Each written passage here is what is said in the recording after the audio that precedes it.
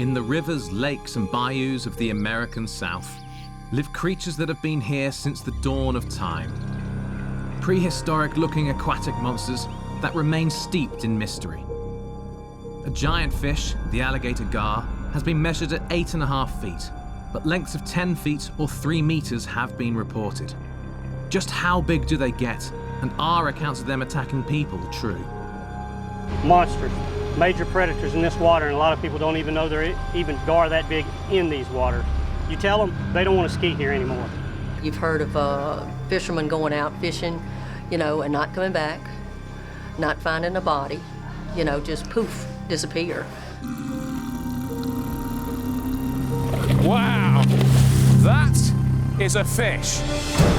As a biologist, I travel the world through some of the toughest terrain, researching animals to better understand their behavior. Now, I'm on a mission to find the biggest and baddest creatures on the planet. I'm Niall McCann, and I'm here in Louisiana searching for prehistoric monsters of the swamp.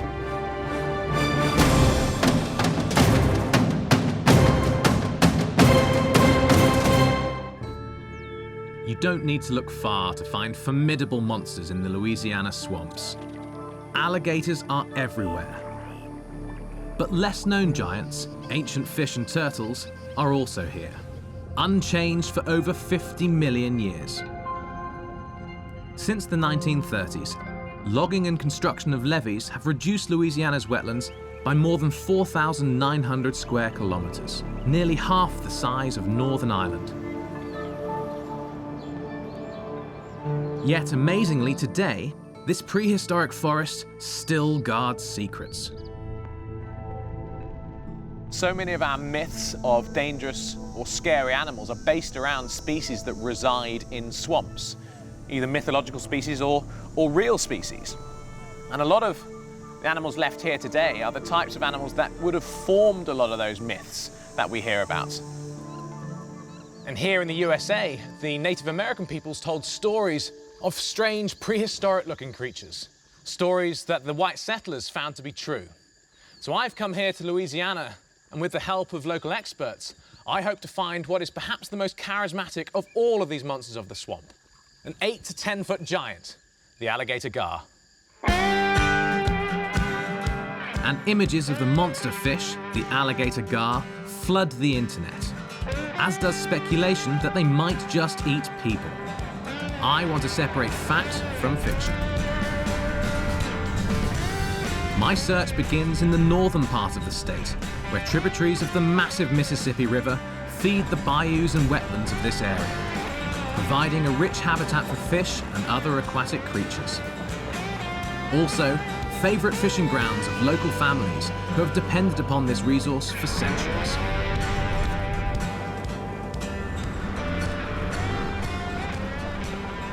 In fact, I'm meeting one guy who holds the state record for the largest alligator gar ever caught.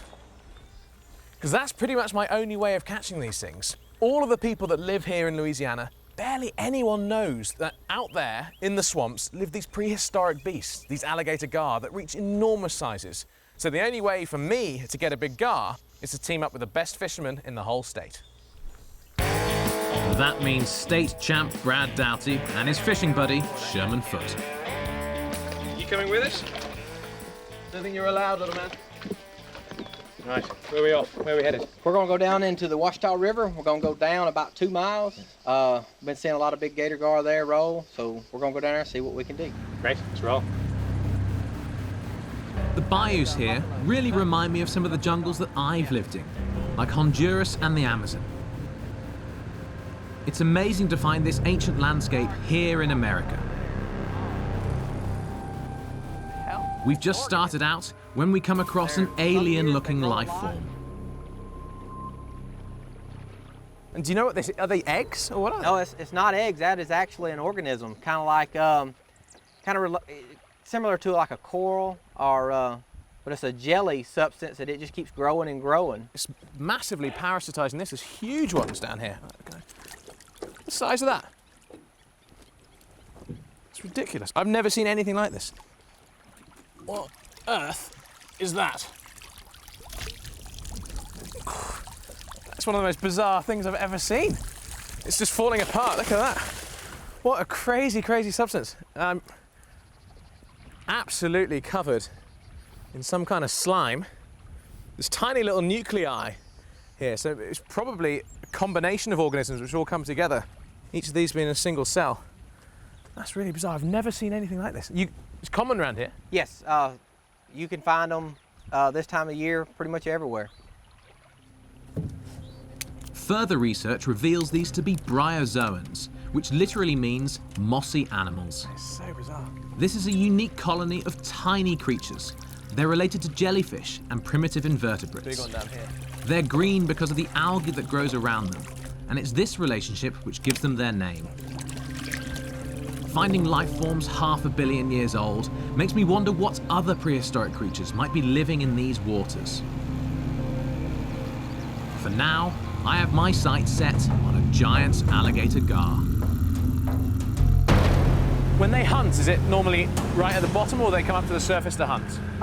They mostly go in the shallows, Yeah. right up to. They try to get them as shallow as they can. That way they got control over them a little better. They're the apex predator. Apex. Anything they can grab a hold of, they'll eat. Given their size, it's no surprise when Sherman tells me he's seen a gar attacking and eating a raccoon that was crossing a river. Brad is leading the way to a spot where a massive alligator gar has been sighted over the years. She's way over 200 pounds. She could be a possible record if we can get her. She's really big. She looks about 8.5 to 9 foot long, and anything that size could be 300 or better. Top line float. Sherman is a commercial fisherman and licensed to lay out nets here to capture alligator gar and other fish. And go backwards. And we just got to make sure that it goes out without tangling like this. Shouldn't mean nothing to it. And this is where you said that huge female is? Yes, it was right over here. Had one time, it rolled, so I was gonna try to catch it. So I went and got the nets, brought her in here. Well, when I brought the net in with this boat, she moved out. And she would go out here and she'd flop, she was mad. So she's splashing her tail on the surface? Splashing her tail on the surface. She moved out here. Went over there to try to put the net out. Well, then she disappeared on me. So I said, well, I'm gonna come down here on my jet ski. It's a different boat, different sound. A little quieter. Little quieter. So I got my feet hanging in the water and wasn't there probably 15 minutes. Well, she rolls right behind the jet ski, just comes up and gets her breath of air and just goes right underneath the jet ski and where my feet was hanging in the water. But you pulled them out pretty quick. I got on top of that jet ski right then because she was massive. She was this wide and she was probably less than 10 feet from me. Wow. And that was just a warning, I suppose. Yes. Here I am. Here I am. I know what you're doing, Recognize buddy. you. I know you. You're not supposed to be here. Wow. Since the 1800s, there have been numerous stories of alligator gar attacking people. Most recently involving a young girl on Lake Pontchartrain near New Orleans.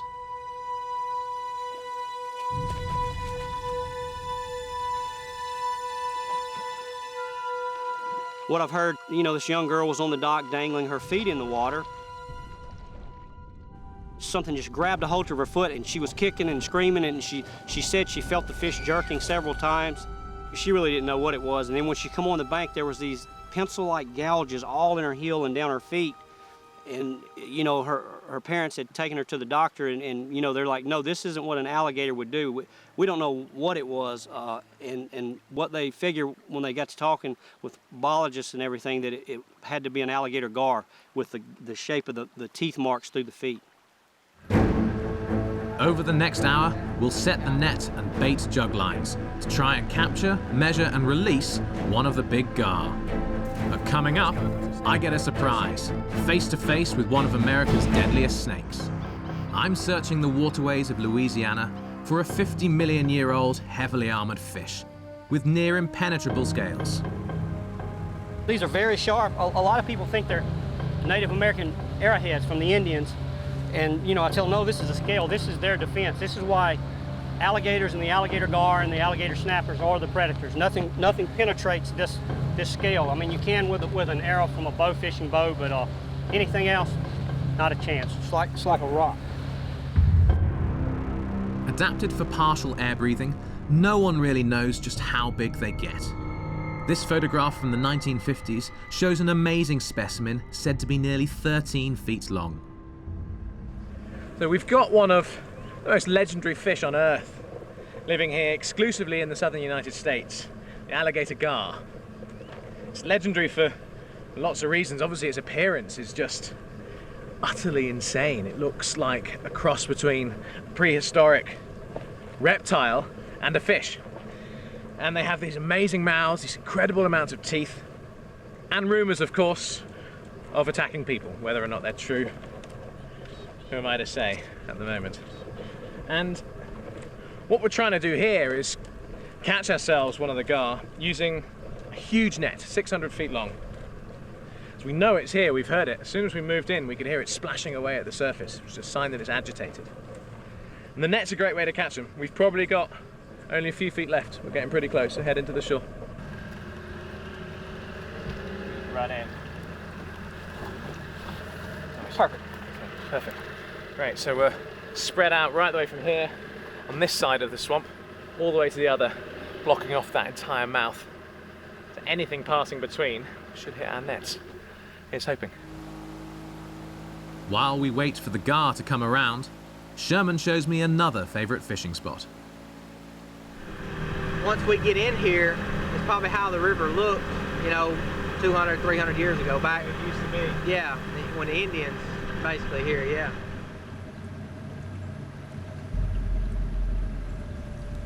Oh, this is stunning through here. This is what you think of when you think of the bayous. It's this kind of view here, fantastic. Wow. All these cypress roots. Good place for cottonmouth snakes, that's for sure. Some tracks going up there as well. Oh, it's pigs. Hogs been coming down here. Wow. Alligator gar are notoriously difficult to find. They're incredibly sensitive to intrusion in their environment. And if you come putting around in an outboard motor for a while, they're going to move away. So in order to actually try and find these gar, you have to be stealthy. You have to stake them out, find out what their patterns are, find out what their movements are, where they're staying, where they're feeding, and only then can you move in and actually attempt to corral some. So the fish will just sink down? Yeah, they'll sink down, gar come along and grab one, hopefully. I'll just sit back and wait. But we need to go put some more of these out. Yeah, fantastic. You have to use the wire because they'll just rip straight through string, will they? Yeah, they'll cut string easy, and they can cut cable. They'll get it in their teeth and just keep gnawing on it. But the baling wire, like this, is just a regular wire. They really can't get a grip on it, so they're not able to get their teeth in it. Have you ever found that in one's stomach? No. Usually we catch them. So, yeah. That's the idea. Yeah, matter of fact, they have they say it was a gar gutologist. He studies the insides of what they find that gar eat. Gar gutologist. Yeah, that's a good category, isn't it? But they have found stainless steel leaders. They found meters off diesel trucks, chunks of log, grass, rocks, small ducks. So they're just a trash can. They'll eat anything. Anything that moves. After a few hours, we head back and check the nets on the main river. But no alligator gar. Then, one of the jugs appears to be moving. That little tingle of excitement as you approach it. What's it going to be? What's it going to be? There we go. It's a catfish. It's a big catfish.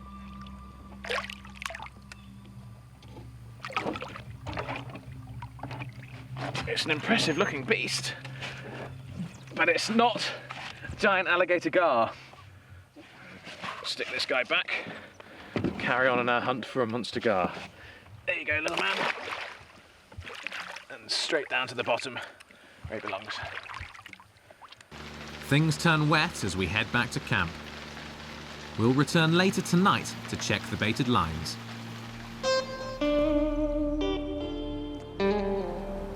I decide to investigate a few of the local stories about giant alligator gar.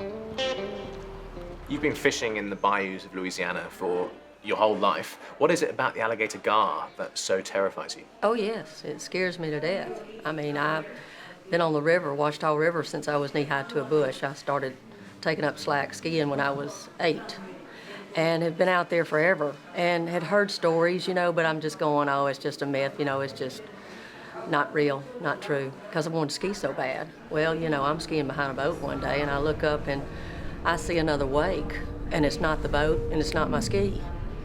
And I look down, I see something just long, you know, silver, and I knew it was a fish because I could see the dorsal fin. And I just said to the bank, and I hadn't skied since. They're eating something, and they're out there a long, long time, you know. To be able to be that big, you know, it's almost like prehistoric, and they are survivors for sure. This wouldn't be the last fantastic tale I heard about alligator gar. Just down the road at the local tavern, I meet Jerry, who presents me with a formidable bent hook. He says was in the mouth of a massive alligator gar. It was almost 8 foot long, which we were really impressed with that because we had never, in a freshwater lake, we'd never seen nothing that big as far as a fish. Alligators, yes. So do you think any of the stories attributed to alligator killing pets could actually be alligator gar? Oh yes, there's no doubt. Spurred on by these stories, I head back for some night fishing and get an unexpected surprise. We've just come across a snake I have never seen and I've always wanted to see. It's a copperhead. It is absolutely beautiful. Look at that thing. Fantastic, now it knows I'm here. So this is one of the America's most famous snakes, named obviously because of the beautiful copper colour on the back of its head. And it's a pit viper, so it's got heat-seeking pits just in front of its eyes, which it uses to hunt. Bit of a visual predator as well. And it has pretty serious venom. You wouldn't want to get bitten by it, that's for sure. The copperhead is responsible for the largest number of snake bites in America each year, with thousands of injuries to people and pets. While not usually fatal, these bites can be very serious.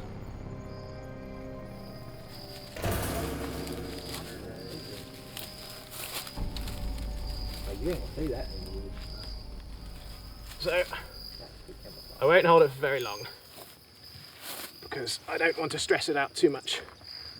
There is a copperhead. Just an absolutely beautiful animal.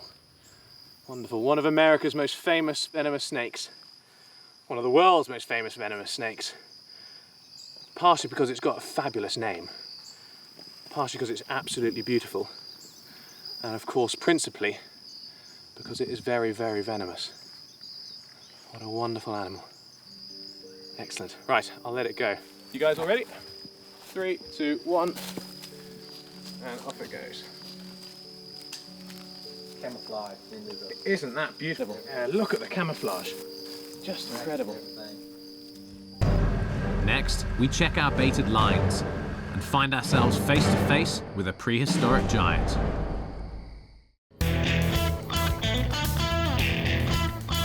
We're night fishing for a monster gar in Louisiana. My guide Sherman decides to pull out all the stops with a Mad Max style boat. Part outboard, part airboat, fitted with airport landing lights. This support boat, driven by his wife Melanie, illuminates our return trip to check the baited lines. Then, an unexpected hazard of the trip literally pops up. Yes, that was the invasive species, the Asian jumping carp. Anything like boat motors trigger them, they stay near the top of the water at night and they'll fly in the boat. We may end up catching one. Okay, we got one in. Whoop, there's another. These Asian jumping carp, these introduced fish, respond to any intrusion by a motor by leaping out of the water as fast as they can in the general direction of that sound, which is bad news if you're screaming through the swamps at 40 miles an hour and you suddenly have a fish that weighs 10 to 20 pounds flying at your head. Approaching the big gar's location, we see that something might be on the line. We have something big on that. That's moving, isn't it? Go that way, buddy. That way. You hear me? That way. Think he listens? Off you go, my man. That is That moving. way. You hear my boat running, I want you to go that way. You make a bit of just manhandle him right on over in. You can get him up and look at him. That is definitely a gar. Let that go. Wow. So that adds a little power to it. That had some serious power. Hey, stay right here. Stay right here. See how he stops? He knows what we're trying to do. Yeah. Okay. We'll give him a few more minutes and try to tire him just a few more minutes. He's not going to go to the bank. We may have to rope him. But that big boat's going to scare him back. Yeah, See? just turn around. They're so sensitive to every little sound. They really know are. exactly where we are in the water and where they want to go. Wow. That is a fish. That is a big animal. This is phenomenal. We've got just an enormous, enormous fish there. And these guys aren't even that impressed. Like, yeah, well, it's big, but it's not that big. It's huge by my standards. And it's just running that jug back and forth, trying to tire it out, get it towards the shore, and then we can have a proper look at it, get it in the boat. That is a beast. We'll get it in the boat. So we're gonna need an extra pair of hands to try and shepherd the fish in towards the bank. So Brad's gonna jump on in. Come on in, man. We can't pull too tight though, because we don't want it to rip out. You need to just coax him in. That's a big animal. That is a big animal. She's going the right way. We continue to try and steer her towards the bank.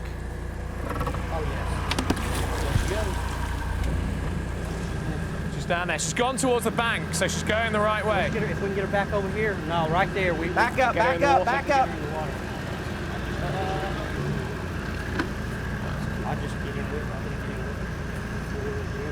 She's tired. She's ready to come in the boat. Yeah, let's get her here and we can try to... No, it's not. Whoa. Just stay right there. We're going to try to bring her right here.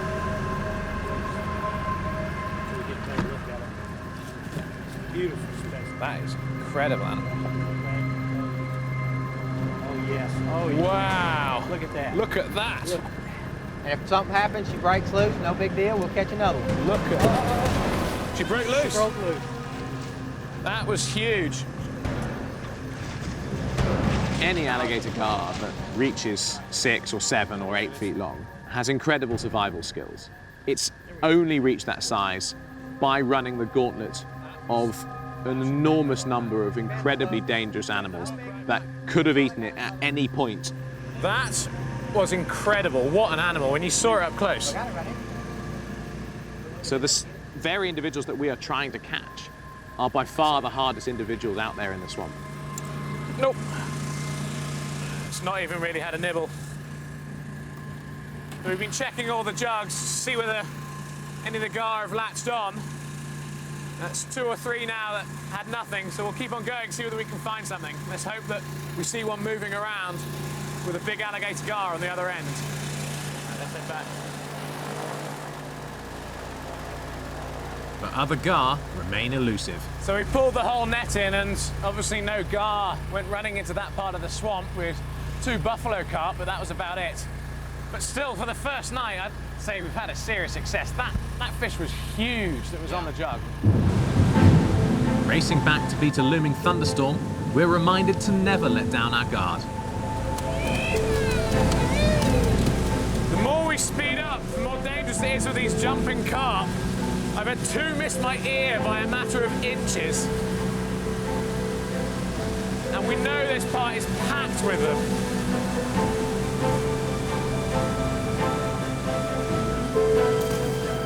There's one. Tomorrow we'll travel to one of Brad's other secret spots for giant gar. It's a place full of surprises and hidden dangers. This is a stump hole. Another morning in central Louisiana, and we just missed catching a giant prehistoric fish, the alligator gar. Time to regroup. Well, what she's done to this hook yesterday was incredible, because that's a tough old thing. I'd struggle to bend that with my fingers, but she's bent that right back. Yeah, when she got up close to the boat like that, and she brushed that boat, that's when she opened that mouth and just all that force. And it didn't have her hooked well. It wasn't deep enough into the throat tissue where it needed to be, or in the jaw. So. Because it's right on the bone. It's yeah, such all a that bony is bone, head. just solid bone. I was amazed how big she was. The size of the head, it was really reminiscent for me of pulling a crocodile into the boat. That's all I could think of was we've got it in the same way, we're playing it in the same way as we were playing the crocodile, and then here is an animal that looks like some kind of prehistoric reptile coming right to the surface there. I was just astonished. Time to hit the river again to locate the elusive giant fish. So we've loaded up and we're down at the waterside again to get out and try and catch a gar. We've got the fan boat that Brad will be riding, complete with a smashed bulb from one of those Asian jumping carp yesterday. It hit this, it was just an incredible explosion, wasn't it? Yeah. The sound was insane. And we looked up and there was this carp shooting off in one direction, and this was bent right back and it smashed the bulb. And then Sherman and I are going to be riding the small boat again. We'll get out there, we'll lay some jugs out, and we'll see if we can hear any turning, maybe get a net around one, see what we can catch.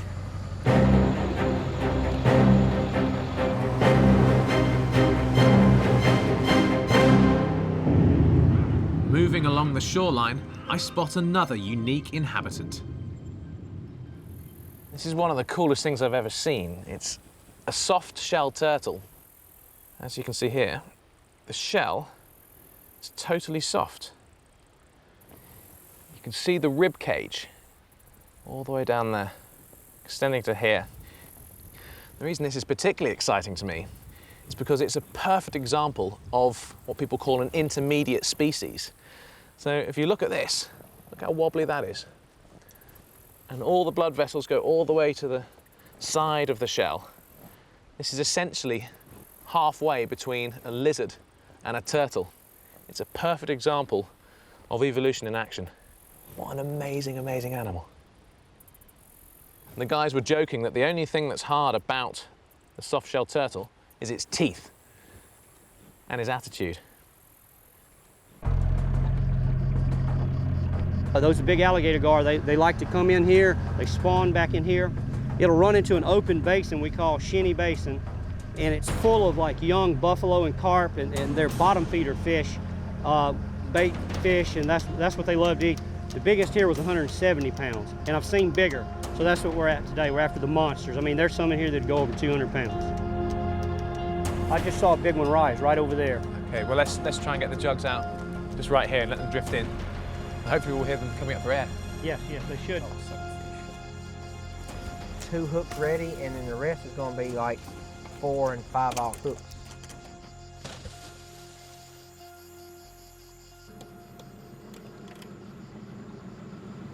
Apparently the gar really like to hunt around the base of these cypress trees, around the base of these stumps as well. That's where all the bait fish hang out, and that's what the gar are really after. And we're simply trying to give them the type of bait fish that doesn't run away, and hope that they'll fall for it. Waiting on a gator gar.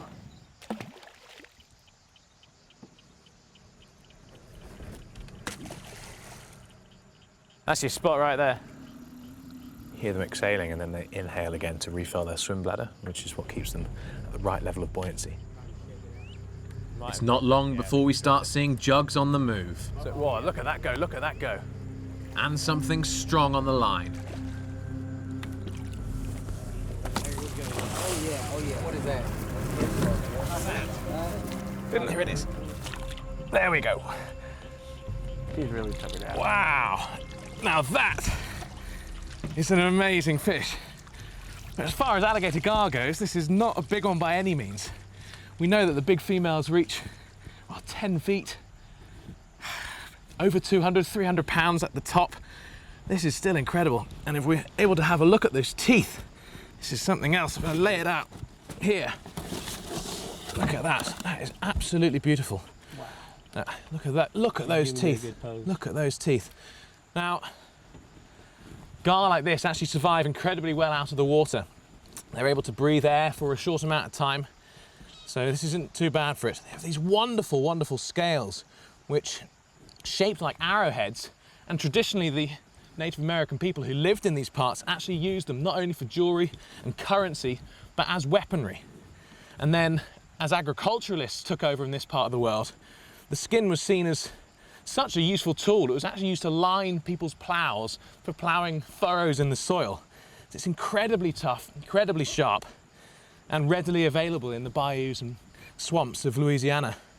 It's just a wonderful, wonderful beast. And this head is absolutely something else. Pretty good for fish number one. Let's let it back. There you go, my dear. Down into the depths. Little out breath.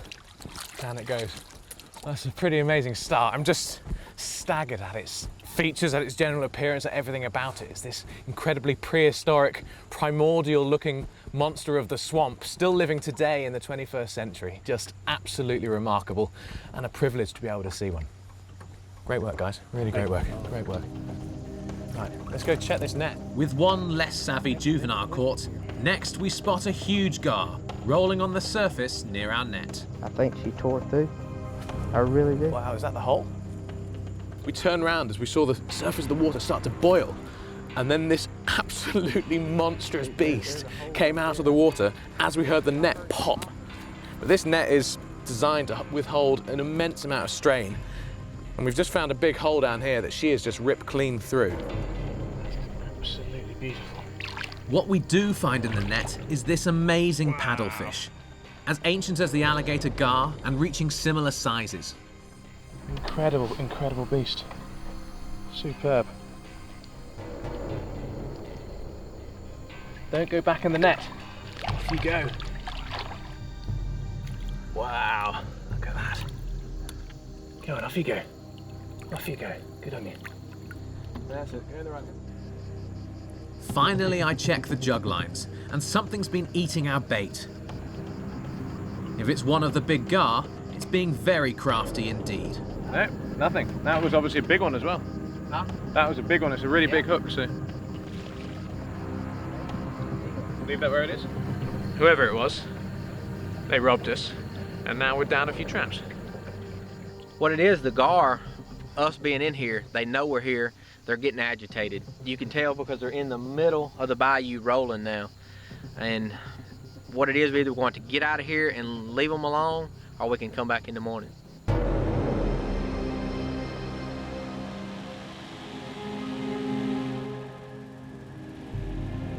It's night by the time we haul up the net and we scour the water and shoreline in the fan boat for signs of big fish rolling or any other wildlife in the area. But we didn't count on submerged stumps and getting stuck on a sunken log. We tried jostling it loose.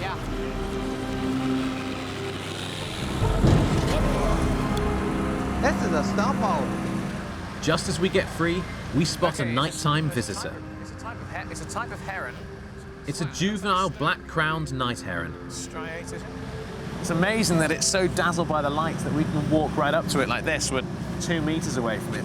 And they'll come out at night only, really, and they'll sit here in the shallows and wait for all these little minnows to pass, and they'll just be picking them off one by one by one, and they'll have a feast for the whole evening. Big, big eyes, great for light gathering. So it obviously works in low light conditions like we have now at night. Just looking for any kind of movement on the surface and then pow. It's been an impressive day out in Louisiana's wetlands. That's got something on it. Oh yeah, that's heavy. We're about to have face-to-face encounters with other monsters of the swamps. It's bright and early in the morning. The sun is only just up. We've come back down to the river here in the bayous of Louisiana. Here, everything's quiet, everything is primordial, primeval and pristine in a way that you kind of imagine the United States used to be hundreds, if not thousands of years ago. We've been catching gar for the last few days, which by my standards have been huge. They've been enormous, but not by the standards of anyone else here. And something we've been noticing when the water's been still enough, when the wind has got down, you see these huge gar rolling. They just break the surface, they come around, they roll over, they gulp air because they're filling their swim bladders.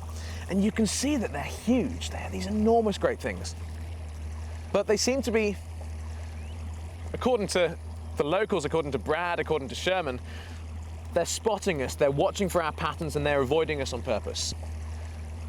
This is a top predator, and they live to 70, 80 or more years old. They must learn about their environments. They must learn what it takes to survive, what it takes to thrive in these environments. So I'm hoping to prove them right. I'm hoping that the traps we've set are going to prove all the local people right, that these rumors of enormous animals, these giant monster gars living here in the swamps of Louisiana, aren't just rumors. Bit of a stump. On the way to check the baited lines, we spot a small island which I want to investigate.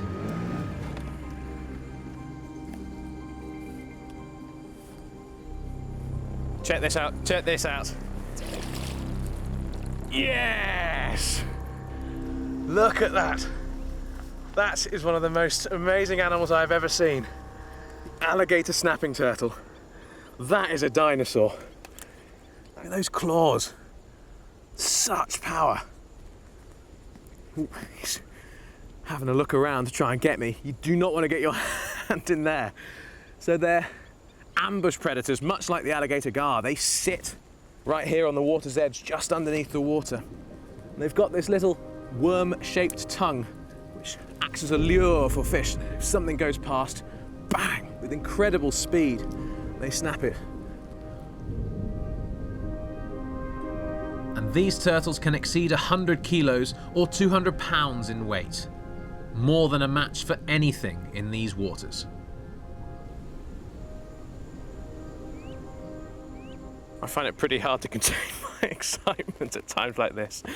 That's one of the things I've most wanted to see my entire life. And I'm tingling. That is wonderful. There you go, my man. Thank you very much. Oh, look at that. Look at him power away. That is fantastic. We resume checking the jugs for signs of big gar. That's got something on it. Oh yeah, That's heavy. that is big. That is heavy. That really is heavy. Is it? No, no, no. Or is that? No, oh. Maybe that was just snagged. That was whatever that was heavy. Yep, snagged. Oh well. Fish 1, people 0. If more jug lines show up empty, we'll definitely need more bait fish from this small net we set up earlier. We've got absolutely loads of bait fish, which we need to replenish our supplies on the jugs to catch the gar. But most amazingly, we've also got this absolutely enormous paddlefish, which got stuck in the net there. We need to release this straight away. Huge, great thing. Amazing, amazing animal. Now, they are persecuted here. There you go. Off you go. They're persecuted here for their caviar, second only in quality to that of a sturgeon, apparently. Off you go. Down it goes. We continue to check the remaining jug lines. Again, the gar have been stealing the bait overnight, or the other fishes. This one moving? Yeah, I think that was moving. It could have been on for hours, so it might be quite tired by now, but let's see. Could have been on for seconds. Yeah. I don't know. It's often quite hard to tell because the wind makes them move, but then if one seems to make a concerted effort to go in one direction, it tends to be a good indicator. I think this one is. Yeah, that was moving. Whoa, whoa, whoa, whoa, whoa. Yep, definitely. Definitely. Ooh, down it goes, down it goes. This time, it looks like we do have a monster on the Oh, line. that is heavy. Okay. Yeah, she's getting tired, I think, so. We're in Louisiana's bayous, chasing what could be a huge prehistoric fish on our line. Wow. If it goes under, it's definitely a monster. Yeah.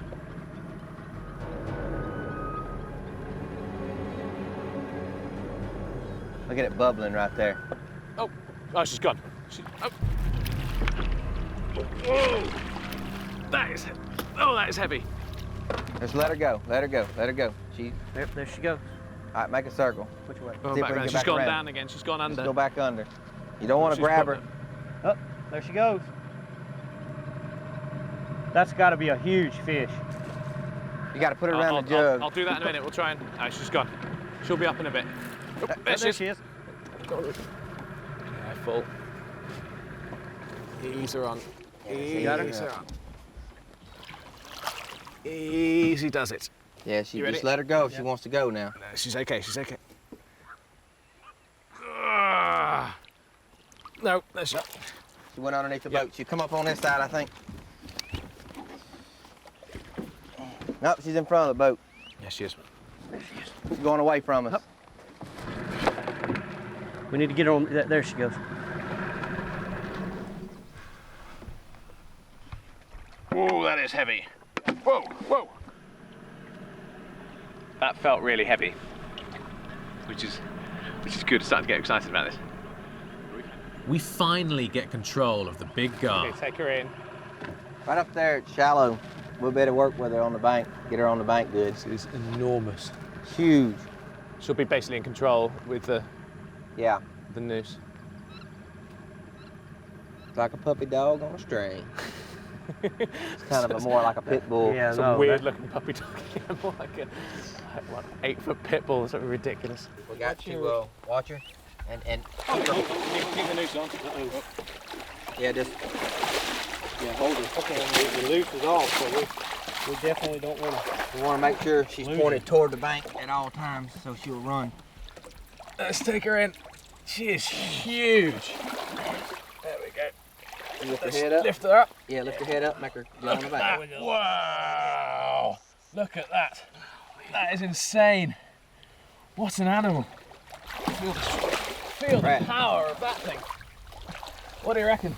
That's about 6 feet long. It's as long as I am. Oh, yes. This is so bony. It's an absolute solid bone there. Prehistoric in appearance from the top. Let's see the... Yeah, the directions of the scales go this way. So if you were to try to shoot it with a bow, your arrow would hit and you'd see actually sparks, because I've done this before. See sparks and the arrow just shoot 10 foot up in the air. Wow. You have to get behind where these scales, they open up back here. When a gar, he'll flare up and these scales will open up. So you never want to shoot, if you're going to bow fish for gar, you never want to try to take the gar coming dead at you. That's why you don't get a whole lot of chances to get a big fish like this, because they've got to be perfect, going away from you, a little angled, so you can get the penetration to get up in this, because this is armor. It's essentially just an armoured animal. Yeah. Well, she's got something living inside her mouth. As ever, these poor things are parasitized up to the max. Wow, you can look at the intricacy on all of these interlocking plates on her, all these scales. That is just built for hunting. They're sit and wait predators. They sit in the shallows, waiting for something to come past them, and anything that gets near that mouth is just a goner. Look at all of the teeth, they're actually barbed. Wow. While most fish would be gasping this long out of the water, the ancient gar have a unique ability to take in air and survive for long periods in low or oxygen-depleted water. They also take in air to fill their swim bladder. And while this gar might sound like she has something to say, she's releasing air from her flotation system. We've been working at this for the last 3 days now. Of course, on day 1, we had the fish battle and fight for 20 minutes and then come off the line. So that's, wow, that's much bigger than I thought. That's 6'11", just under 7 feet, 6'11 and a half. So 2 meters, 12 centimeters. That's huge. How wide she is. Absolutely huge. It's a dinosaur living here in the swamps of Louisiana. So many of the features are reminiscent of an Ichthyosaurus. Look at that skull from the top. You could imagine it being a dinosaur living in the swamps here hundreds of millions of years ago. And garfish are part of the ray-finned fish, which were a really early branch off in the evolution of fish. This is a very primitive species. That is 35 inches, 89 centimeters, so just under 3 feet, just over 2'11" around. 3, 2, 1. Awesome. Yeah. Allowing for some wobbling on my part, Yep. this fish comes in at 160 pounds, or 73 kilos. At 7 feet, or 2.1 meters long, this is a good-sized gar for the area. Time to let her go. Don't worry about me, Peter. Yeah, you can let her point any way you want to. You got her. I mean, she's nothing. This ancient fish is now a threatened species. Protection measures are being put in place in several states to limit commercial and sport fishing. Better on these roots here. There you go. I came to Louisiana in search of monsters of the swamp, alligator snapping turtles and huge alligator gar. Now, each of these species has a fearsome reputation, some combination of both myth and reality. But when I looked a little deeper, what I discovered wasn't a swamp full of dangerous animals out to get you, but more a primeval habitat of prehistoric species, threatened by over-harvesting. And it's my conclusion that these monsters of the swamp, though they may be monsters, are really monsters in our own minds. Sensational reports of Florida's invading pythons have made headlines around the world since the 1990s. Growing over 6 meters or 20 feet in length, Burmese pythons are at the top of the food chain. Non-venomous, they can crush and devour anything that comes their way, from a small rodent to an alligator or human. Whoa! Lately, authorities have noticed a major decline in local wildlife. And when this image of a 76-pound deer inside a python's belly hit the press, it got the public's attention. Threat to humans hit even closer to home when an African rock python killed a 60-pound husky in the Miami suburbs. Could people be next on the menu? The history of the world tells a story of the destruction of native species by those species that we have introduced. One of the most devastating examples of that is happening here in Florida, where Burmese pythons, a formidable predator growing to over 18 feet in length and native to Asia, are eating their way through Florida's native wildlife. So I've travelled to the Everglades to investigate the true scale of this invasion, the Florida python epidemic. The Everglades region is the largest subtropical wilderness in America and covers an area of 730 square miles or 1,900 square kilometers in southern Florida. And for many living near the Everglades, python sightings and encounters are becoming more frequent. While Burmese are the most common, I want to get a look at one of the latest invaders, the very aggressive African rock python. I've come to herpetologist Joe Wazalewski's reptile compound, which is housing a large, recently caught rock python. Joe always tackles this bad boy with some trepidation. Yeah, this is a supercharged python. It's nothing like a Burmese python, as you'll see. How do you tend to do this? When I capture this animal, which is seldom, I like to use the element of surprise. Do you want to actually get it behind the head and actually put her out properly? Yes, Yeah, absolutely. yeah. Okay, I'm gonna flip it this way, and we'll just hope for the best. Oh, you got all right. The element of surprise. Good job. There we go. I didn't want to waste any time with this animal because we know what they are like. Yes, yeah. It's a decent sized beast, 11 feet or so, and it's powerful. I can certainly feel its power. Here, let me just kind of. There you go. Ready? Your hook? Yeah. There we go. Boom, straight away. Whoa! It's immediately having a go. Here, I'll hold it. That's a long, that's about 2 meter strike range. Well, there or thereabouts. And high, coming up at the chest. That is quite something. Just watch how fast that goes. Off it goes. Grab him. Come on. Back you come. All right, you gonna grab him? Because I'm not. Oh, wait, good. Well, I have to put it back in, don't we? Yes. I'll hold it by the tail. Whoa. It's just... Here, I'll hold the tail. I got it now. Let's put him back. Okay. I had it, and then it turned to face me. That's a serious strike range.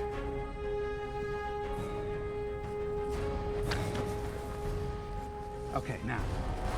There you go. All right. All right, let's just put him back. You ready? Yeah. There we go. Woo! High five. It'll wear you out, won't it? That certainly will. And that has not lost any energy in the last No, little while. no. Burmese would calm down. That was not calming down. Not it was at still all. Going. So now you see the difference between a Burmese and a rock python. Absolutely. Yeah. Thank you. Excellent. Any python this close to human settlement is going to be a problem. And if you're face to face with one in the Miami-Dade area, you better call Ruben Ramirez and George Branner, the Florida python hunters. This kind of place is just perfect for pythons to hide out in during the day. Well, we got wet for nothing. For the next week, I'll be searching alongside these guys who are licensed by the state to capture pythons and other invasive species, then deliver them to the authorities for euthanizing. They call it herping, and they don't get paid to do it. Herping is the scientific name for like snake hunting, but when you say snake hunting, it sounds like you're hunting like killing. So your herping is like catching snakes. The purpose of the Florida Python Hunters was to unite everyone together to focus on the same, objective, which is to save the ecosystem here in the Everglades. If this truly is an invasion, I want to see how many pythons we can catch and measure over the next few days. We begin looking for snakes in the deep hedgerows that line the highways. We're looking for places where the pythons might be resting up, and a fence line like this is a great feature because a big python simply won't be able to go through a fence with a mesh that big. So they'll get up against it, and then they'll move down, and they'll be blocked by it, and that's a great place for us to start looking.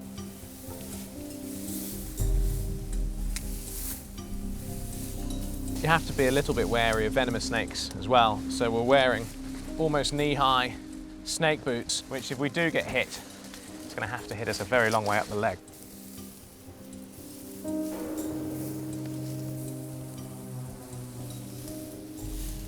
This is the perfect type of thing we're looking for.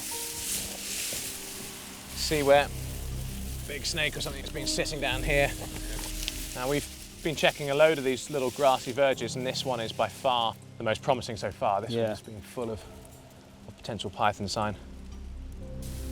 You come across many just by stepping on them. Yeah. You tend to spot. Yeah, you can step on. Whoa, snake. There. Yeah. It's a baby. Baby corn snake. Snake number one. I just said this is the perfect thing we're looking for. This wasn't entirely what I had in mind. Gorgeous little thing. Native species. Actually really good at keeping down the local rodent populations when they get a little bit larger. Gotta let them go. That's native. It's beautiful. Let the native species go. Down you go. That's a native species. That's the type that we want to be here. It's the invasive pythons, the Burmese pythons, the African rock pythons, and now the carpet pythons from Australia that we're trying to find and trying to take out. Yeah. This is a good place for them to go crossing the road as well. They cross here. Every night they cross here. Next, a farmer calls in about a python raiding his chickens. And night hunting proves to be a humid, bug-infested hike, where I keep one eye out for venomous snakes and the other for our prey, the invasive Burmese python. Here she comes. Here she comes. I'm working with the Florida python hunters in the Everglades to capture and remove invasive pythons and get an idea of the scale of the epidemic. If we understand the python's movements, if we understand what they're eating, if we understand everything we can about their biology, then we have much more of a chance of controlling the invasion. By early 2013, the state of Florida had become so concerned with the growing python population, they held the Python Challenge, a contest with a prize for the greatest number of pythons caught.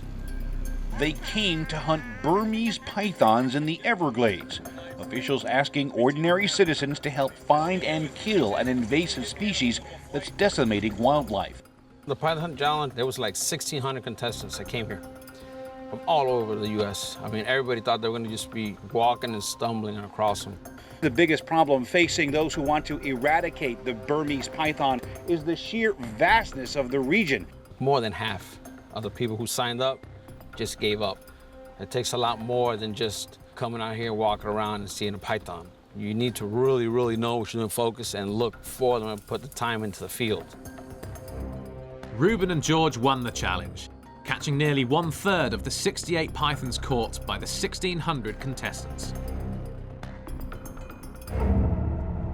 This morning, the python hunters got a call from a local farmer who's had a series of disturbing python encounters. Now, this is the gentleman here, the farmer who has been running up against pythons. How are you doing? ¿Cómo andas, Rey? ¿Cómo estás? ¿Cómo vas? ¿Has encontrado bastante más pitones aquí? Yo he matado. ¿Grande también? Grande. ¿Cómo lo A mataron? tiro. Ah, tiro. Tiro de lejos. Too lejos. So he's killed 3 by shooting them from a great distance. Dear, oh dear. He's had several chickens killed by pythons, and he'd like us to return tonight to see if there are any big snakes coming back for seconds. About 10 days ago, they saw a big one over there, about a 15-footer. The farm is next to a cluttered machine depot, and the combination of tasty animals and plenty of snake hiding spots makes this a python paradise. Inside the cow pasture, there's mounds of rocks, stuff where they like to refuge, and then from there they go into the chicken coops. It's a perfect place, though, for a nice python to be. Yeah. It'd be a good way of telling whether there's a python around when all the animals go nuts. There we go. Nice. We can just climb over this one to the side. In terms of animal welfare, this is fantastic because we've got a really nice free-range area for the chickens. They can just come and go as they please. And for the pythons, this is just, well, it's just a beacon. This makes just a perfect environment for the pythons. I mean, they can just come in here, feed at night, and then out they go back into their burrows, out all around these fields and these areas. Pythons have returned here night after night, and we know they could be lurking anywhere. That's where he found the python. He came, the landowner came. The python was coiled up right in this corner right here with the chicken in it.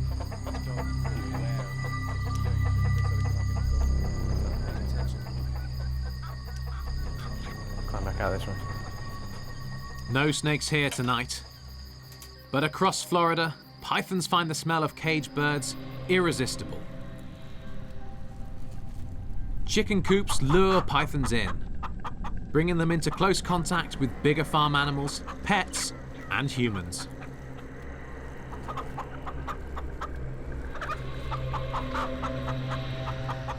The big snake's hunting instinct takes over, and there's no stopping it.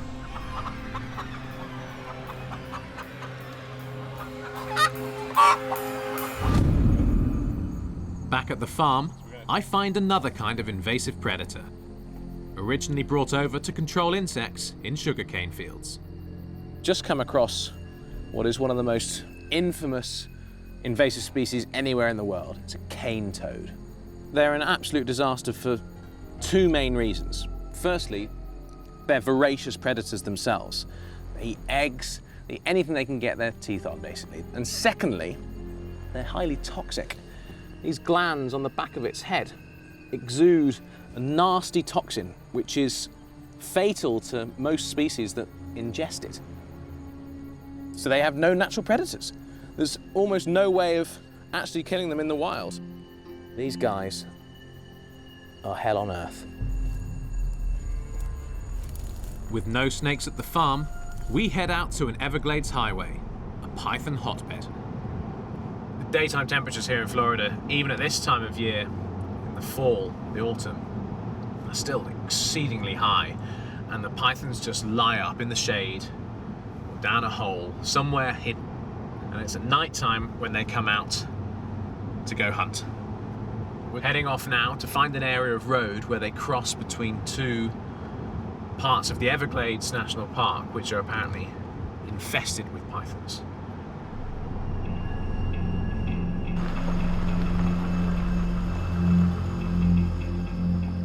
What's the biggest biggest snake you get around here would be a rattlesnake, naturally. Yeah. So totally naive population of prey. Nothing native here knows what a python is. Since getting out of the truck, I've seen 2 rats already. This place is just full of food. Catching a python here is not easy. We're looking for just a tail sticking out. If we make a wrong move, the snake has an easy escape into the canal. Where we're walking now is perfect hunting ground for the pythons.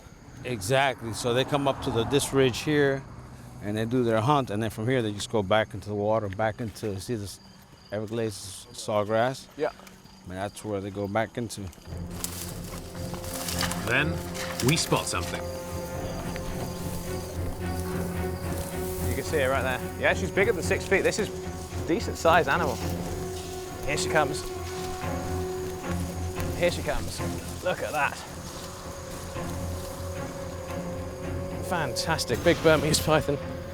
Bring a snap at the shoes. Wow. Beautiful Nice. beast. Look at the size of her. 7 feet or so, almost. Yeah. First night, not bad going. There we go. Oh, she's just got some little bits of soil.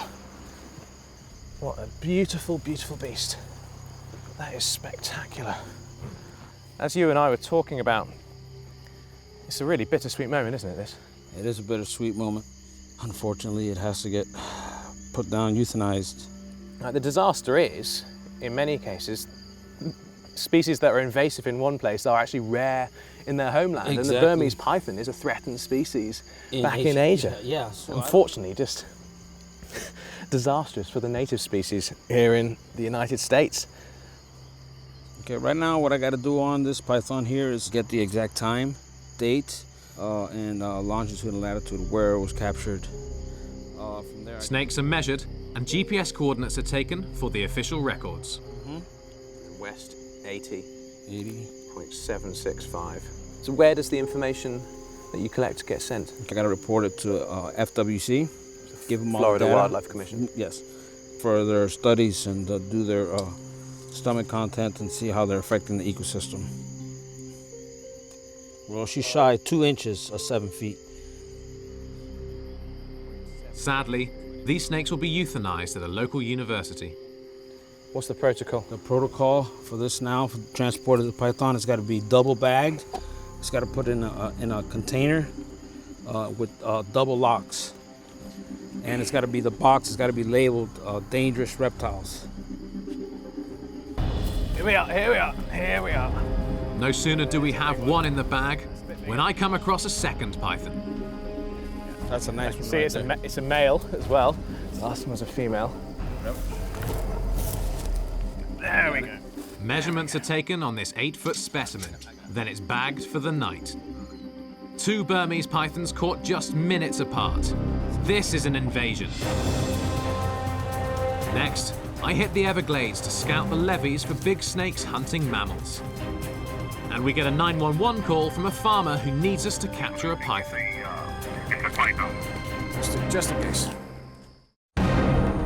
I'm in Florida's Everglades, looking into the invasive python epidemic now spilling out into surrounding farms and suburbs. It's dawn, and we had our first python capture yesterday, which was great. And it was a decent size, it's just under 7 feet, which by any normal snake standards is an enormous snake. But obviously by the standards of your big constrictors, that's not huge. What we're seeing here is that there's a large number of 2, 3, 4, 5-year-old pythons in the 6 to 10 feet range. And that's probably because after the major cold spell, 2010, which killed off a lot of the pythons, these are the only ones that are now coming back. So those that survived gave birth, and it's their progeny that we're now seeing. But are there still monster-sized snakes out there? I'm heading out with Bob, a local guide into the heart of the Everglades, to see where some of these bigger snakes may still be thriving.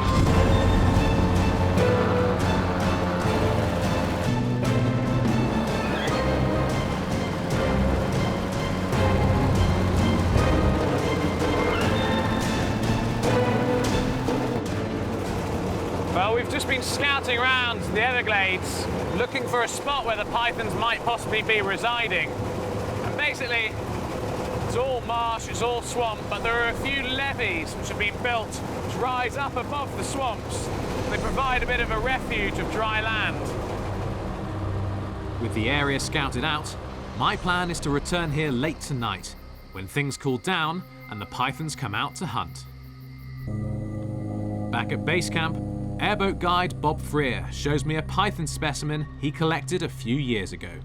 According to the media, the biggest python ever caught in the Florida Everglades was 18 feet and 7 inches long. According to Bob Freer, the biggest python was 23 feet long, caught in the early 90s. And on the evidence of this, I think Bob was right. It's just after sunset, and I'm heading back to the levee to search for signs of small mammals and pythons. We've got this mile stretch of levee, so if the snakes are taking refuge anywhere, it's likely to be up here. I think we need to spread out as much as we possibly can. We're gonna have George walk down this side here. Because they could be coming out of the canals there. Out of the canal or out of that side coming up here, yeah. Look for you. How far is it down the levee? About a mile. Great, okay, so we'll be able to thoroughly search that. Brilliant.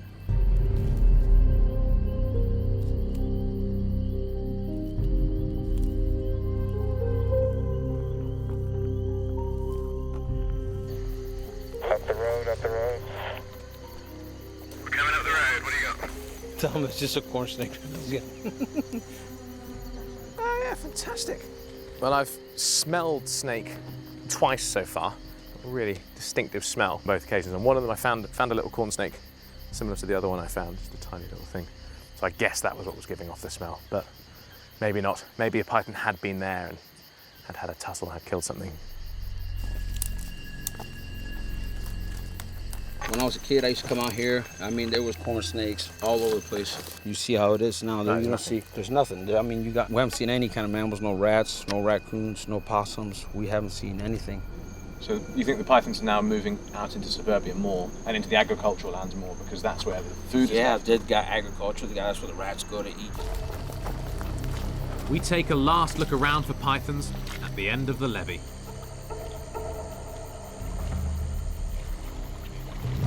This stretch of water is known to have alligators in it. We watch our step.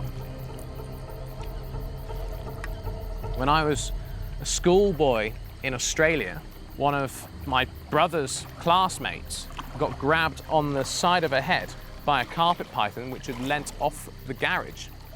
So pythons definitely do see people as viable food. Then Reuben spots something. I got something crawling on my head. It's a praying mantis. Excellent. You see? Yeah, look at that. There is life here, after all. Who said the Everglades were empty of wildlife? Look at this. Fantastic. I love mantises, they're really cool. Where are you? Where are you? There you are. Come on. Come on. Fantastic, look at that. So one of the most interesting things about mantises is they, if you go back through the fossil record, they evolved flight. They lost it, they evolved it again. It's really crazy. I love how they bob. The only other thing that does that really frequently is like an eagle, the way eagles do that. Yeah. Right, and they check stuff out. The mantis is doing the same. That's amazing. There you go, little guy. It's surprising to find such little life in these rich wetlands. Unbelievably, studies by the state confirm the pythons have reduced some small mammal populations by 99% in southern Florida. On our way back, an unexpected stop. Our airboat smashes into solid ground, launching us into a canal.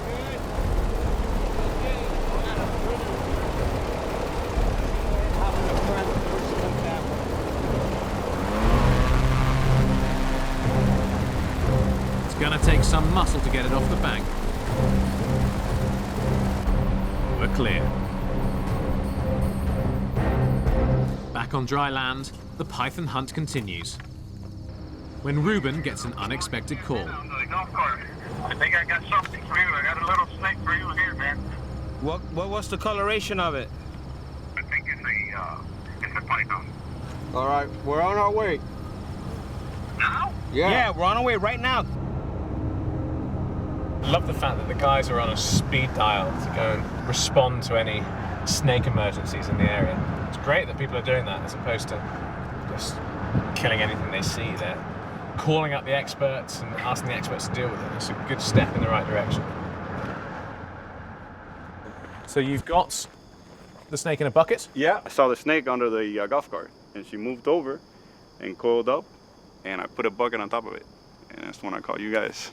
My son is anxious, awaiting. Have you seen the snake yet? No, he hasn't. You haven't seen it? You looking forward to seeing it? I've got a snake hook on me if we need it. Okay. Yeah, I got a hook. Just in case. There's a python. You never know what you're going to get on one of these calls. It's good to be prepared for any size reptile. Gotta watch out with that one. Yeah. So it's probably about 5 or 6 feet long, actually. It's a perfect example. We've got a snake coming into a farm area because you've got a lot of frogs, you were saying. Yep. Presumably a lot of rodents may be attracted to this area too. It's not in great shape. It's okay, but it's not full. And I think that's been a bit of a trend of the ones that we've been seeing. They haven't been really well fed. There's probably so many snakes out there that they're starting to eat themselves out of the natural habitat. Yeah, and they're now being forced onto people's territory to find food. We're not seeing many mammals, are we? We're not seeing many rats or mice or the types of things that used to be really abundant here seem to be declining. Do you want to come and touch it? You want to touch it? Yeah, you should. You sure? Because I've got the head, so it's totally safe. And they're really nice and smooth. Really soft. Okay, son. I'll just touch the head, just by my thumb. There we go. Look at that. You saw the tongue come out?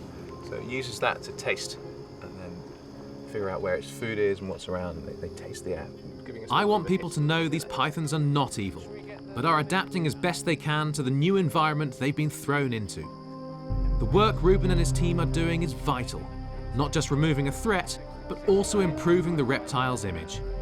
See that? How does that feel? You guys have got all the information you need. You've taken it right now. One happy customer and an invasive python in the bag. We're off on another investigation when a python shows up in the least likely place. I'm nearing the end of my 5th day in Florida, now scanning along the canals bordering the highways, when I get an unexpected python encounter at a service station. Here it is. So it's 11 at night. These guys spotted the Florida Python Hunters logo emblazoned on the back of their truck.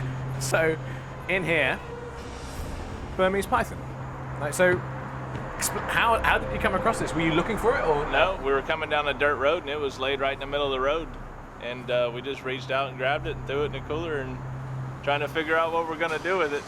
Have you decided what to do with it yet? Yeah, y'all are taking it. Do you want to get it back out again and then we'll measure it? Whoop, I was gonna say it's really nice and calm and then it suddenly went mental. So yeah, it's big. Right, so here on the floor of the gas station, let's measure it up. Got that in. There we go. 2 inches shy of 8 foot. Yeah. I thought it was big when I saw it. 10. 7 feet 10 inches. That's a decent size. Well, we go out hunting in the big cypress. We haven't been seeing any type of rodents lately. And you used to see a lot more of those. Yeah, it's getting very bad out there. The decline in mammals has really coincided with the rise in python numbers. Even more evidence of the big snake seriously impacting the mammal population. I'm done for the night, but have arranged to meet another man who actually quit his job to hunt invasive species every day.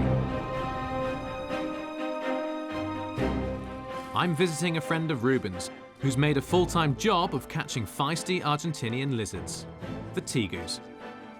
Measuring up to 4.5 feet, or 1.4 meters, tegus are gobbling up the eggs of Florida's birds and reptiles, like the endangered American crocodile. How does a man get into tegu catching? I'm a private yacht captain. I do demolition work, and I busted up my shoulder in such a way that I couldn't do those activities anymore. And I looked into the tegu problem here in South Florida and said, well, I can catch tegus. It's just a matter of, it's kind of a learning process. I'm 7 days a week finding tegus. It's turned into a 70, 80-hour a week job. As we go this way, the size gets smaller. It's not just checking the traps, it's building the traps, building the enclosures, feeding 280 tegus of different sizes. Rodney gives me a tour of his tegu operation. He's selling these invasive reptiles to clients in Asia, both as food and as pets. Ah, you little prick, you got me.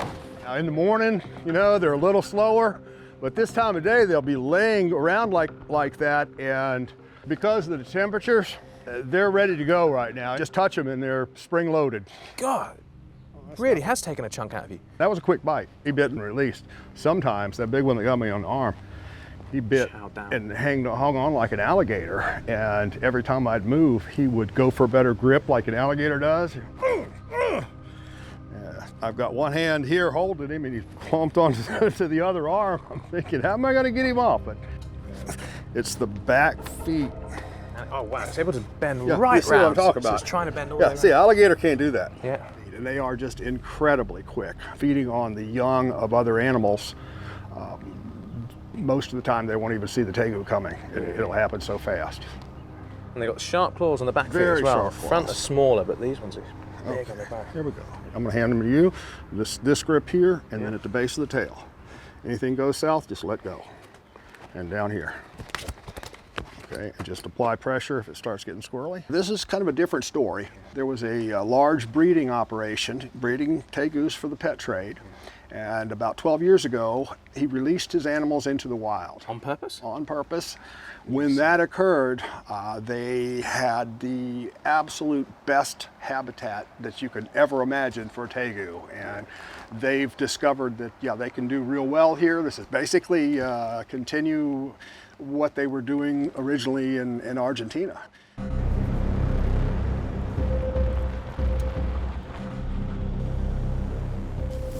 So we're checking all of Rodney's tegu traps. This is trap number 1. Yep, traps down. That's always a good sign. Oh, let's check us out. Get him up. I think I could probably bare hand this little guy.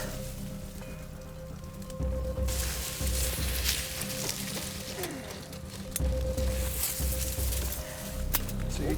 They can reach around incredibly far. It's not so bad with a little one, but when you get a big one, it reaches that far back. Okay. Reset the trap? Yep. Multitasking. Hey, little guy. Trap is reset.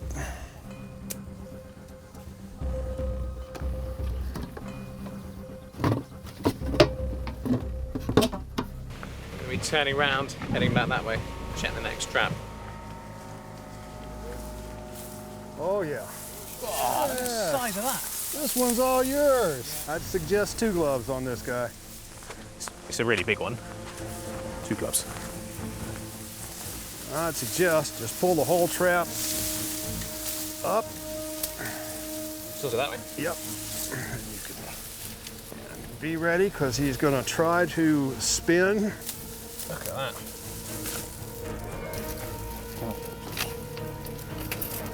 Tip head forwards. All right, you got it. Now just hang on to the head. Good grip.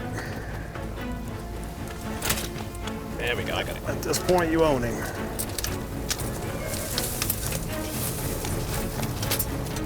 Now he's going to try to spin. Okay, I'll just grab it.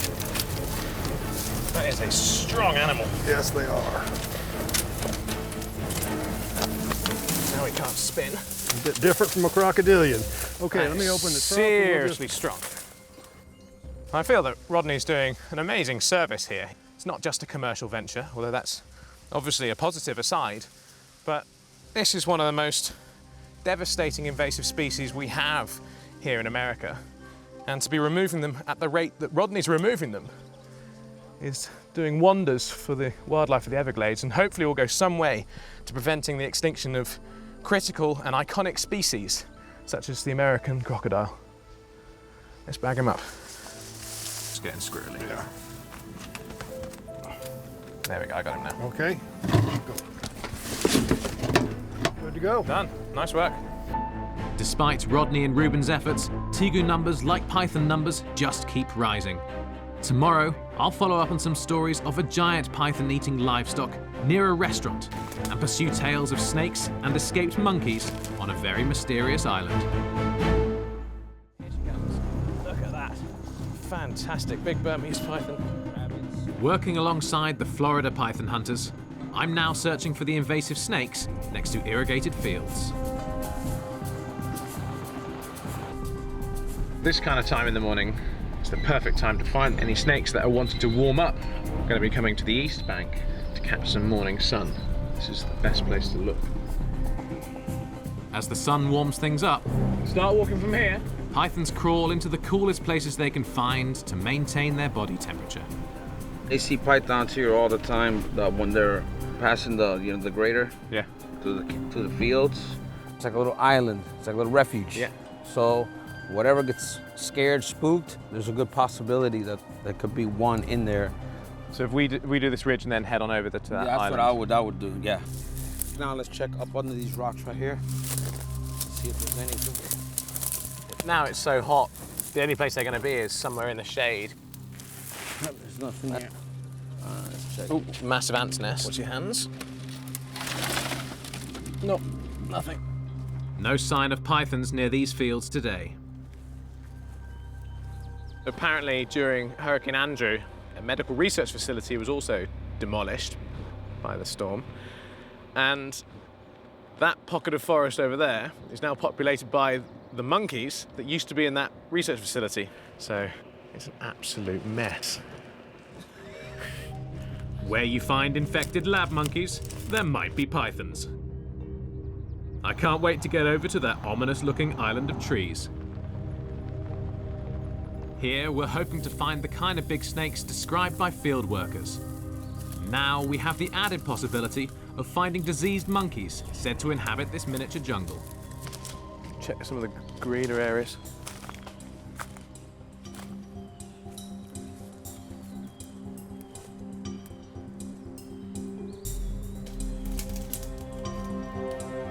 It's midday. It's already hot. The pythons now they're going into this thick vegetation where it's nice and cool, like hide up under these root systems where it's nice and cool.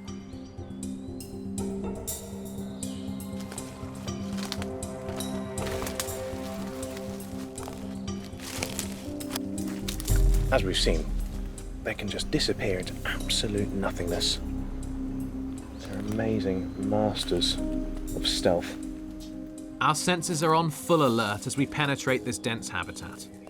Could a big python be in here? You've got a really, really freshly shed skin. You can tell it's fresh because it's still really soft, pliable, and even almost feels moist in places.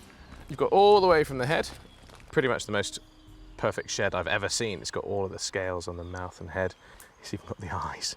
It's the eyes, everything is intact, and it was crawling up this way. That way, and then it will have headed on. We do know a good-sized python is in this jungle, but he could be up in the trees or slipped into any of the large crevices beneath our feet.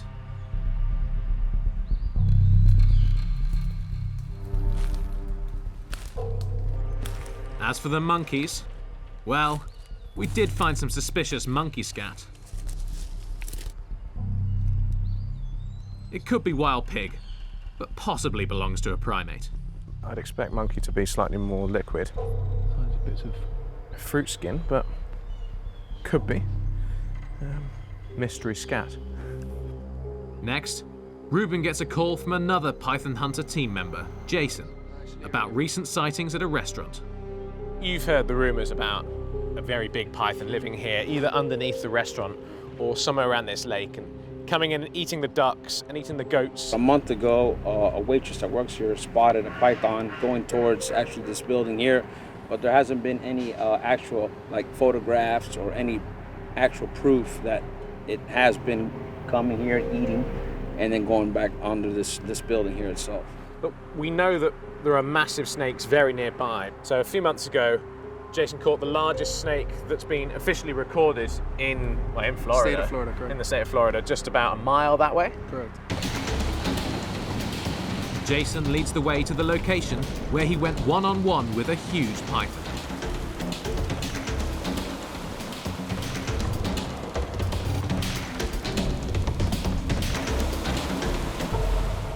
you ever seen any other snakes, or that only this time? That was the only time I've seen a snake here. Look at this. So when you saw the snake and you approached it, what happened then? First thing I did, open his mouth, it just grabbed him by the neck. I had to pull him out this way. He wasn't coming out. And so I basically just sat on him. He's fucking getting loose. He started wrapping around me within less than a minute. Had 2 or 3 wraps around me. He's gonna try and fucking strangle me. The thing I was definitely scared of him biting me the most, just because I already knew if he got onto me, I'm gonna need stitches. I'm going to the hospital, bad infection. Amazing stuff. Amazing story. Yeah, cheers, man. Thank you. Clearly, despite the big freeze of 2010, huge snakes are still out there. Next, I enter a post-apocalyptic scene, come up with python gold. I'm on the final leg of my investigation into Florida's pythons. There's a python. Yeah. And so far, impressed by the sheer numbers of them, in a wide range of locations here in Florida. But the mystery of just how they got here remains. Tonight, Ruben suggested a largely abandoned cement factory. We've come to another location to look for pythons. This one, it's a post-apocalyptic setting. Bizarre factory behind us with all the cooling towers. We're on a dirt road. Well, heading into the beautiful full moon. That python in the road? Yeah, I see.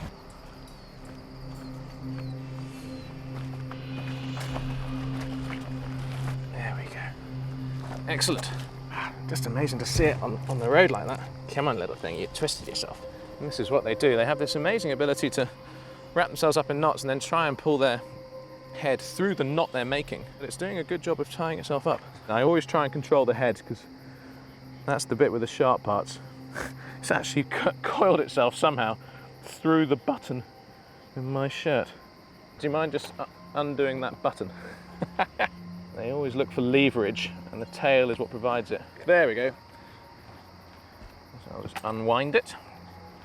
And they've got such immense power, because it's just a column of muscle all the way down. They've got incredible strength. We'll try and process this now as quickly as we can, just to minimize the stress to it. It's 5 feet 7 inches. In it goes. Right. But this is crazy. We literally just put the other one in the bag, and George had gone off for a walk just to spot other snakes, and he's called us this second. Ooh, it's coiled, it knows we're here. It's ready to strike. That's a bit of a fight. This one was ready. Fantastic work, George. 2 minutes after putting the other one in the bag, and George came through on the radio. Oh, it's clicking the buttons on my watch. And feisty, it was ready to go. Yeah, that one would have got me. Yeah, this one would have got me. Whoa. This place is obviously seriously good for snakes. Yeah, all around here there's all kind of... Yeah, it really is having a go. Oh, up you go. Dear, oh dear. We'll have to tire it out a little bit more before it's easy to measure. Too slow, man.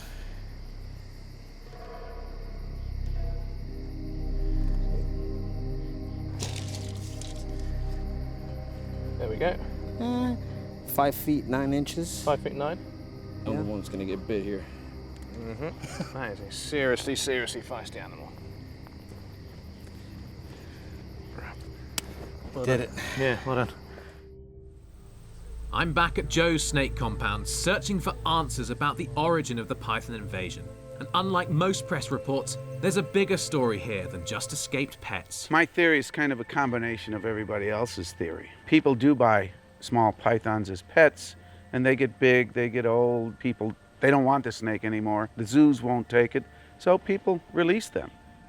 So the other part of my theory is there was an importer in an area very near Everglades National Park, and in '92 Hurricane Andrew blew through South Florida, and it went right through that importer, who happened to have 900 Burmese pythons, and they were blown straight into the Everglades. And if you think about it, let's say 50 females survived, and in 3 years they're mature, they can breed. Let's just even say 10 hatchlings. Bottom end. So that's 500 the first 3 years. And then if you look every 3 years, there will be a spike, a logarithmic spike.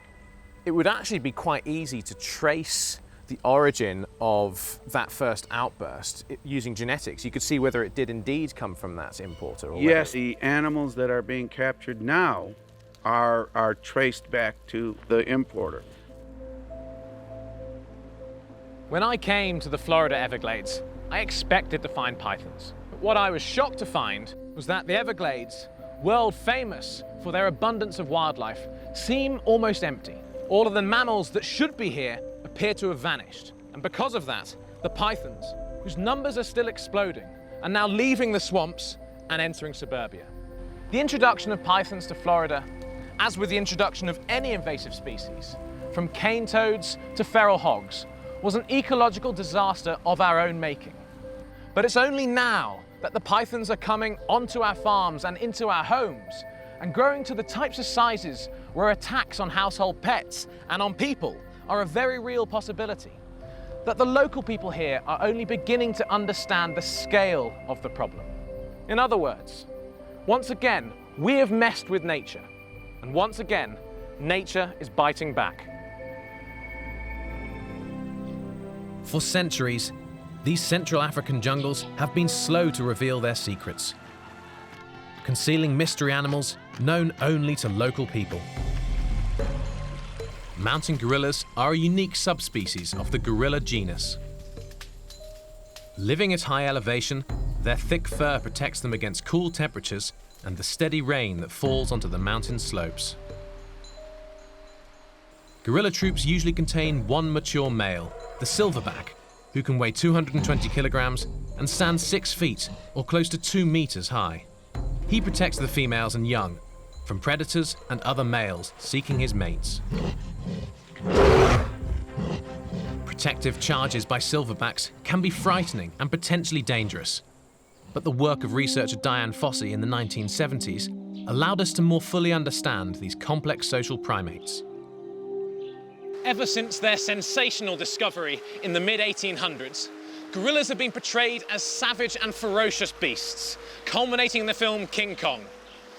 And the persecution continued unabated as we hunted them for trophies and we kidnapped them for the pet trade and for zoos. And now, in the jungles of Central Africa, little more than 800 mountain gorillas cling to survival in what remains of their habitat. But some people are trying to make a difference. And I've come to Uganda to join the Gorilla Doctors, a team of veterinarians dedicated to securing the future of this most magnificent of animals, the mountain gorilla.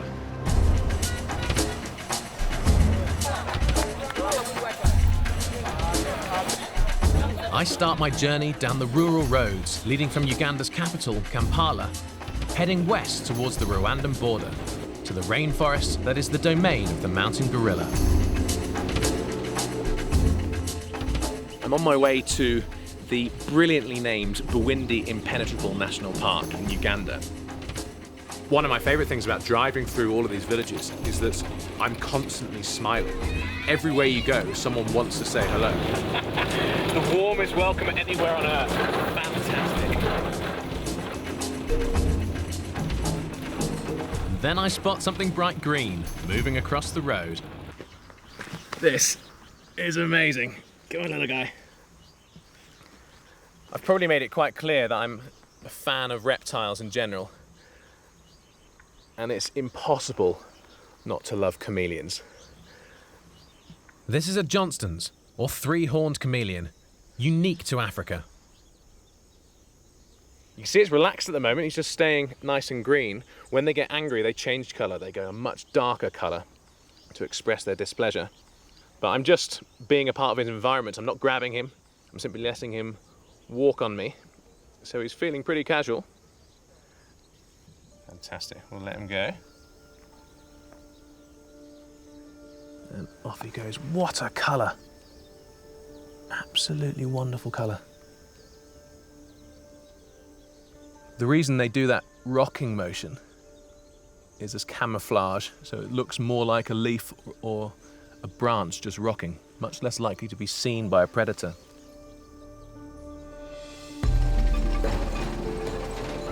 The road travels through farming areas, rich with volcanic soil. As magnificent as this land is, I'm reminded that the spread of people and agriculture is also impacting the gorillas.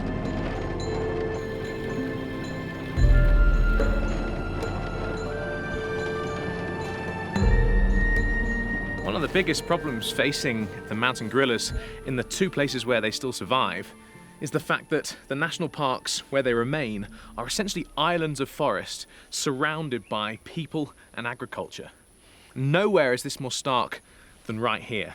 If you look behind me, you can see the line of forest as it extends from down there, going up the mountain and over the top. On that side is forests and gorillas, and on this side, it's just agriculture and many, many people. I've got several more hours to go on this very mountainous jungle road.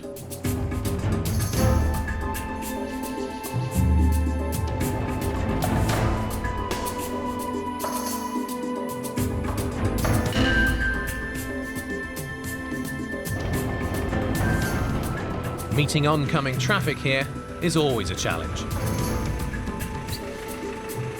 Hello. The land is surrounded by tea plantations, an industry started by the British in the early 20th century. They called Uganda the Pearl of Africa. I meet up with Dr. Jan Raymer and the other gorilla doctors at the inn where Diane Fossey stayed during her escape from a war in the Congo in the 1960s. Joining Dr. Raymer is Communications Officer Jessica Burbridge and Regional Vet Fred Naziyamana.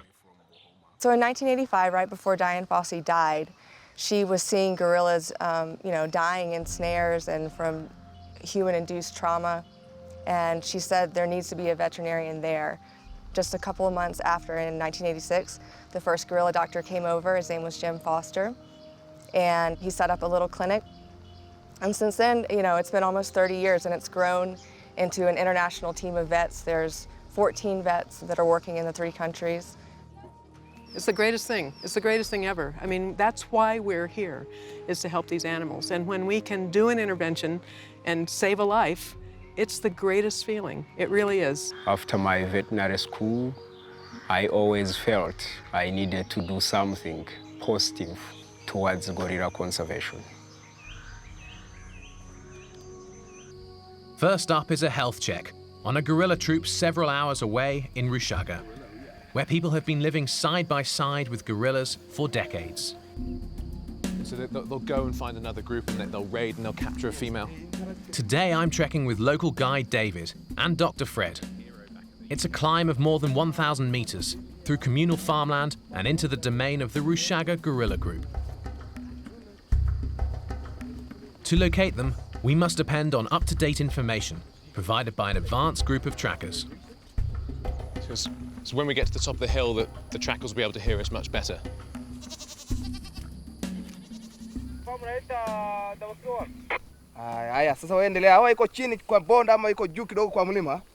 Yeah, I didn't quite understand all of that. I have just talked with the trackers. We have always got trackers, they go very early in the morning to locate these animals from the point where we left them the day before. And how are they getting on? But as I talked with them now, they say they are still following yesterday's tracks and they are getting close to where they expect them to have nested. Okay. Yes. So then from there we'll find out what direction they've gone today. Yes. This is sensational. We leave the last of the farmland behind and head towards the deep jungle. This jungle is one of the most spectacular I've ever seen. And I've spent a long time in the jungles of Central and South America and Southeast Asia and Australasia, and yet I can say that nothing surpasses this. Then, right at the border of the national park, a group of gold miners eke out an existence. Do they have an amalgam like mercury, or is it all just panned? I think it's panned. Mercury would be a bad thing. While this is small scale, other oil and mining projects are threatening the delicate rainforest ecosystems of Central Africa. It's been a pretty amazing walk-in so far. They're not called mountain gorillas without reason.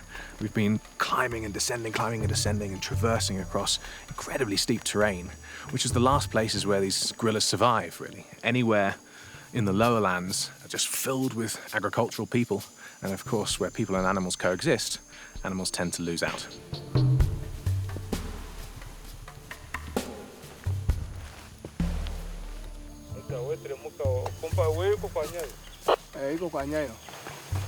So what David was just saying was that we were going to have to climb that hill, because that's where the gorillas were this morning. But the trackers have reported that they're starting to come down the hill towards this valley. This salad bowl is filled with amazing food for them.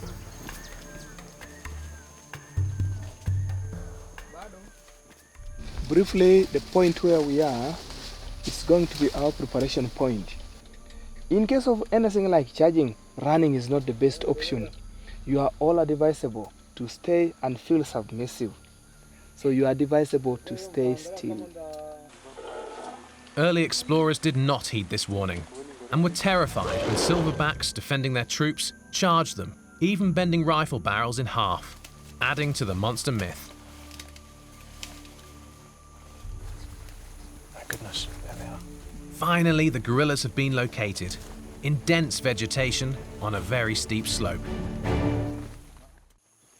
I'm 2,000 meters up a mountainside in Uganda, and we've just reached a group of gorillas that need to be inspected for illness or injuries by the gorilla doctors. That one's nearly 60 feet in the canopy, indicates it's got to be well. It's got to be in a healthy state.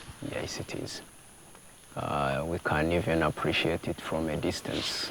You look at the size of the stomach. Yeah, it's distended. Yes, the movement of the limbs. So we have one just here as well. And again, first thing you notice is the bloated nature of the belly. Gorillas, being obligate herbivores, have to eat just a vast amount of food every day, up to 20 kilos. And there's a lot of fermentation going on inside there. Hence, there's often a little sound in the background, a little trump.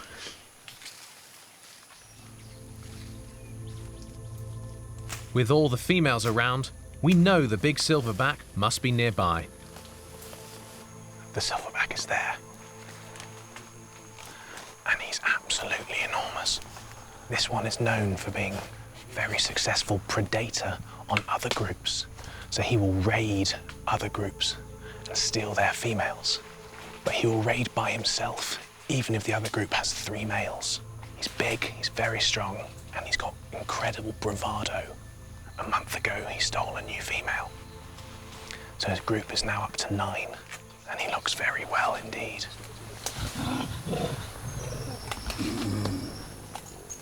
Wow. That was an amazing sound. Just let the members know that I'm around. Okay. All is fine. Yeah. He's on the move. He's just strolled forwards.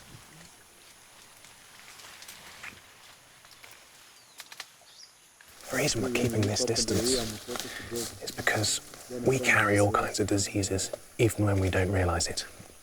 The types of diseases that gorillas are simply not capable of defending themselves against. They just don't have the immune system for our diseases.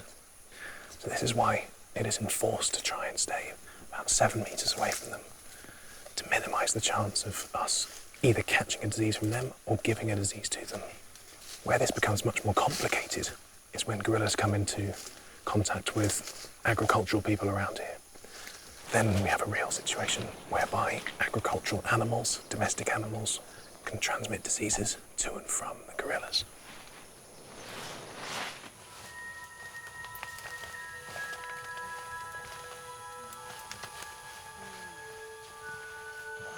A large female there, a baby here, and the silverback there. One of the animals most historically feared by people. And yet, look at this. This is peace-defying, it really is. They have been vilified for all time, persecuted, almost to the point of extinction. Now, just a tiny population left. The work of the gorilla doctors of Fred, Jan, rest of the team are absolutely critical in ensuring the survival of one of our closest relatives, one of the most iconic species on Earth. The way we have treated them through history is abhorrent, diabolical. And I'm so glad that now there is sufficient incentive to change, to repair some of the damage we did, to try and guarantee their survival. It's very healthy. They are feeding normally. The big berries, they are feeding enough. That sound, there is it all. They are comfortable. They are getting it all. They don't feel threatened by our presence. I have to be careful not to get too close to the baby. The silverback is just a few meters away and could charge. There's a baby gorilla just behind me, and the silverback just down there. Silverbacks and all the other gorillas in the family will defend the babies with their lives. So when European zoos and other people have come in to try and steal baby gorillas to sell to the pet trade or to sell into zoos, almost the whole family has had to be slaughtered because they will defend them with their lives. It belongs here and not in someone's home and not in a zoo. Finally, I hope we're learning that gorillas belong in the wild. Next day, I head out to visit some nearby villages who have a long history of living next to and among gorillas. In the past, some encounters with local farmers and hunters did not end well for the gorillas. And I wanted to find out if attitudes are changing since the creation of the park in the early 1990s. For the young, gorilla ecotourism brings money. This elder remembers when his people had a different view. And when they met the gorillas, was it always a friendly interaction? That when they met them in the forest, they used to think that they are a resting person in the forest, and they used to give them distance, not going to close them. So they used to think it was a lost person in the forest? Is it bad luck to meet them? They thought it was bad luck to meet a gorilla. These dances, put on for tourists visiting the gorillas, help the community by providing funds for the care and schooling of village orphans.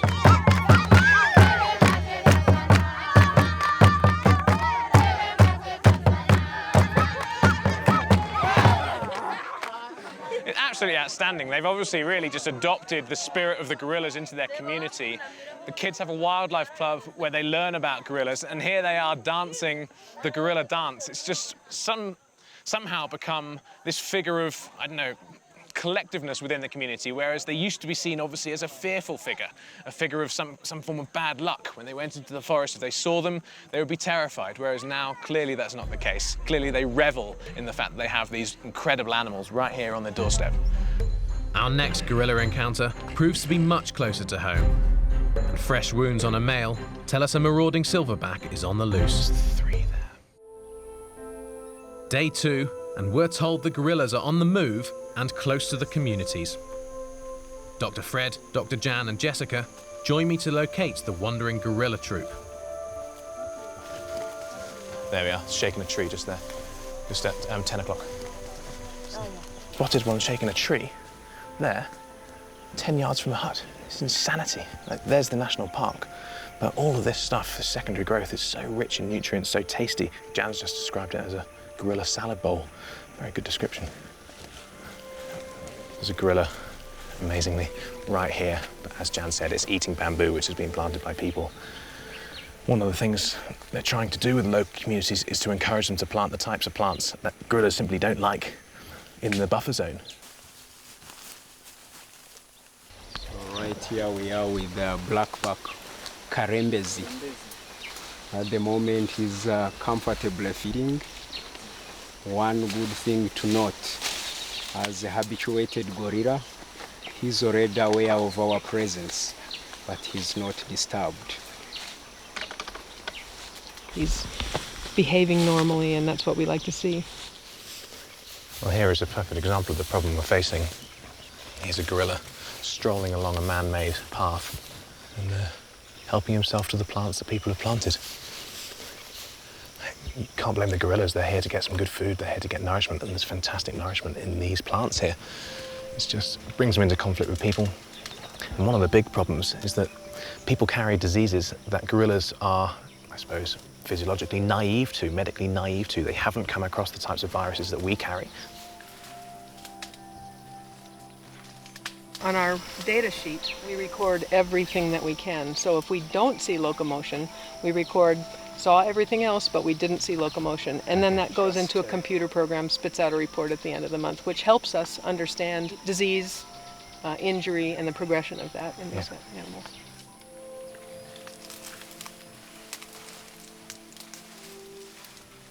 Oh, there's a baby. Awesome. There's a little gorilla baby, which is absolutely amazing, and massively fat stomach, hugely distended. Gorillas are herbivores. You wouldn't imagine it from pictures of gorillas you see with massive, great canines and looking incredibly aggressive, but they're basically obligatory herbivores. They only really eat vegetation. It's very difficult to get much nutrients out of a leaf or out of a stem or something like that, so they just have to eat constantly. They eat up to 20 kilograms of vegetation a day. That's a huge, huge amount. It's hard for a human being to eat a kilo of food a day. I've tried, it's really difficult. Oh, there's babies playing up here. Look. Yes.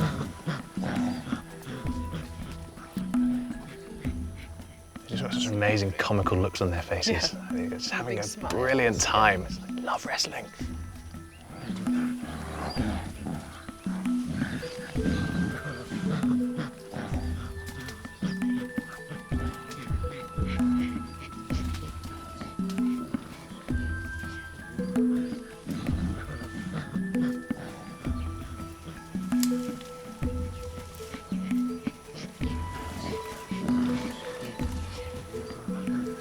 This is all obviously immensely fun for them, but it serves a really useful purpose as well.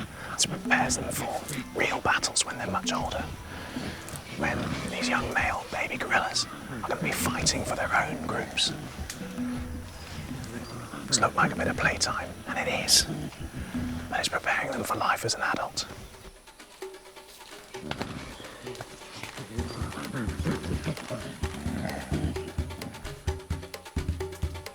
Jan spots a large male blackback with a wound. See the scar on his back? Big wound. It's healed really well. It's apparently 1 week old. It must have been very sore when it happened. He's a blackback, sub-adult male. So every now and then he's just going to be beaten up by the big silverback. It's going to happen.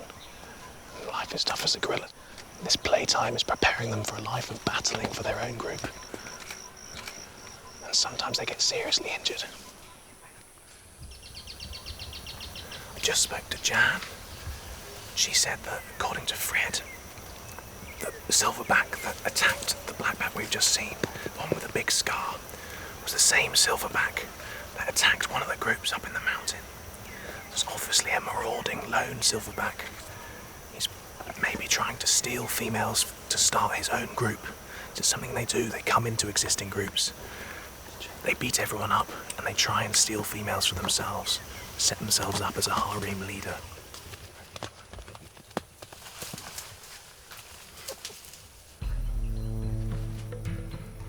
Then behind us, I notice 2 sub-adult gorillas feeding. The female wants to get by us. She's cautious, as we are. Even though weighing half as much as a silverback, she's still many times stronger than a man.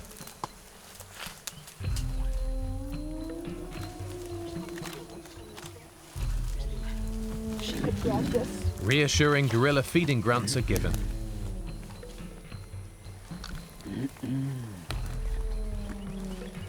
Then the male also decides to walk up to us. He's getting very close.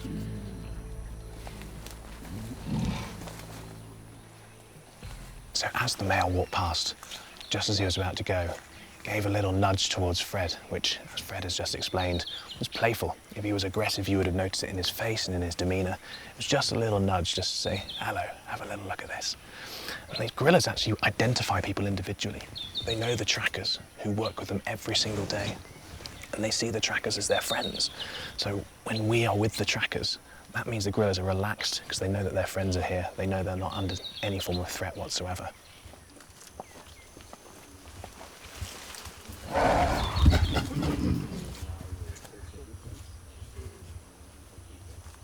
So what just happened there was we surprised a female as she was coming out from feeding, and we're very close. We're probably about 6-7 meters away from her, and she just gave us a warning. You could hear it, you could see it on her face. That was a real warning. That wasn't playful. That was, you've overstepped the mark. It was our fault. We snuck up on her by accident. What's remarkable that Jan has just pointed out, that the gorillas are walking around on an official walk as a part of one of the lodges here. We're on the River Loop walk. People could be sitting having a pina colada in there, not knowing that there's a group of 15 gorillas 20 meters away from them. We always go around. We never enter the group. We trail the group or we go around the group. They're right in the lodge now.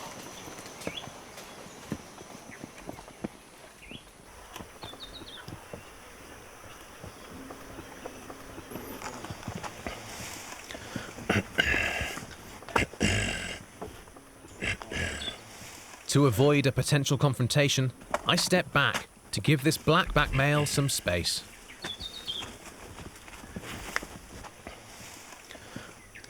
There's 3 there. It's a blackback, it's a young male gorilla. One day he will be the leader of his own group. Probably already weighs about 120 kilos. It's ridiculous. Look at the strength in his lats. He's very relaxed, just casually feeding with his back to us. Amazing how calm they are. But they know we don't mean them any harm. We're here with the doctors, we're here with their trackers. And they associate very positively with those guys.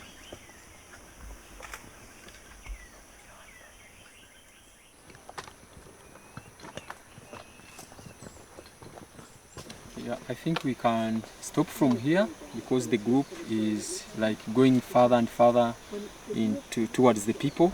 There's a community just there as well. Yeah, the community people. They may even go beyond this bush to avoid risks of disease transmission and stress.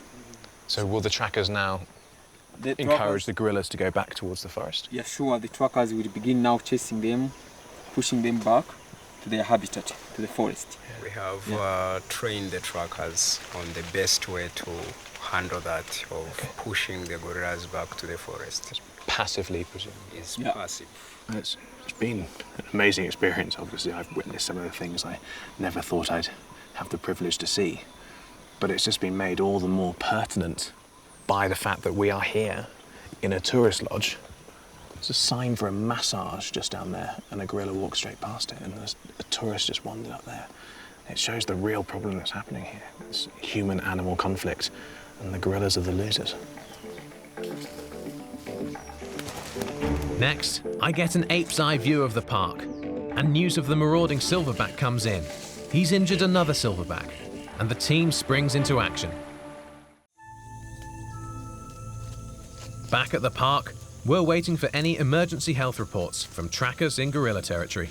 And I'm going to try and climb this tree to get a bit of a view over the park. It's one of the most remarkable national parks left in Africa, one of only 2 places where the mountain gorillas still survive.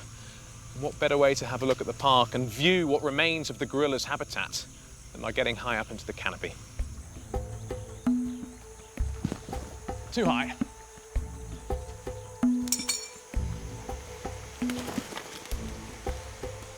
Yeah!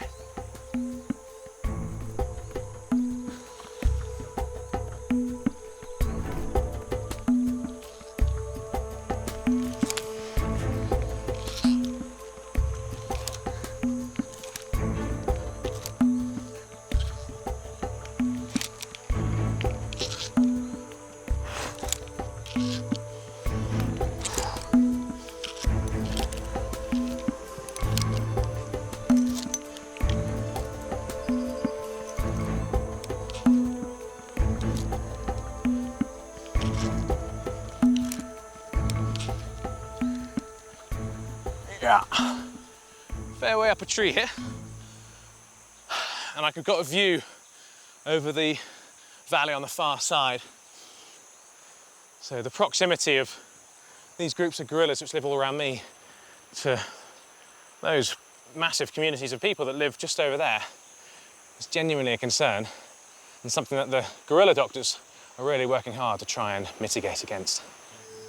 Now, the gorillas in most parts of their habitat, i.e. Rwanda and Congo, don't really climb trees, but here they seem to. For whatever reason, there must be good food up here, or potentially protection against ground-based predators such as leopards. But being up here, it's ape's eye view, and also gives me an opportunity to really appreciate just the absolute wonders of Bwindi Impenetrable National Park. Back at the lodge, it's day 3 of assessing the health of local mountain gorillas, when we receive word of an attack on a silverback. We can see if that one's available. I received a call from the warden in charge of tourism. He just informed me about an injured silverback of Mobare group. They can survive terrible lacerations with nothing, but we just need to go and see and assess. Suddenly, Fred receives his phone call, and action stations, baby. We're off. So, better go pack my stuff away. When I came to Uganda to meet the gorilla doctors, I knew about the work that they did. I knew that they performed medical interventions, but I never imagined that I would get to see one myself. And yet we have just received a phone call that a rogue silverback gorilla has raided another group to try and steal some females and has attacked the resident silverback, who has suffered the types of injuries that certainly require an assessment and potentially even a medical intervention.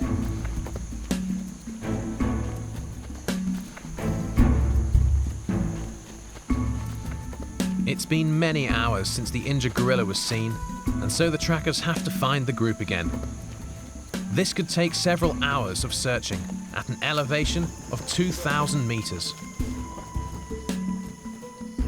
Bwindi National Park is up to about 6,000 feet in height, which adds a bit of a different element to the work in here. It means it's not quite as hot as you would be lower down, but it also means that the atmosphere is slightly rarefied, so you have to work a little bit harder to get oxygen to your lungs. We met the rangers at 8 o'clock this morning, and we have hiked from about 1,500 meters above sea level to about 2,000 meters above sea level now. But the trackers still haven't been able to find them. 14 Alpha 1. Nani huyo? Naita wewe kapotea habari au? Niko hapa kwa juu ya mlima. Kutoka kwa Sinyanza ya pira hapo. The other trackers, they said they were following a fresh trail, and they say the group is like facing this side. Oh, so they're coming this direction? Yeah. Based on the latest sightings, we continue our search to find the injured silverback, across rugged mountains and then even higher. The gorillas don't just follow paths. The gorillas are going where they want to go. And the tracker's job is to locate where the gorillas spent the previous night. This is all flattened by gorillas, all of this. Sometimes the gorillas will move several kilometers in a day, so the trackers have an incredibly difficult job. It's the 5-minute call, so we'll see what's happening. They always sound incredibly excited. So what we're having to do is follow this path as far as we possibly can, so then we have the shortest distance to wherever they are. And they'll be anywhere, they're gorillas, they do what they want. And this group of gorillas are not only wandering around feeding, but they're trying to evade a marauding other silverback or other group as well. So even harder to find than normal. Kawaida.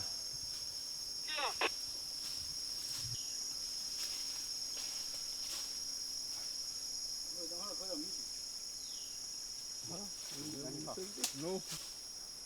Bagejmo. Leka tubanze twabuga kashe tubone kukakora. I've been communicating to the trackers. They said we branch this way, and I'm not picking them on when they communicate. Because we're down in a dip. Yeah, by mouth, but they are saying, when you get to the top of this, we shall use another way of communication. Not using a radio, not using a phone, but using the mouth. Okay. To get the right direction. Because the radio is off and on, off and on. Are they with But this is the trail. Are they with the gorillas now? They are with the gorillas. Yeah. Let's go, mate. Okay. They've come back round this way. So yeah, the gorillas went up that way, and then they swung round. That's where they are now. And now we are bushwhacking. We're moving diagonally across a steep mountain slope covered in thick jungle vegetation. And we've lost radio contact with the trackers.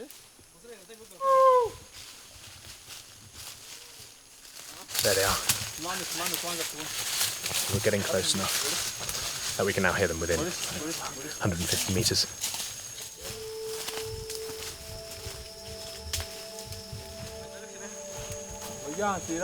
We've suddenly broken out of the dense canopy into this incredible caldera of low shrubs and tree ferns, ancient tree ferns, one of the oldest plants on Earth. That's exactly where the gorillas are. They're down here, surrounded by just the absolute glory of the African jungle.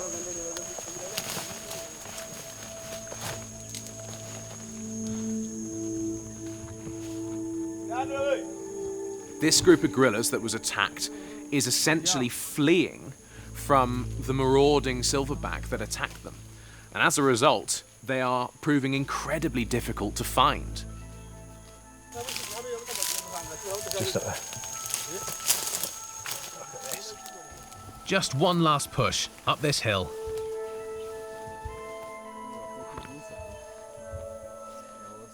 We found the trackers, and we hope the injured silverback and his group.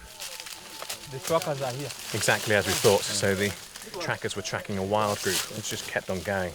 Then late in the afternoon, they realised, double back. And now, 4:15 in the afternoon, we finally caught up with them. These guys caught up with the gorillas. Impressive work. This is not ordinary day tourist tracking. Our main focus is on the injured silverback. We want to go in first to do an initial assessment. After the assessment, As Fred is briefing us, I notice a movement behind him. come up. Incredibly, it's the injured silverback come to pay us a visit. I'm up a mountain in Uganda's Bwindi National Park with the gorilla doctors when Kanyonyi, the injured silverback we've been looking for, suddenly appears. We move carefully and speak quietly, not to startle the 180-kilogram, 400-pound giant, and to get into position to photograph and assess his wounds. He's approached within a few meters of us, and we don't want him to feel threatened and possibly charge. So the team makes reassuring gorilla feeding sounds to keep him calm. Right temple. Right hand, very deep. Immediately, we spot some deep wounds. Over, but there's flies. He has a laceration here on his arm, but he's alert, he's responsive, he's eating, he's moving.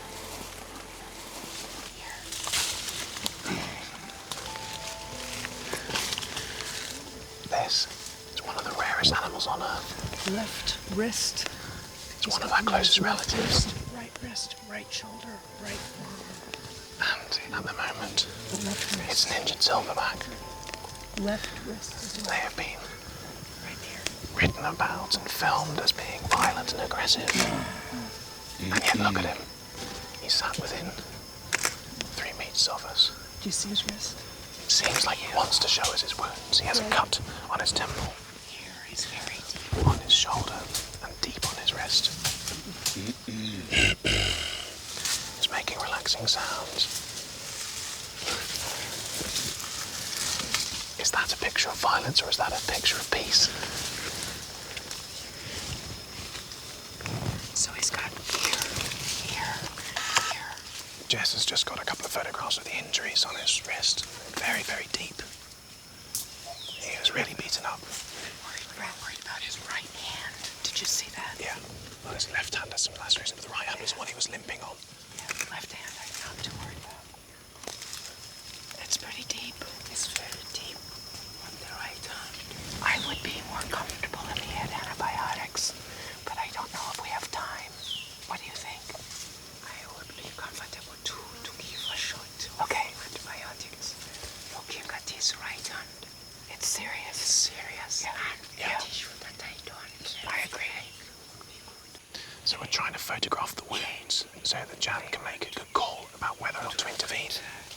And they want to intervene, but partial intervention. So that means I haven't seen his back. antibiotics, but no anaesthetic. The other thing we want to do is make sure we assess him completely before we dart, because once we dart, he's out of here. Yeah. We'd like to see his back. We'd like to see his legs. Yeah. Okay. So please. So we'll go behind. Okay. We're going to move to go behind to try and see him from behind. So we're going to move around the back and just make sure that he isn't badly hurt behind. Oh, here he comes. Everyone close by maintains a submissive posture to keep the huge silverback calm.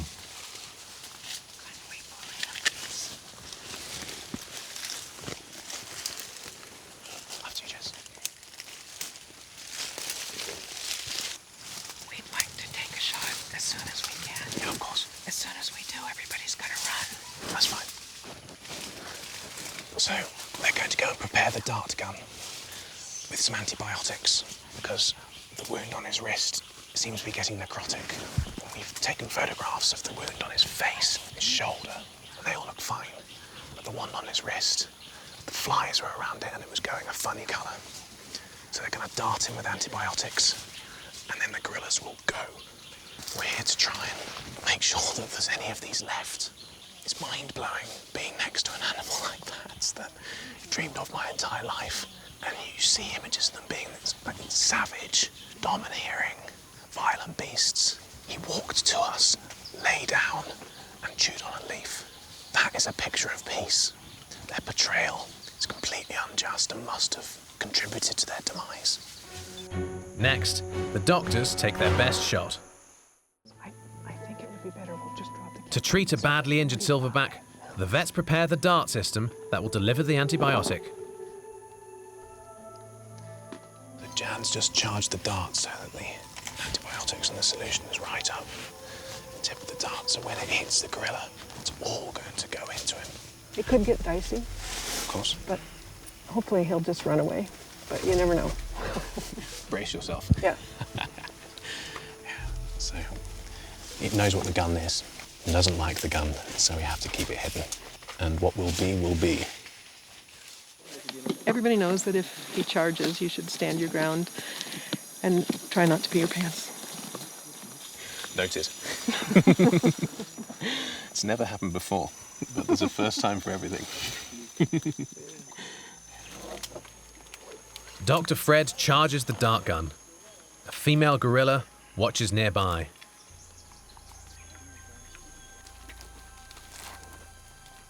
Fred's just going to check whether he's got a shot. Gorillas are just down there. It's the injured silverback.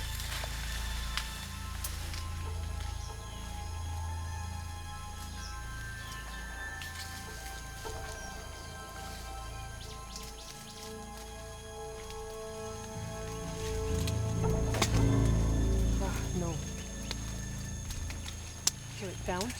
So they shot the gorilla from a distance of about 4 or 5 meters, and the dart hit his back and just bounced straight out, which means the antibiotic will have just sprayed over his back, won't have gone into the muscle, which is where it needs to go in to have its effect. And he just turned around nonchalantly, shrugged his shoulders and strolled off. So Jan has just sent back to get the porters to bring down a replacement, because Fred has another dart, but that has anti-inflammatory, and the important thing here is the antibiotic, because of that necrotic wound on his wrist. But the silverback has moved deeper into the underbrush, and we've got to find him to administer the medicine before sunset, or risk being stuck in this mountainous jungle terrain after dark. They're just trying to locate him.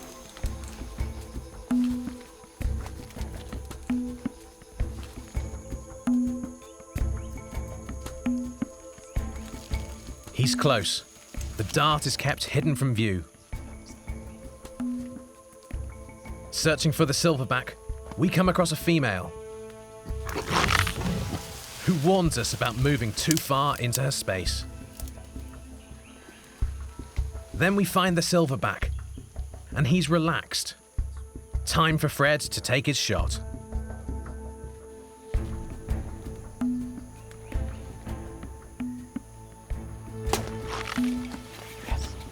It's a perfect hit.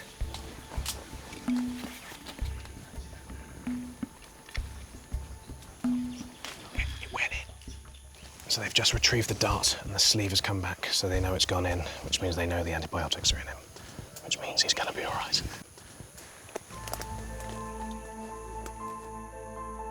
From my research, and now from my experience here in Uganda, it's clear that gorilla life, much as human life, is fraught with the threat of intergroup violence. But that unlike humans, for gorillas the violence stops there. And their treatment of us, despite the way that we have treated them throughout the generations, is of moderation and tolerance. But finally the tide is turning, and groups such as the Gorilla Doctors can perform their life-saving work with the full support of the communities that surround the protected areas of Bwindi and the Virungas, where the last populations of mountain gorillas can still be found. And the work that they are doing is absolutely critical. They're saving a species, one gorilla at a time. Since the Idi Amin regime in the 1970s, followed by civil war in the 1990s, Uganda's wildlife has suffered huge declines. In the country's largest park, Queen Elizabeth, elephant, hippo and giraffe populations are a fraction of their former size, and only 140 lions remain. In the southern Ashasha area, only 2 dozen. While human populations surge and cattle provide status and revenue, now a new blight on the land is accelerating the conflict between farmers and hungry lions in the park. There is no more iconic and culturally significant animal than the lion. But lions are struggling, and conflict with people has seen their numbers decline by 30% in the last few years. Here in Uganda, an invasive and inedible species of plant growing in the communal grazing lands surrounding the national parks has forced farmers to move their cattle inside the park boundaries. Occasionally, lions eat the cows, and in revenge, lions are killed by the farmers. So I've joined forces with a team of researchers who are trying to resolve this conflict by putting GPS collars on members of one of the most unique populations of lions anywhere in Africa, the tree-climbing lions of Ishasha. In order to find the small population of lions in this vast area, I'm heading south across the park to meet with biologist Andy Plumtree and his team. Where possible, they'll replace worn-out collars and use the transmitter's signal to locate the pride. They use this radio system to basically pick up the lion collars. We have 2 lions that are down here that have got collars on. We have got to find a suitable candidate for collaring, and we begin by following the faint signal of the previously collared female. Then, something catches my eye. We've come across these fantastic tracks, which are relatively fresh, but would have been sometime yesterday. And heading along this way, they start on the far side of the road, and then they cross and head that way. And then they've gone down into the ravine off in that direction. Finding one of 24 lions in a massive national park is pretty, Yeah, I mean, very this difficult. area is 450 square kilometres. It's huge. As the collared lion in the ravine is known to have cubs and is thus a risky candidate, the next option is to return to one of the large fig trees where the Ashasha lions often congregate. We were looking for a female lion of maybe about 6 years old, there or thereabouts, and we've found one.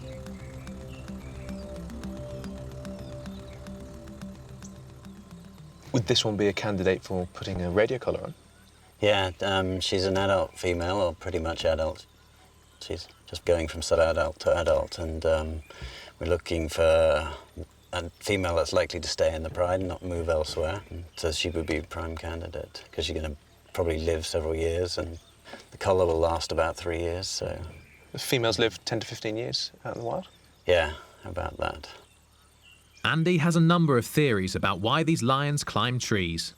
Escape from the heat, flies, but perhaps most importantly, Ishasha has an unusual number of accessible fig trees with large branches, as opposed to thorny acacia trees found elsewhere in Africa.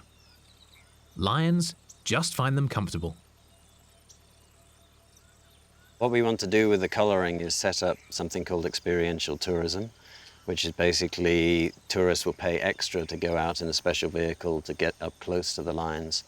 Some of that proceeds of what they pay will go and support community projects and potentially compensation for livestock loss as well. So we would have to wait for her to come down to the ground before trying to dart her, presumably? Yeah, there's no way we'd dart her in the tree. With a great candidate picked out, we have to wait till the next day for the arrival of the regional vet. We head out across the park at dawn the next day in search of our lioness. In the late 1960s, Queen Elizabeth National Park had the largest biomass, or animals by weight, in the world. Today, despite appearances, it's a small fraction of that. We find Jane, the lioness from the tree, with a hunting partner, a younger female. The veterinary team prepares the tranquilizer. Margaret is our vet, who's going to be tranquilizing the lion, and they're currently just going through the rather complex maths to figure out exactly what dose they need to give a lion of a certain size. Of course, the reason we're doing this is to affix a transmitter collar with GPS around her neck, which every 8 hours will be beaming a signal of exactly where she is, so that Andy and the rest of his team can monitor the movements of the pride around this part of Queen Elizabeth National Park, better inform the local communities of where the lions are moving, so they can alter where they move their livestock as well. It's a critical part of the conservation of this highly endangered species here in Uganda.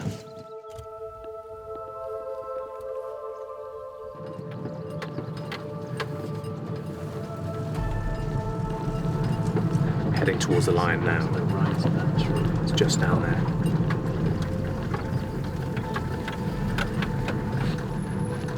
You can see the lion's head sticking out just to the right of the acacia tree. So we're moving around till we're about 20 metres away, and Margaret has a clear shot.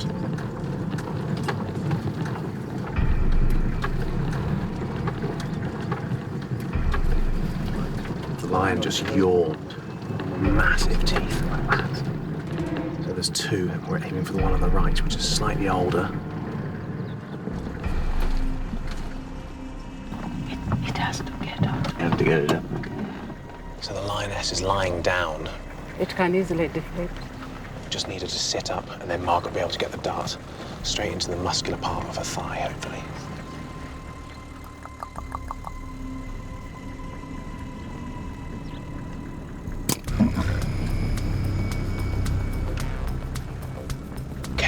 Firstly, it went in and they startled, but now they've just totally calmed down. So brilliant shot, Margaret. Now we wait maybe 15 or 20 minutes and then she should be fully under. I think she's getting drowsy. The head is down. Yeah, the head down. Yeah. So the head has gone down, so we'll give her maybe another minute.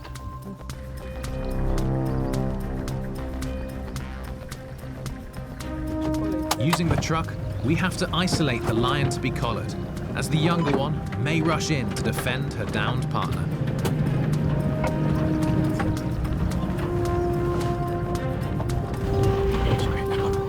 Just need to keep an eye where she went.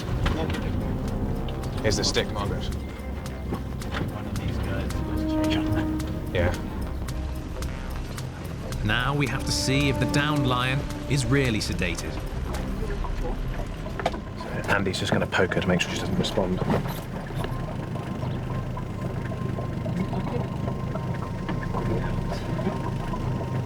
She's definitely asleep. So. Just when we thought it was safe to step out, the lioness shows she's still full of life.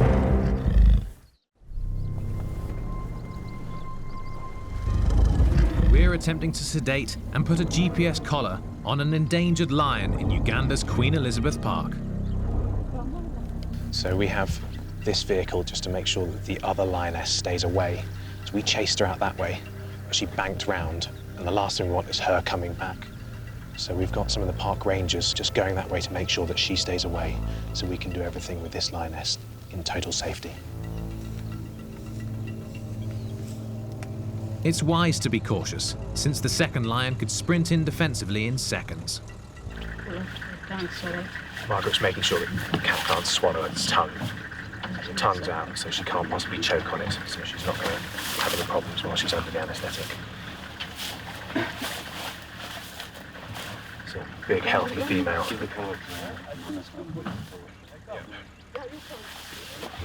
Mustafa, can you get for me the drug boxes, please? Just making sure that the collar can't come off. So it's going to feel quite unusual to her. So she'll try and force it off in the first few days until she gets used to it. And while we're doing this, Margaret's going to perform a range of other basic health checks, blood tests, that type of thing.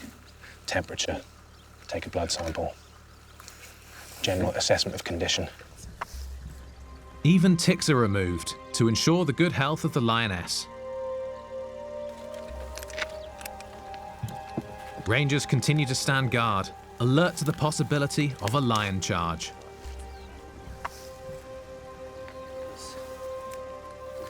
And we have a look at this paw. Absolutely enormous, essentially the size of my hand.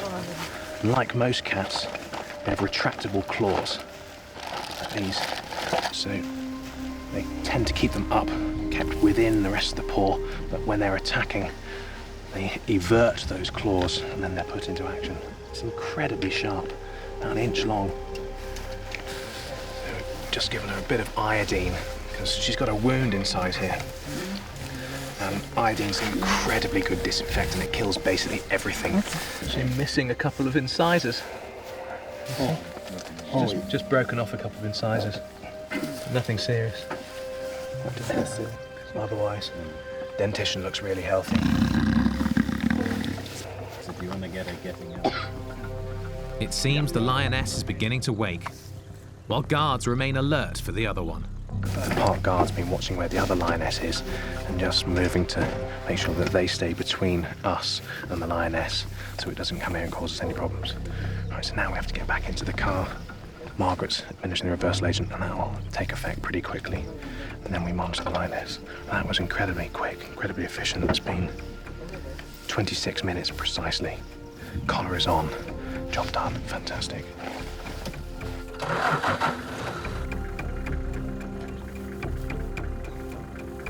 Margaret has administered the reversal agent, and then we just have to monitor for a few minutes to make sure she fully regains her coordination. And then, well, the sun's already gone down. It's starting to get dark. She'll be off out on the hunt. But there's a problem. The anaesthetic is taking much longer than expected to wear off, even after the reversal agent was injected. We've got a storm brewing, but hopefully she'll wake up before that hits us. Can we check on her? Okay, you want me to drive up? Yeah. Margaret wants to examine the lion for vital signs, clues to her alertness. Like people, individual lions respond in different ways to anaesthetic, and her full revival could take hours. But with a thunderstorm brewing, the timing could not be worse. Margaret tests for any signs of revival. Exactly 20 minutes since the reversal agent was put in. She's just sleeping like a baby. She's breathing at a really good rate, just deep and steady, constant rate of breathing, so we know she's fine, but you pressed on that pressure point at the end of the tower, she didn't even budge an inch. Margaret would like to give a bit of a top-up of reversal, just to try and speed the process up. We can't leave her until she's up and off and running again, because hyenas could come in and kill her, or she could be hurt in some other way. Margaret makes sure the lion is not awake before stepping out to administer another dose of the revival agent.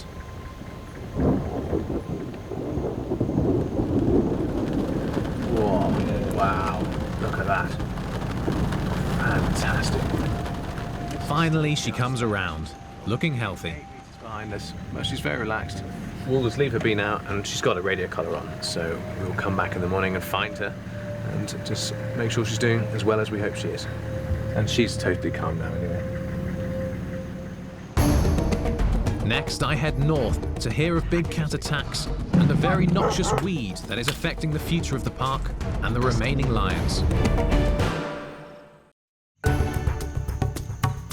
The next day, we follow the signal from the new collar to check up on our lioness.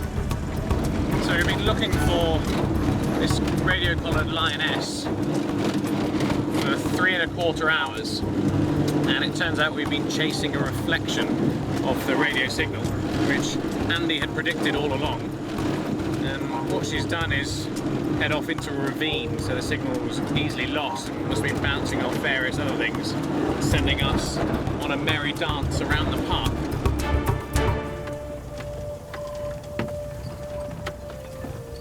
There she is. So it's great to see the female that we collared last night sitting and just relaxing underneath the tree. It's just gone midday, so it's the hottest part of the day, and she's quite rightly taken a bit of shade in order to rest and recuperate. She's not far from where we collared her, but she's bright and alert, and the collar seems to be well fitted and she's not itching at it, so it seems to have been highly successful, which is fantastic.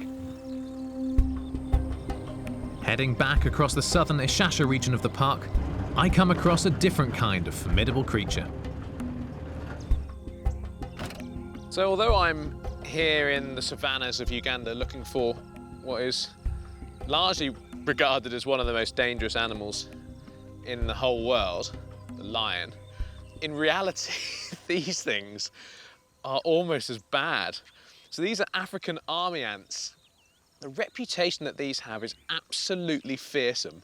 I've heard rumours of babies literally being carried out of their cots and off to be devoured over towards where the army ants have their nest. And I know for sure that whole-grown animals that have been kept caged have been stripped of all their flesh, so there's absolutely nothing left, simply overnight. In some parts of Africa, they're actually used as sutures.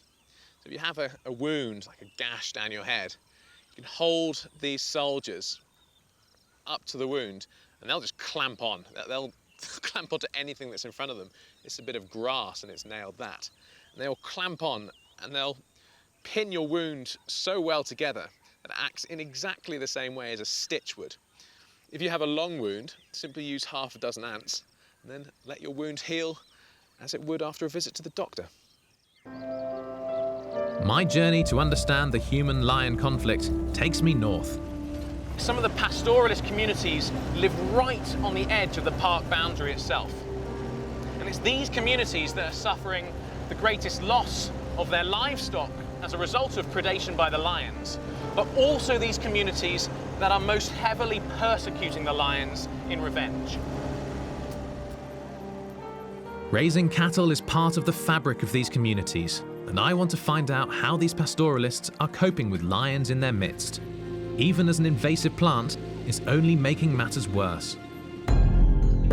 Introduced as an ornamental plant by European settlers, the toxic Lantana camara has spread across the land, in effect forcing farmers to seek safer grazing inside the national parks, exposing them to lions. These pillars mark the boundary of Queen Elizabeth National Park, and they're every 100 or 150 metres or so, more or less all the way around. But as you can see, there's essentially no difference between this side in the national park and that side in the communal grazing areas. And this is where the farmers are moving their cattle in. And they're moving in, coming into contact with the lions, and the lions are following them back out. And then the lions are actually taking the cattle, not only inside the park, but right next to the villages as well. When the lion come to attack this crowd, I have dogs.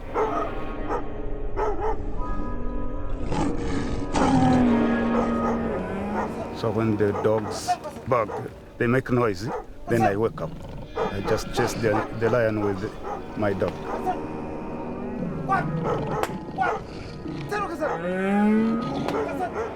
As I reach the lion, just give it a cane, then it goes. When your cow is eaten by a lion, then it means you are not going to survive. It's an absolutely enormous number of cattle here, probably over 100 head of cattle. And they'd all belong to one person. And it might not seem such a bad idea, but these cows, these spectacularly charismatic longhorn cattle, are highly non-productive. They do not produce good or much beef, and they do not produce much milk either. What would be a far better situation would be if they sold off these cows and replaced them with much more productive cows. Therefore, they need far less in order to get much more out of the same investment. I speak with Nelson Goomer, who manages the park's wildlife, about the dilemma. How do you manage the conflict of lions and people? Because lions are taking livestock. How do you go about trying to reduce that possibility? There's no policy of compensation. So if the lions eat your livestock, that is certainly not compensated. Now, we try to support the livelihood of these communities. When it is an injury, then we meet the medical costs. But we're trying to look at initiatives that would help communities to benefit. Maybe tourism would be one of them. This elder in the village told me they plan to put up a better lighting system in the village to keep lions out of the communities at night. For the time being, there may be an even easier solution. Eliminate the invasive plant.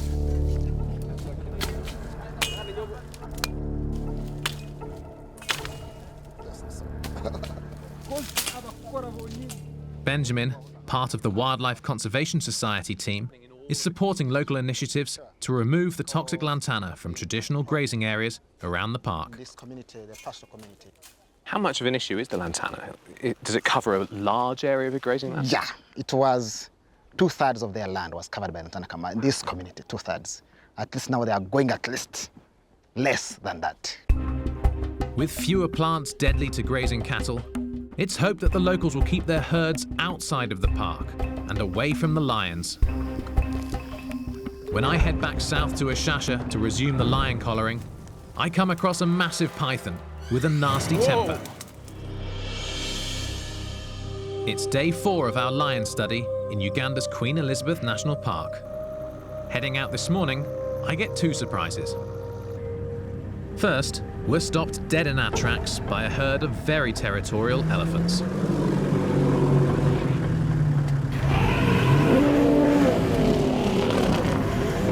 Next, there's news of a giant python sighting, which I have to check out. So it's just after dawn, and we're going to just spread out and try and find it, and then see what state it's in. And there's some birds alarm calling over there, which could be an indication, but we'll have to see. But I'm going to check this area of brush first, and just hope there's no lions. Local rangers said the python had just eaten a cob antelope and was crossing the road. It could be anywhere in this underbrush.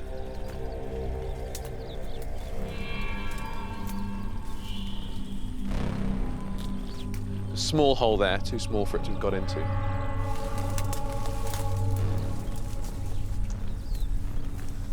It looks like the guides have found a clue. So you can see path through the bush. If that was a mammal path, it would be flattened from the top as opposed to just underneath, with this corridor left above it. Evidence of snakes.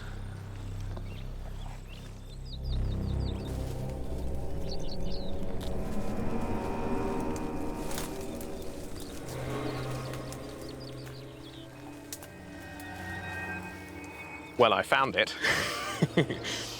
And from this angle, it looks enormous.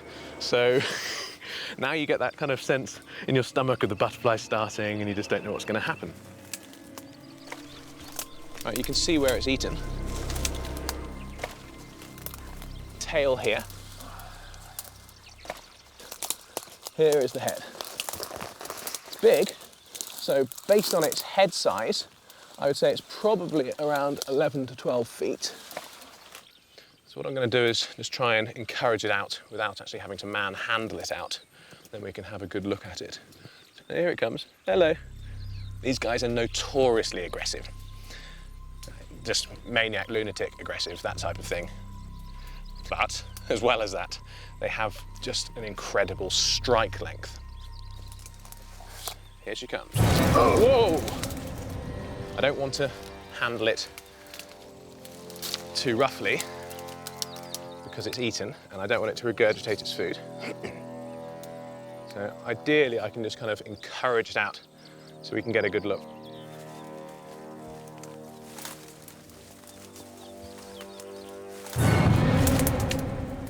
There we go.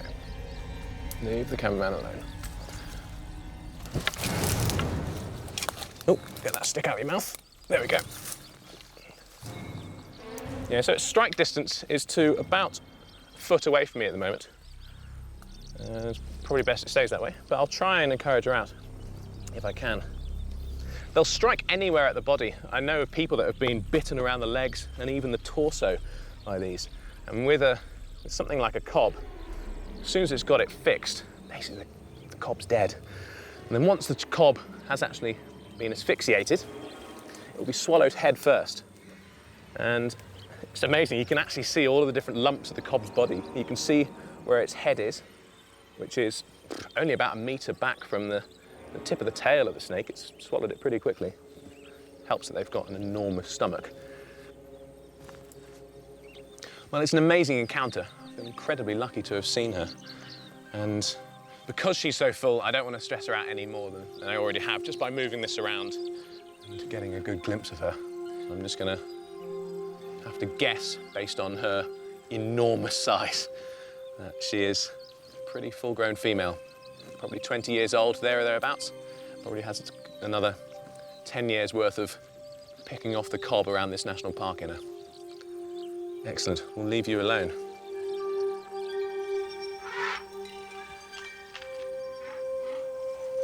At the core of saving the lions of Ishasha is the need to stop villagers' revenge killings, which also affects animals such as hyenas and very rare vultures. So we're going to be actually doing a capture, mark, recapture program here, is that right? Yeah, what we've traditionally done is we've done a count once a year, and at this time of year, every year, see the maximum number of vultures you get at a kill.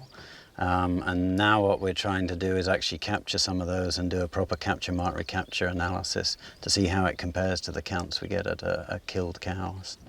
We're also, I suppose, hoping that some large mammals will come down to the kill as well. Well, there's a good chance lions will turn up at some point, maybe tonight, but I think we plan to leave some cameras out, so see if we can capture those. That would be great. But one of the problems that the lions have is when they kill a cow like this, the owners of the cow get annoyed, not surprisingly. They'll lace them with poison, but what they poison can be anything, so it can be the lions, or it can be hyenas that turn up, or it's often the vultures. Do you know what number of lions have been poisoned in that way in this park? In the last 10 years, it's an estimated about 15 to 20 lions. It's shocking. Which out of 140 total is quite a lot. That's horrendous. I remember you saying 50 vultures were poisoned at a single kill as well. Yes. That's diabolical when you've only got 250. That's pretty poor. Going to all these carcasses, yeah. So Dr. Plumtree sets up a vulture count program, using a locally butchered cow as bait to monitor the health of the vulture population. I'm setting up our remote cameras to film the vultures and any lions that show up.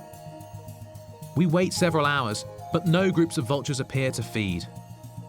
Something else must have their attention. We decide to leave the carcass to see what shows up in the evening.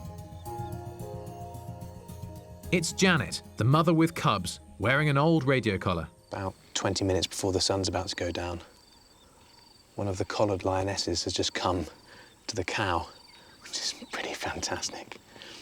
I just had time to set the camera traps up as well, so I should be getting some pretty amazing footage of her eating from the camera traps which are right next to where the cow is. The reason I think this is important to observe this type of thing is because lions really are predating quite a lot of cows in the area here in Ishasha, in the Queen Elizabeth National Park, but also all over Africa. one of the most concerning causes of fatality in lions is the poisoning of carcasses on purpose by local livestock owners. So a carcass like this will be laced with a form of insecticide, and therefore anything that eats on it is going to die. And that includes lions, it includes hyenas, jackals, vultures, and various other species. Anything which touches it is going to be killed. It's totally indiscriminate, and it's a lamentable thing that people are doing this to wildlife. And they're doing it in retribution, and they're doing it in spite, I suppose, in spite because they don't like the fact that there are predators on the lands where they want to graze their cattle.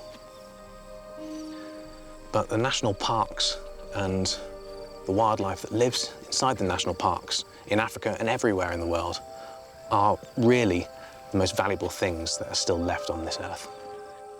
Not only in terms of revenue gained from ecotourism, the types of people that want to come and see these animals pay a lot of money for the privilege to do so, but also just in terms of intrinsic value.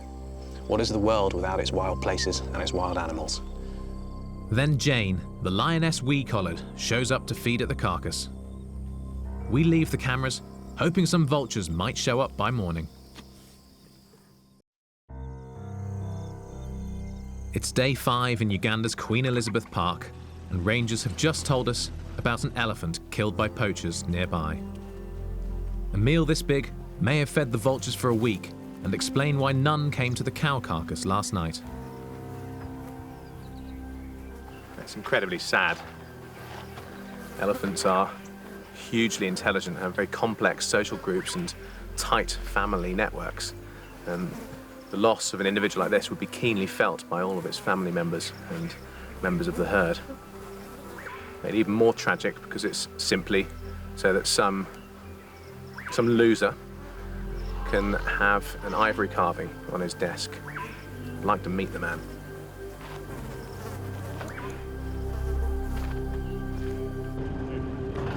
Next, we head back to the cow carcass to see what our cameras might have captured.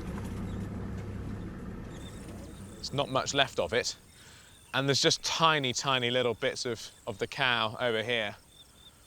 The skull's been picked clean. We were here 12 hours ago, and there's nothing left on the skull now, absolutely nothing. Jump down. And there's the skull. They've destroyed what was an entire cow, and there's essentially just the parts that lions find unpalatable left. But from what the guys were saying, if hyenas had been here, they'd have eaten through the hooves as well. Right. There's nothing hyenas find unpalatable, more or less. They'd have smashed all the bones to pieces and eaten the hooves. At least it gives something for the vultures to come back to. The remote cameras fared no better than the cow. Tooth puncture marks in the back. Would lions, that the first thing she did was come and sniff the camera? But she didn't seem too worried about that. No, they've absolutely destroyed this. Yeah, well the chip is intact, so that's all right. I've tried turning it on and the rest of it's destroyed. When we do manage to play the file on the card, we see the lion investigating the camera, then picking it up and walking off, and finally killing the annoying beast with the blinking infrared eye. They've just destroyed them. I've never seen that before. They've absolutely destroyed them. All 3 that we set up have been, one smashed to pieces, smithereens, and the others are completely out of use. In the meantime, Andy's WCS team have located another lion, also wearing an old transmitter collar that needs replacing. What news? So they got a signal. The lion is still a fair way down that way, but we're going to get the darts all prepared here. Okay. So we're all ready to go when we get there. Hopefully she'll still be out and not under a bush. There's quite a few obstacles when you're driving off track in Africa. There's ditches, obviously. There's massive termite mounds, and some of them are concealed inside grass, and you don't know it until you nail into one. Yeah, you see where the vultures are. Vultures are a really good signal for us, but other animals in the park also use them as well. So hyenas and lions will monitor what the vultures are up to, and then will head over there in the hope of finding a kill that they can scavenge from. Vultures taking off over there. we pass an animal boneyard, positive proof that lions are operating in the area.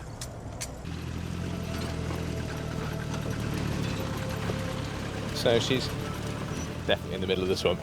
We've been circling all the way around the swamp and this signal's going right into the centre. We've just done a half circuit around it and the signal's been strongest right in the middle. So I think we're going to drive much closer again, just rule out a few of the bushes that are surrounding the swamp and see where she might have entered or where she might be exiting. The lioness could be anywhere in this tall grass, and it's a short leap to the top of the vehicle. So the lioness was next to us by about a metre. And she just went that way, so we're going to turn to the right and hopefully then flush her out towards where Margaret the vet is.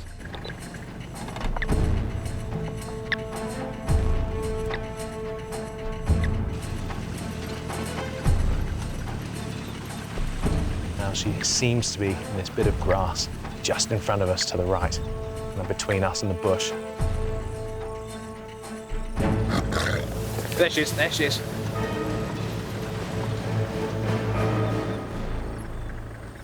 There she is. So now we just watch her. She's just gone back into the bush over there, or into the swamp right next to that bush. We So were we're going to have supposed to to go cut back, her off, but she's back in. try and cut her off, but we got stuck. She just came back round and back into the swamp again about 40 metres away. So it's obviously very hot. What we're thinking the best thing to do is to leave her alone now, to head off to another part of the park, and then come back here at about 3 or 4 o'clock in the afternoon when it's cooling, and that she'll be wanting to come out by herself anyway. And then we'll try and get her then in the afternoon. We return in the afternoon and find the lioness Deroka right away. Oh, there she is. She's straight ahead. Her old collar is nearly falling off. Dr. Margaret and the veterinary team move in to tranquilise her.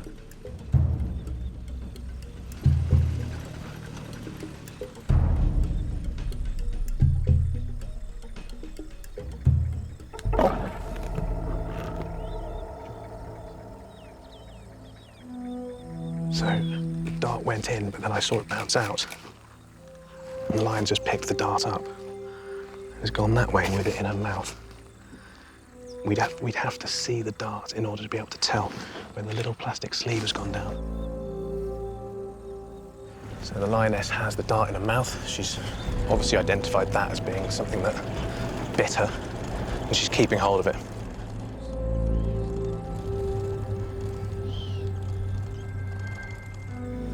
She's laying down just over there. And she's moving. She's moving, that means probably didn't go in. Second time lucky. This dart has to hit the mark if we're going to help out this dwindling lion population. Okay, that one is in. It's in the back leg, exactly where it belongs. So 5:32 in the afternoon. Dart is definitely in. We got it, fantastic. So it seems as though the lion's actually trying to figure out what it was that just bit her. They're not massively bright, as Andy has emphasised. They tend not to associate the sting with the car that was right next to them. She's currently kind of looking around. She hasn't taken the dart out of her leg yet. And I expect her to go down in the next couple of minutes. It's been a minute and a half since it went in. This is pretty amazing stuff. It's made all the better knowing what an impact this work is actually doing on the conservation of lions here in Uganda, and what an impact it's having on the ability of the communities around here to regulate their farming practices by knowing exactly where the lions are going. Let me go the other side. Yeah. No, we're going here. Deroka is moved out of the hot sun into a cooler shaded area.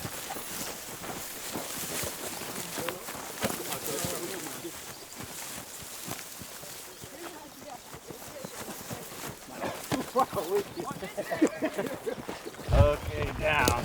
Slowly down. Slowly. Okay. The tongue should This be on tongue the is upper okay? base. Pull her up. Let's pull her this way. Okay, here. So you can see where the dart went in on the leg there. And we all dab that with iodine just to make sure that no infection can possibly go in there. And I've already cut off the old collar, which I've put down there, which was 2 or 3 years old. It's running out of efficacy anyway. And the new ones are simply much better and will last the next 3 years. So we had to be very careful to make sure that the collar wouldn't come off, because she will play with it. It's something, even though she's had a collar on before, this one's new, it will feel different and she'll want to aggravate it or agitate it. As before, a complete health check is done. So Margaret's just put a few antibiotic drops onto the wound and injected her with some antibiotics just in case she's suffering any form of bacterial infection. And those drops will stop that wound where the dart went in from getting infected. So she'll be totally safe. So here's some ticks which were latched onto her. One of the things you have to watch out for when you're working with large mammals, they're surrounded by ticks, either on them or just in the habitat where they live. It's now 25 minutes since went in, 26 minutes now. So we still have plenty of time. Once she is unconscious like this, what are you looking for in terms of a general health assessment? So normally we would do a body condition score and say whether it's in excellent condition, good condition, poor condition. What would this condition be? This is excellent. She's strong, powerful girl. Yeah, there are some conditions that would normally cause swellings on the underside. She's able to retract her tongue now. Yeah. That's a sign that she's waking up slightly. She's now able to retract her tongue. So when she's retracting the tongue like this, she's fully awake and we need to be careful. Okay.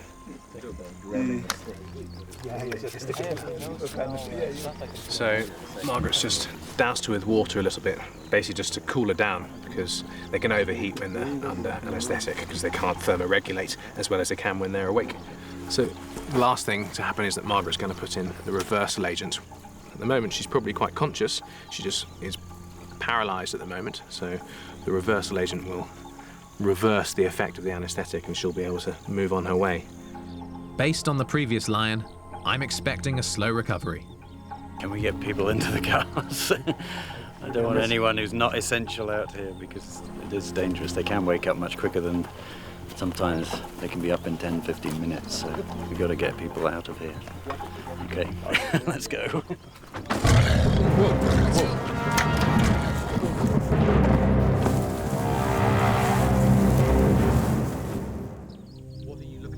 Perhaps the comatose lion's twitching tongue should have warned us. But since the last one took hours to wake, the film crew and I are feeling relaxed. Can we get people into the cars? I don't want anyone who's not essential out here because it is dangerous. They can wake up much quicker than sometimes they can be up in 10, 15 minutes. So we've got to get people out of here. Okay, let's go.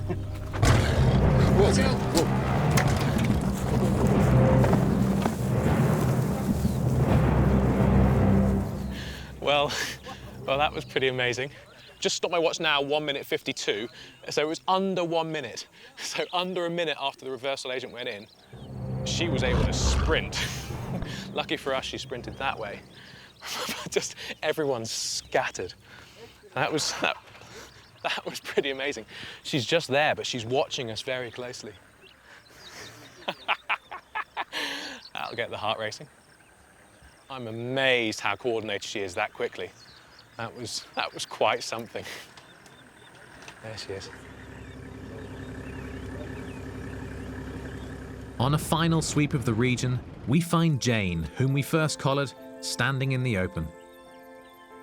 Then nearby, we see the rest of the pride, sleeping off a recent meal in the trees. There are few places in Africa where lions do climb trees, and Ishasha seems to have the greatest number. Why they like climbing here remains a mystery. Whether escaping heat or biting flies, or just enjoying the comfortable fig tree itself. One thing's for certain, they do look relaxed up there. Back at a local safari resort, Andy shows me the GPS data they've collected on the collared lion's movements. Yeah, so we got the lion we first collared down in the south here, and then the second one, which got up under us, was up here. Would she be going off to hunt, following prey that way? That's possible, or she could be meeting up with the rest of the pride. One of the things that's a bit concerning, you can see they're right down by the edge of the game reserve here, right next to people who are cultivating. So. With 2 new collars in place, Andy Plumtree's team, along with the Uganda Wildlife Authority, have their work cut out for them. Tracking these few remaining big cats will be critical in ensuring the future of the tree-climbing lions of Ishasha. No predator features so prominently in human history as the lion. And nowhere is this more the case than in Uganda, where conflict between lions and cattle farmers has always existed. It's no coincidence that as human populations have exploded, so lion numbers have plummeted, to the extent that the tree-climbing lions of Ishasha can now be counted in the tens rather than the hundreds or thousands as in days gone by. The conservation work that I've been privileged to be a part of for the past few days aims to save these lions from extinction, but also to help the communities develop so that neither the people nor the lions continue to suffer as they are today, and to guarantee that lions are as much a part of our future as they are of our past. Officially listed as the 2nd largest croc in the world, after Australia's salties, the Nile croc is no small contender. Regularly growing over 5 meters or 16 feet, the largest on record is well over 19 feet. But reports here and in Burundi speak of 7.5 meter crocs, perhaps 25 feet in length. What sets these crocs apart is their aggression. An apex predator, they're stealthy and watch the movement and behavior of their prey at watering holes. In the recorded cases annually, about 60% are fatal. Because, crocodile attack leaves very fatal injury or death. Nile crocodile's ancestors roamed these waters 200 million years ago. Once endangered, Nile crocs today number in the hundreds of thousands across Africa.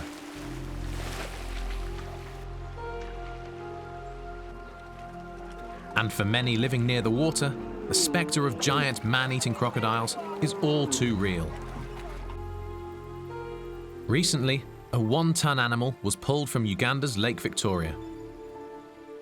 In parts of rural Africa, where running water has yet to be implemented, people are forced to collect their drinking water and to bathe their cows at the rivers and lakes near their homes. As a direct result of this, every single year, literally hundreds of people are eaten by the one animal that routinely hunts people for food, the Nile crocodile. Here in Uganda, any time a crocodile attack is reported, a team of wildlife officers are sent to remove the problem crocodile and release it in a national park, miles and miles away from the nearest human habitation. And I've come here to join this team, to catch and to relocate the most feared predator in all of Africa, the man-eating crocodiles of the Nile. My journey begins in the cool, fertile, mountainous regions of Uganda, whose waters trickle down from crater lakes or snow-capped peaks to feed the flatlands below. I'm heading northeast towards the hot interior, where the lakes and wetlands give birth to Africa's greatest river, the Nile. Infamous as one of the world's most malarial regions, it's also one of the best places to find enormous crocodiles.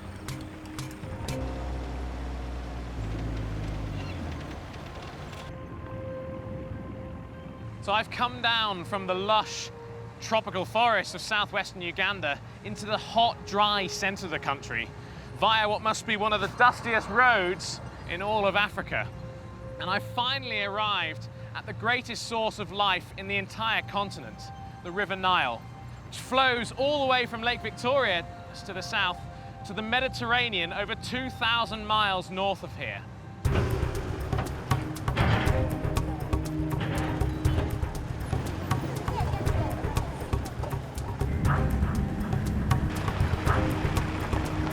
It's a hot drive along endless dusty roads to the densely populated towns of the Lake Choga region.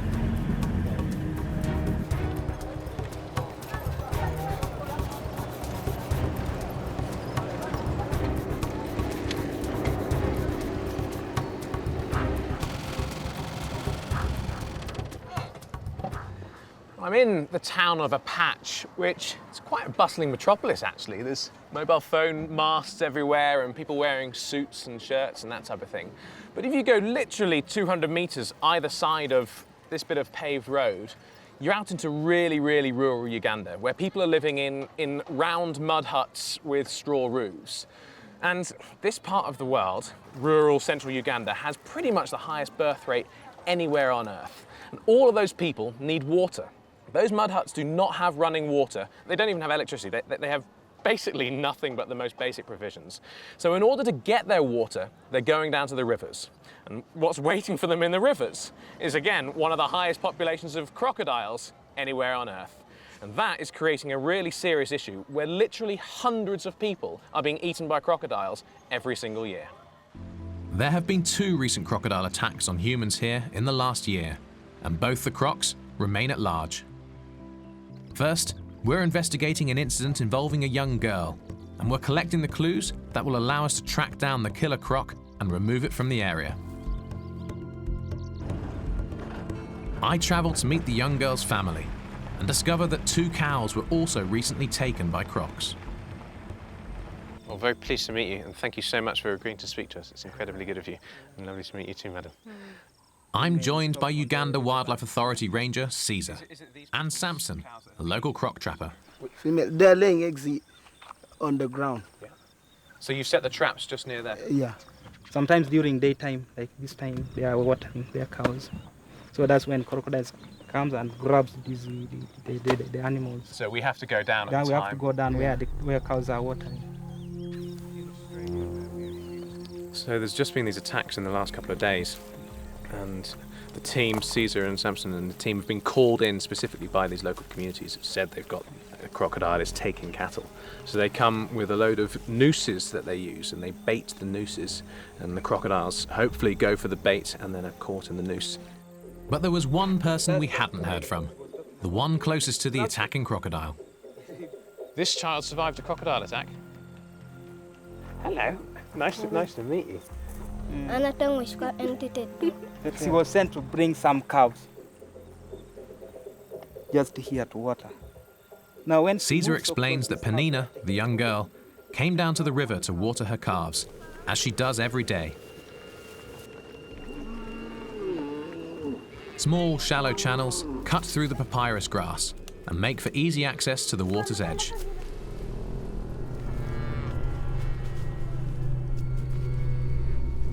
This convenient watering hole, however, hides hidden dangers.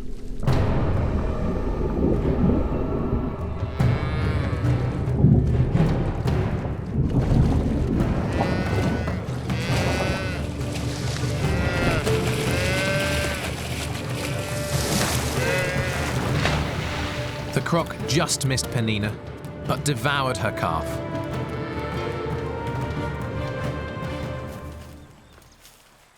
Just around the river bend from the calf attack is the site where Samson set the snare, close to a crocodile nest.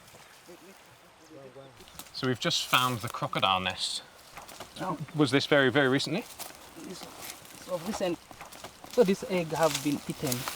Can either be by white-tailed mongoose. But mongoose often predate. Yeah, of these mongoose, around mongoose, those of mongoose. But she would probably have 60 or 70 eggs in there, presumably. Around 60 to 70 eggs. Yeah. There we are. So yet another egg that's been... Oh, this was really... Goodness me, it's been done really freshly. They've just gone in and eaten the fetus or the yolk or whatever was left. All that's left is a tiny little bit of albumin, which the ants are doing a good job of. A huge proportion of crocodile nests are lost to predation.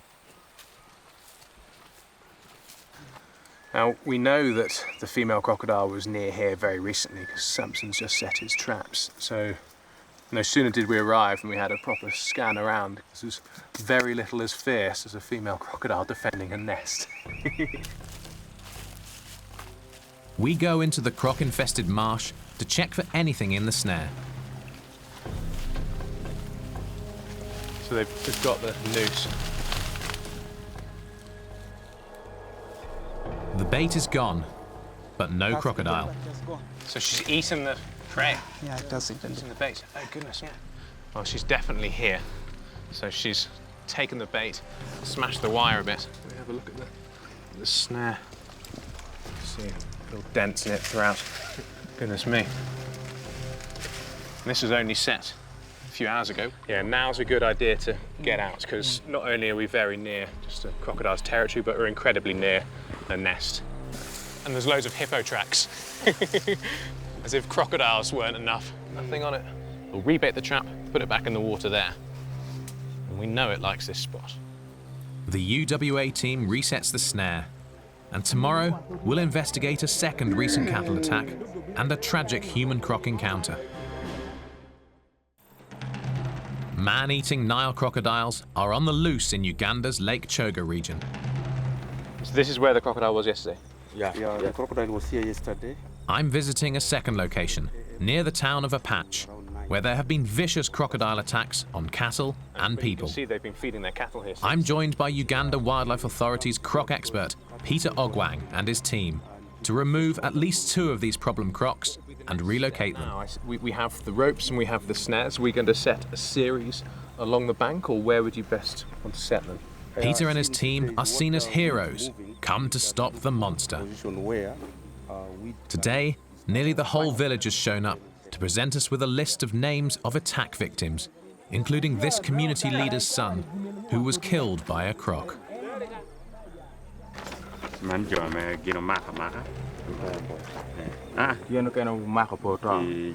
Here we have list of people who were attacked.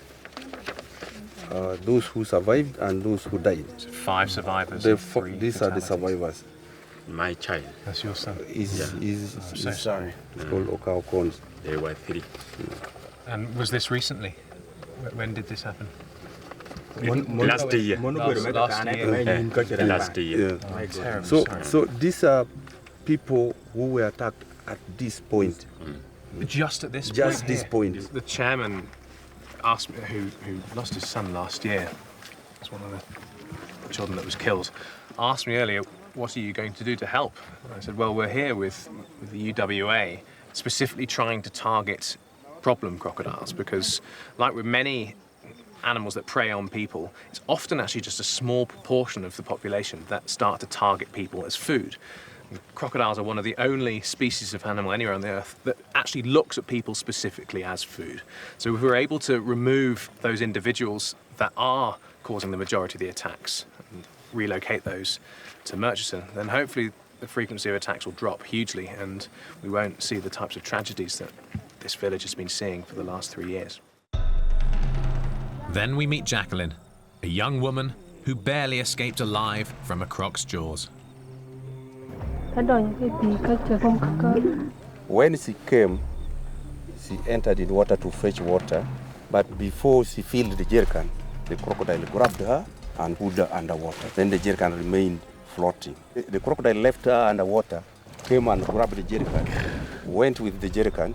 After realizing that that was not a human being, it left the jerrycan there and came back.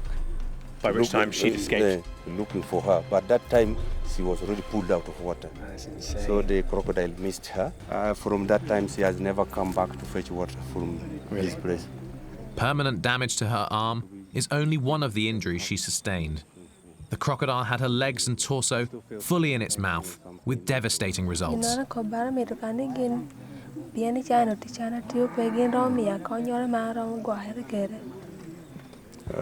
She's saying now she cannot do anything. Poor girl, immensely brave. She suffered a horrific attack which has really impacted her ability to work. As she was saying, most of the people do really rather heavy labour here, and it's quite difficult to find an alternative source of income unless you can get into tailoring or something else. But the problem remains. Crocodiles are still here in large numbers. People are having to go to the water to fetch water every single day, and they're feeding their cows twice a day. The best solution, it seems, is to create some form of partition device like a crocodile cage to stop these attacks from happening. The villagers want this huge crocodile removed from their area before it kills again. And the town chairman is giving instructions on some of the best spots to look for it. I want them first to go and survey somewhere behind here, because... So what they're saying is that this crocodile has some pretty known tactics that it always sticks to. So it comes in on this side and then makes its way over to that point there and then sneaks through the reeds where it can't be seen until it finally mounts its attacks in this bit of clear water right here.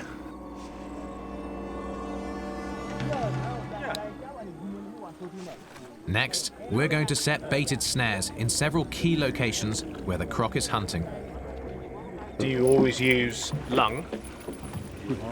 Is that the thing the crocodiles like best? This is self-locking wire snare.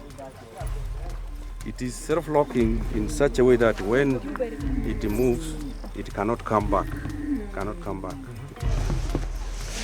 The fleet of old croc-capture dugouts is launched. One poor bugger who just drew the short straw is now walking into the papyrus with a rope, and he's going to tie the rope around a big bunch of papyrus, and that will act as an anchor. We're then going to have the bait out in this little channel just behind us. Don't really fancy swapping places with him, but it would be quite exciting. We're in the tippiest, leakiest boat in all of Africa. There's literally a fountain of water coming up. We are slowly but surely filling with water. But it'll be fine.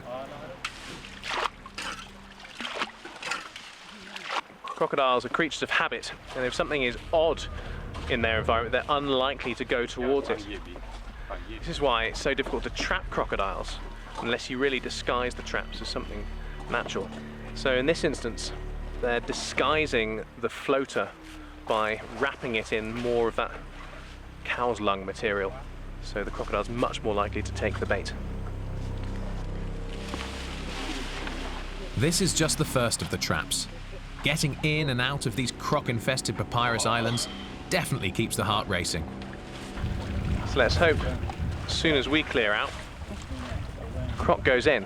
So they say this guy is big, and it's obviously been picking off people and animals at a terrible rate. It would be great to be able to catch it and take it away. Put it somewhere where it can't cause any harm. That's my worry. We'll come by this. This is where the croc sometimes takes its kills. Brings them under here, under this rock. Crocodiles are well known for stashing food out of the way so they can then return to it.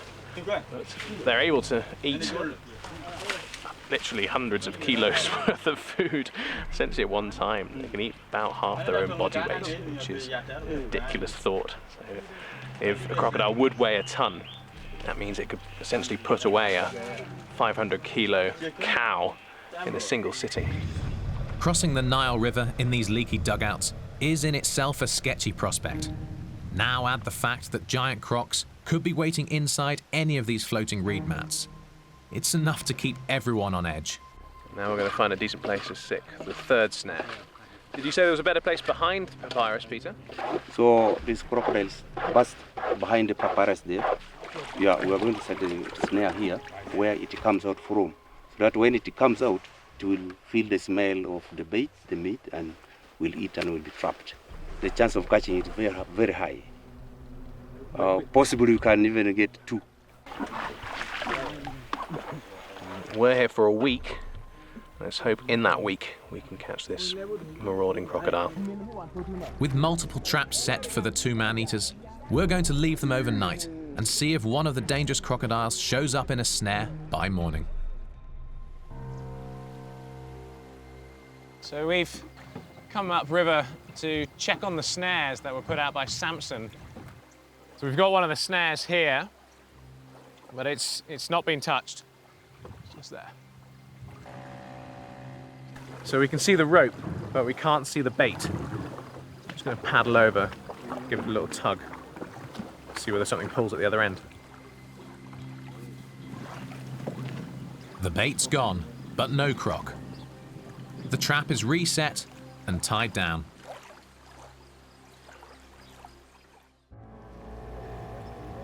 We've come back to the village side of the river to check up on the croc from the first day, the one that killed the girl's calf.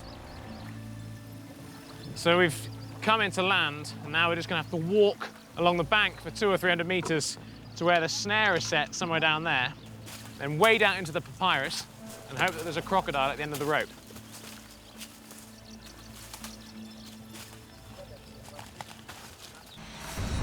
So we've come back down to this papyrus pool, and there's the crocodile.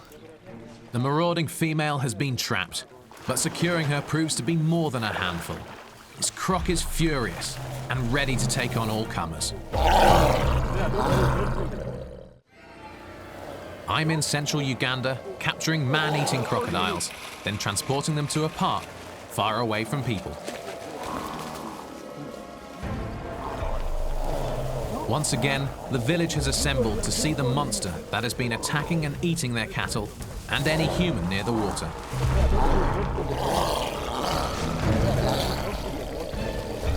The female, whose nest was destroyed by mongoose, is still defending her territory, and she's not going easily.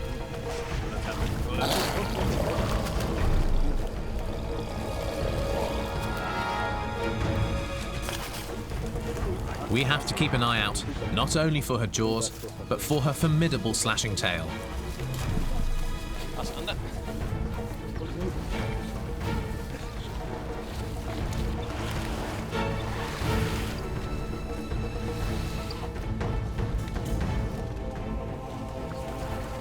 We have to get her bound up and under control. Are we going to do it further? Okay. She's pretty tired already, so we've managed to get her out pretty well. As soon as we get her fully tied up, then we'll get that snare off. Just on eyeballing her, she looks to be about 3 meters, so 10, maybe 11 feet, which is big size. And if you look at the statistics of crocodile fatal attacks in Africa, the majority are actually carried out by crocodiles that are 10 or 11 feet in size. So when you have real monsters, 5-meter crocodiles that weigh nearly a ton, humans not even a snack, they want a cow. Whereas crocodile this size, person is pretty much the ideal food source. Okay, there you go, Samson. So straight down the center. We need to get an exact length measurement. All the way down the center, follow the spine line. I'll come down. So 3 meters 32, feet 1 inch off 11 feet, 3 meters 32. Then I notice Panina, the croc attack victim, whose calf perished instead of her. Peter, could you ask how she feels about seeing the crocodile now? Because she nearly lost her life to one a few weeks ago. She's scared. She feels scared? She feels scared. Well, should we get her down to touch it? Because it's totally safe now. And then just touch it. See? Look at that. Look at that, fantastic. This is pretty amazing, because only a few days ago, she nearly lost her life to a crocodile. And this one would be predating up and down this little stretch of river. So it's quite possible that this is the very individual that took the cow away from her and nearly killed her. And her whole family is there. And her mother come down to touch the crocodile. There we go. We've got the boat coming in now. Time to get the croc out of here.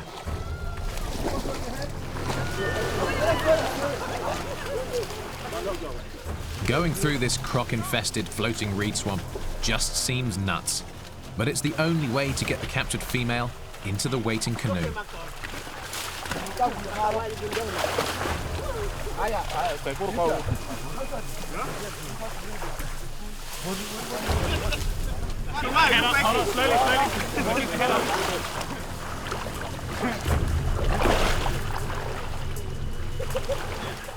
Then our cameraman Tim falls through the floating reeds. He's up to his neck in the croc-infested Nile River. Guys, help! Help! You get up high. Yeah. We'll go back. You good? Yeah. Yeah, I just need. Fine, yes. You steady? This is proved rather awkward. So this is all just floating weeds, and if I stay here for any more than about 30 seconds, start to sink. Hence I just had to rescue the camera. Croc's there. We kept its head up the whole way because the last thing you want is for water to go into its mouth, because at this stage it can't really regulate what's going on with its gullet and regulating what gets into its stomach and what gets into its lungs. And crocodiles have previously drowned when being caught underwater in a capture situation. So that was my priority here, was making sure that the whole time the crocodile's head was up and out of water, so it can breathe and there's no chance of her getting water into her lungs. And now she's there. Are you guys okay, or do you need a hand? No, we're okay. You okay? Yeah. Yeah.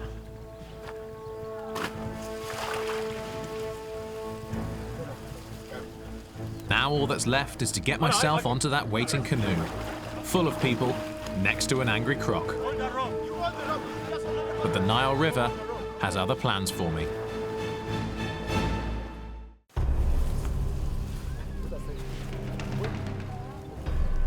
During a croc relocation on Uganda's Nile River, I'm nearly fully submerged.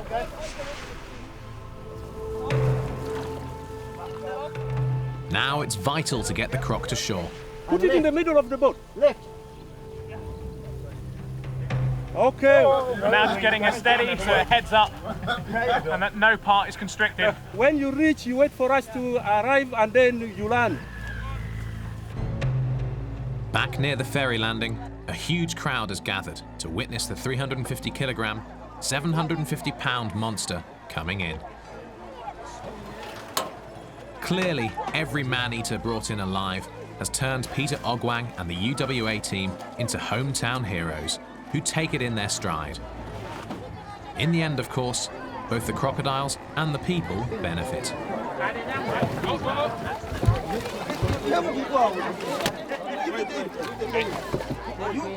Give her a minute. Yeah, I got it. You got it? Hi! Okay. Oh, yeah. Okay, put her head up.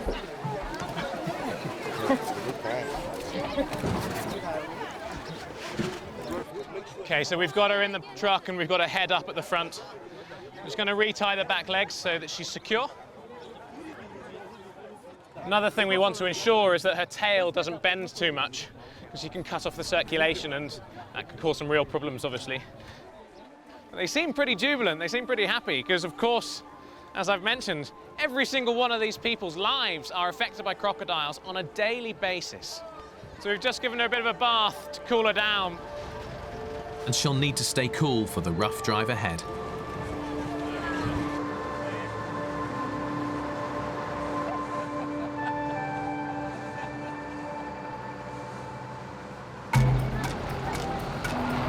The journey to Murchison Falls National Park takes about 2.5 hours over some very challenging roads. If the potholes don't get you, the other drivers might. Murchison Falls National Park in northwest Uganda is the country's largest preserve and was a subject of intense fighting during a 1990s civil war. Now wildlife, just recovering here, are facing the prospect of oil development in and around the park, a possible threat to the animal's future.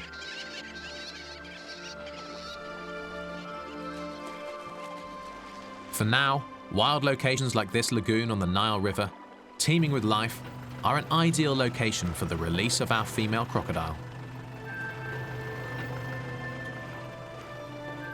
So, we've arrived at Murchison, only a few hours after catching her. There's just dozens and dozens of hippos waiting and watching in the wings. Now we have to carry her off, put her down, and then just allow her to go on her own way. And this is going to be home. I can think of many worse places to live for anyone, let alone a crocodile. The fact that there's this many hippos, this many egrets around, means it must just be teeming with fish, teeming with fish. And that's what we want.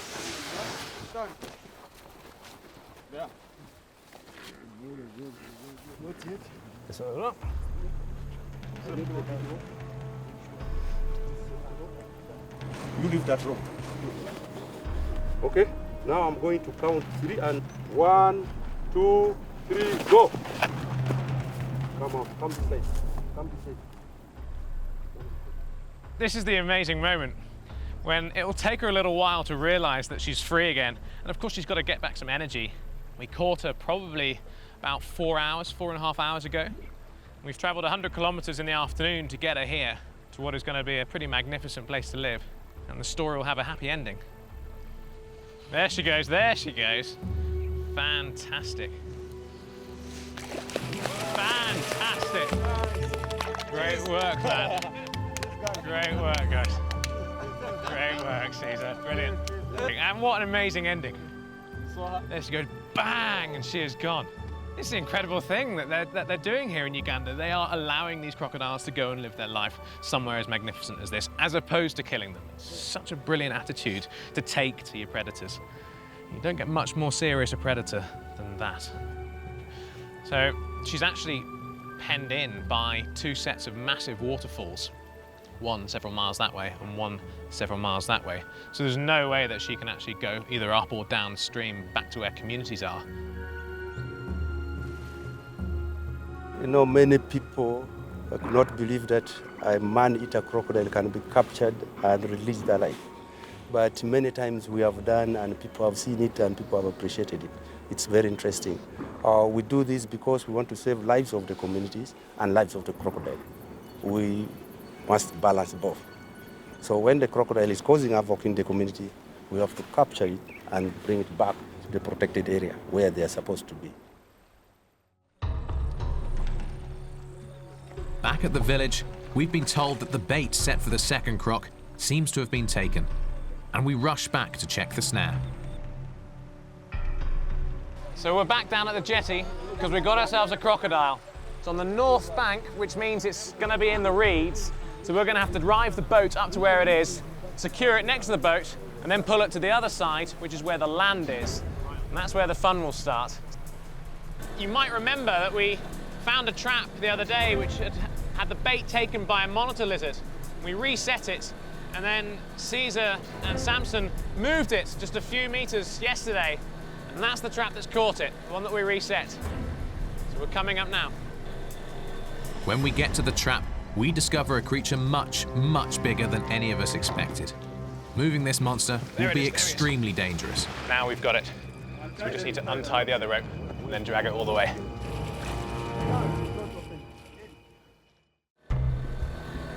I've been here in central Uganda a week, and we've already caught and relocated one man-eating Nile crocodile.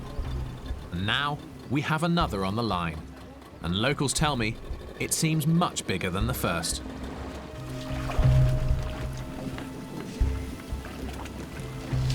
It's massive.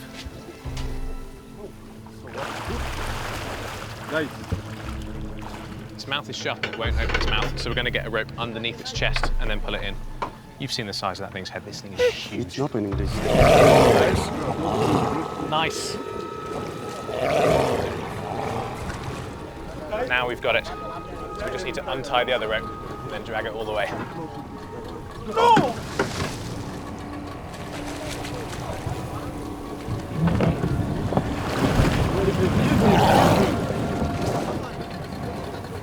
There it is, there it is. Okay, go. So we got it now. There's no risk of the ropes getting in the propeller. Osman and I have it here. This thing is huge. I'm going to estimate 4.5 meters at least. 4.5. Massive head. The gargantuan croc has to be dragged to the opposite shore of the Nile, where it can be moved to the truck for transport. There, fish has got. I was saying, let him not go to the propeller. I just back here. Okay, I got it. Okay, I got it. Just get everyone back, Peter. Yeah. Peter, just get everyone back. Just push the boat. The 800-kilogram, 1,700-pound reptile seems tired from its struggle, but crocs regain their strength quickly. We got him out of the water. This thing is enormous. Got about 15 people on the road. We are going to pull. Huh?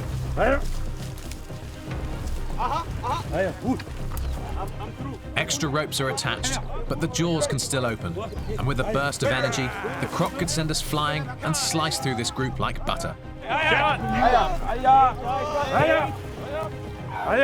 Pull.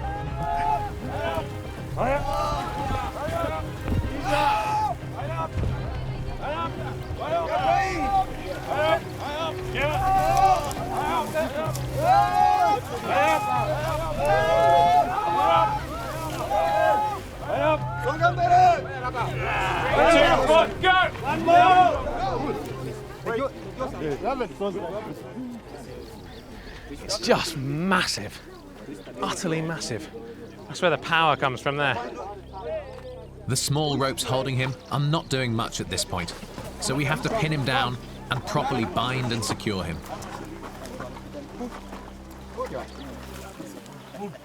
Now we're tying it up, getting the legs tied. Mouth's already under control. These guys have got it on both sides. Now to see just how big he is. Huh? Is the tail straight? 1, 2, 3. 15.3, 4.6 metres, 15.3 feet. Bloody huge. 15'3". Now we've added a bit there because you can see it's missing the last approximately 20 centimetres of its tail. 4.6. That's great.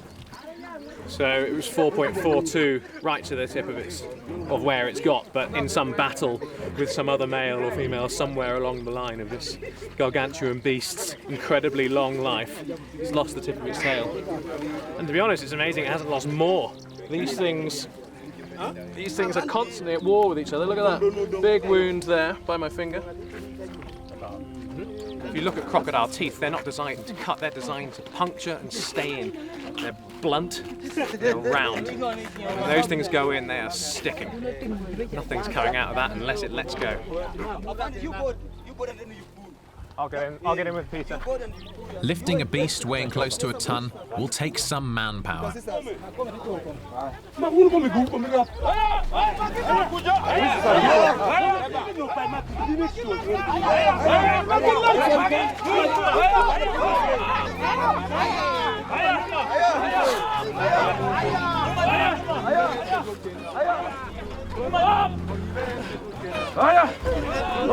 It takes more than 20 people to load the beast into the truck, which is sagging under its weight. The tail does not fit and must be curved in, not ideal for the health of the croc.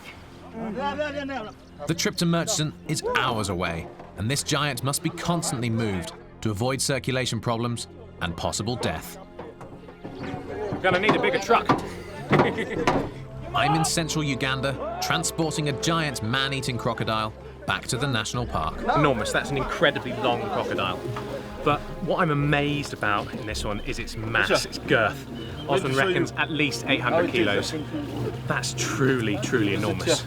Nothing can survive this. Like anything, even a buffalo, is potentially prey to an animal of this size.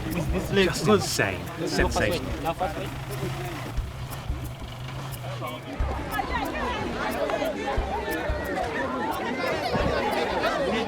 Pausing in town, Peter and the UWA give the Apache community members a chance to see another monster croc that was stalking their people, now wrapped up and ready to be shipped away.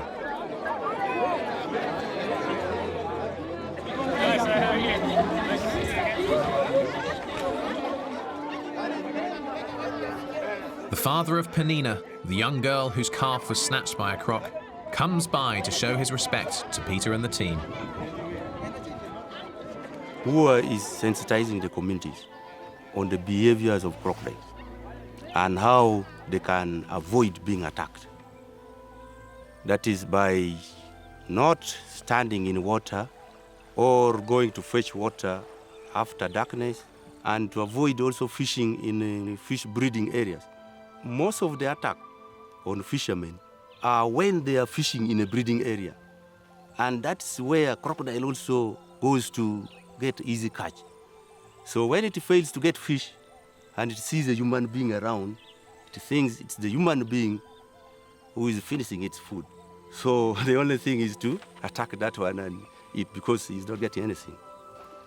The UWA have also installed cages in key attack areas of the country, so people can safely collect water without fear of attack.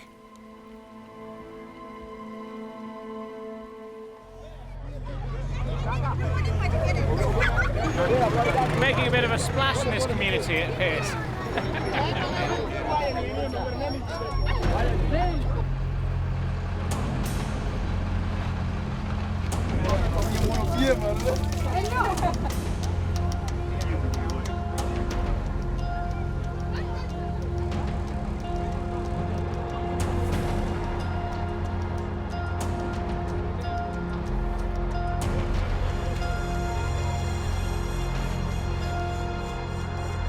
The benefit of this work is the UWA are celebrated and seen as a solution to the croc problem, which in turn has often made people more aware and more likely to report attacks by predatory crocs. A crocodile of this size has incredible power and could easily break a leg just with the strength of its tail. The rest of the main power is around its head, and if it gets hold of you, it's going to smash you to pieces even though you're on land. The vital thing to do is to control its head. Tie its jaws together so it cannot bite. It's then just a game of numbers. You get as many people on its back as you can to restrain it. This is where it's going to get quite interesting, because as you've seen, the crocodile's been wriggling quite a bit on the journey. We are going to get down on the croc. He's going to tip it, like a little bit of it, then we control this part of it as we put him down. Samson has the head. Samson has the rope. Yeah, good man. All right. So we're going to tip the trailer a little bit just to make it slightly easier, but then we just have to be really careful to make sure that it doesn't bang its head when it comes down. We have to be gentle on it as we possibly can be. Let's put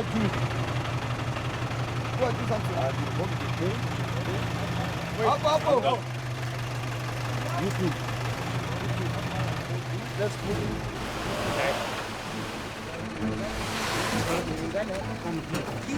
Here. Keep it going. Head's moving. Get your arms under there. Let the tail touch that.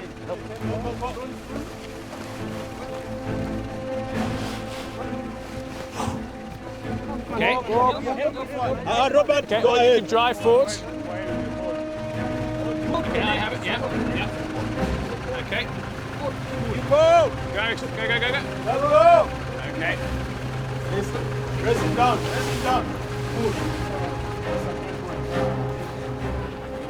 We're going to turn him around. Watch out for the tail.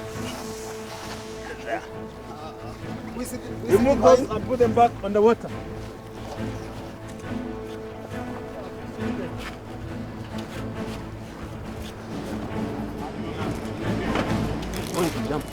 Yeah.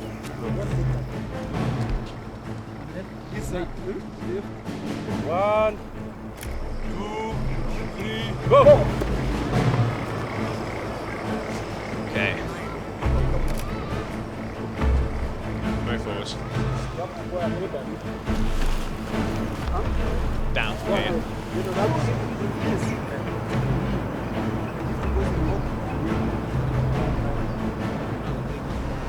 Here he goes. Yes, well done. Down he goes.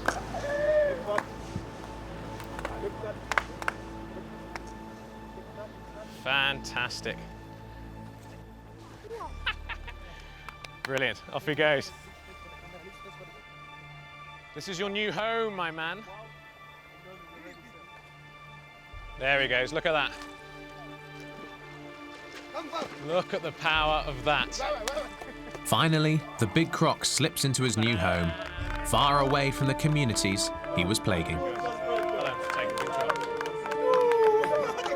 That went very well. Well done there, guys. Right. Can you imagine people having the same kind of jubilant response if it had been killed? No. This is what happens when you actually deal with animals in a sensible way and you keep them alive and you release them. You end up with utter jubilation as opposed to simply the sad sight of yet another animal killed.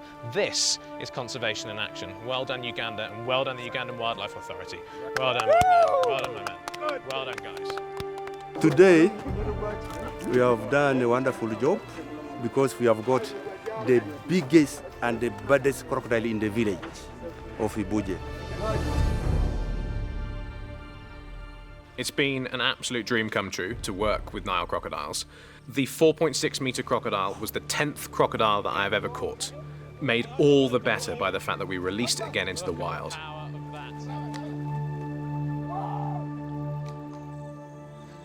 It's a fact of life that we share the world with other animals, some of which can eat us.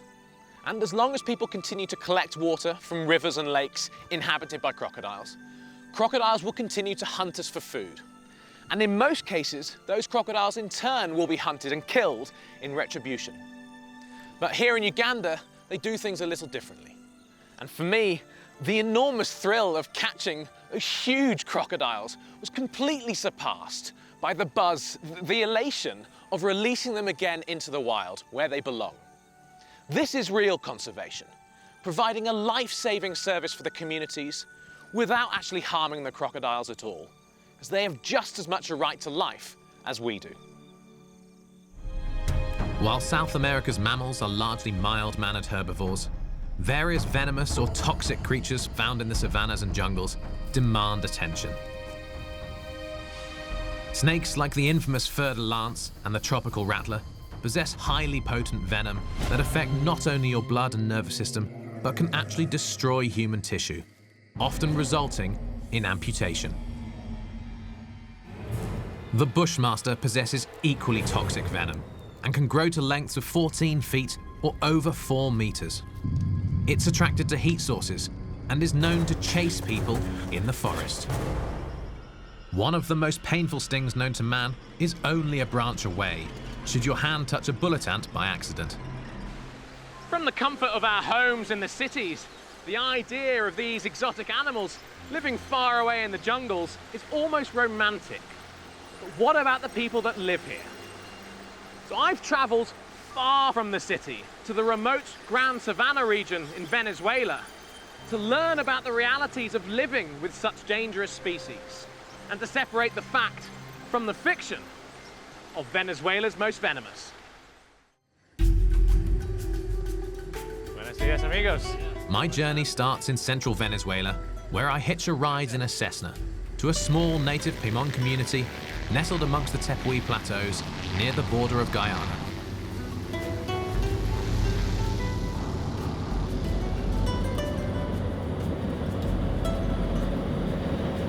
Venezuela's main industry is extractive minerals and extractive mining. It's highly destructive on the environment, and this is one of the problems that the bushmasters are suffering. Their landscape is shrinking hugely. Their available habitat is disappearing, largely because of the activities of people. It looks like we're getting ready to land, but there's a problem. Están buscando una ruta. Yeah. So we've had to turn back part way. We came over Aoyan Tepuy, aiming to reach Kavak, and we're blocked off by the clouds. So the pilot tried to go through a different way, which was also blocked off, just couldn't see. So now we're banking all the way back up to the northwest to Canaima, and we're going to wait, see whether the cloud clears, and try and make our way back through to land in Kavak. Turns out it's not that easy to get to after all.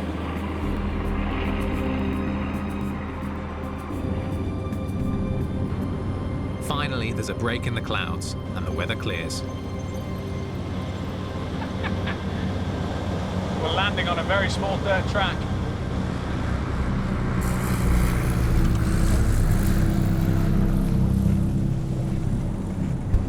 The landing seems to go well. Then the plane veers off the end of the runway into the soft sand.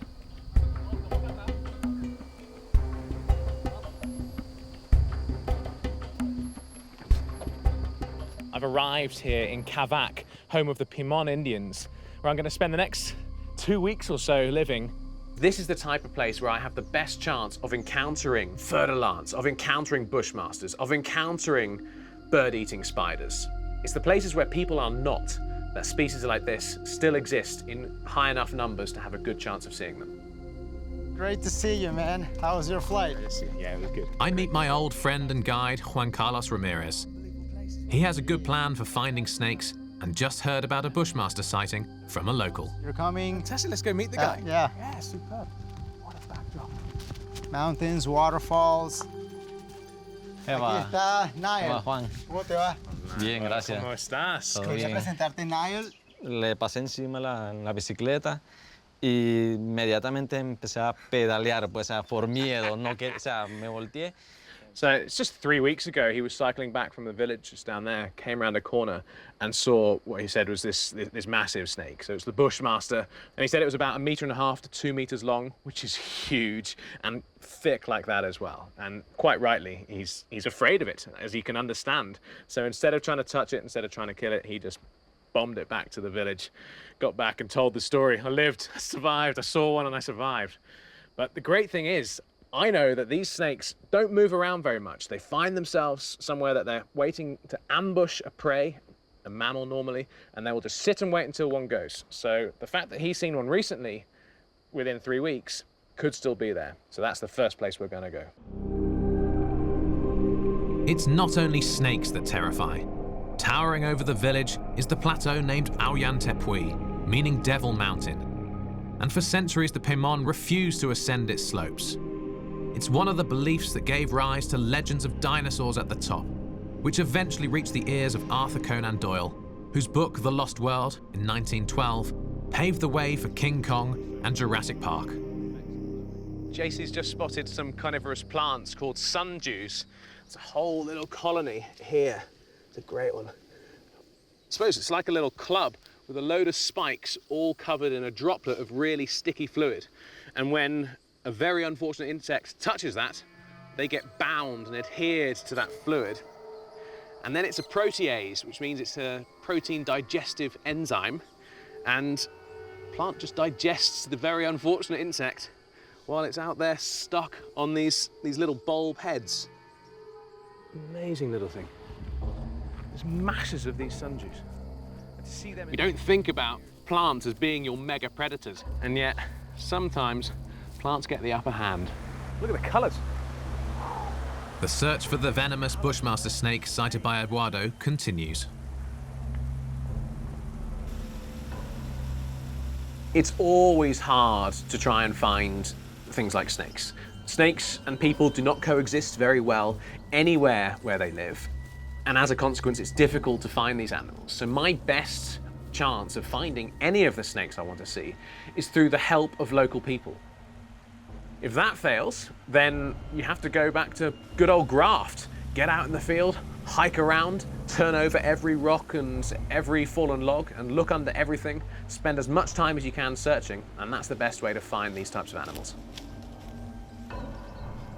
What we do find along the stream bed is a colony of interesting ants who are apparently harvesting the moist vegetation clinging to the rocks.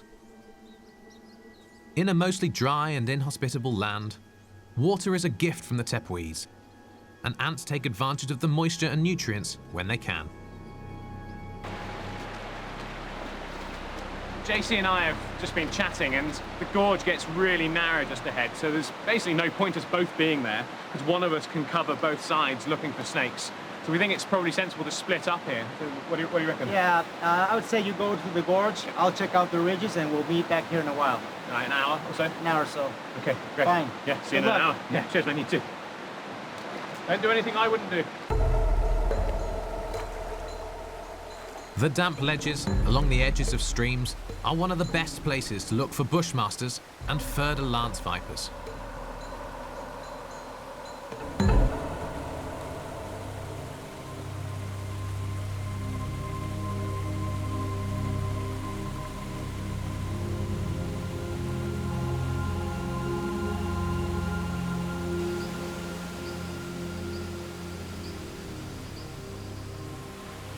One of the fascinating things about bushmasters is that they need high humidity and low temperatures in order to breed and in order to shed their skins.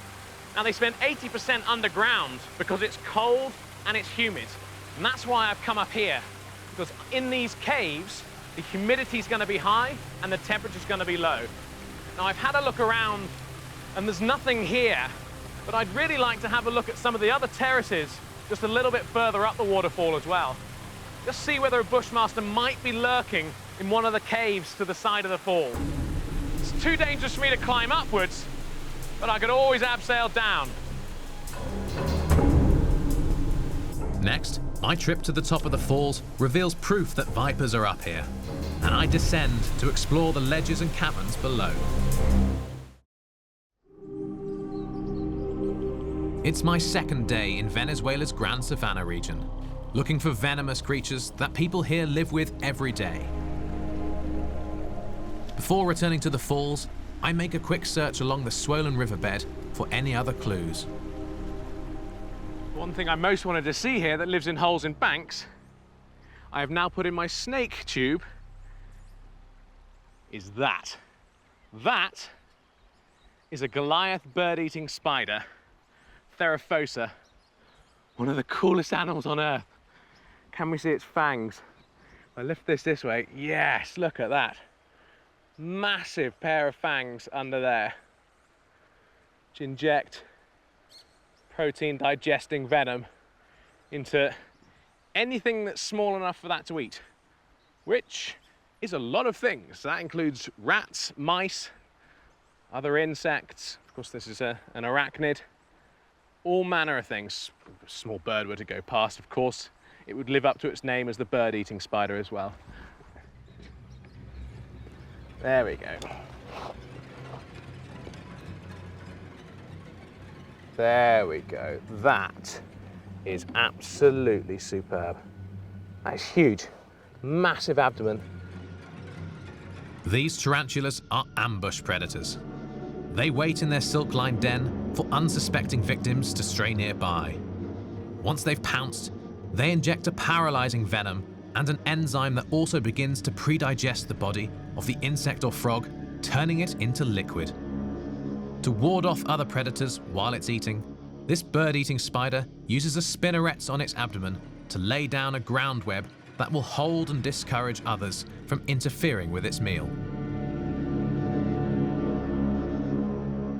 If it gets worried and starts to identify me as a specific threat, it will use its hind legs to flick hairs off its abdomen in my general direction.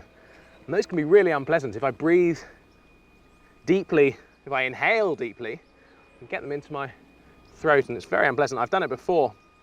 The only other time I've come across these in Guyana some years ago. Let's see whether you'll move.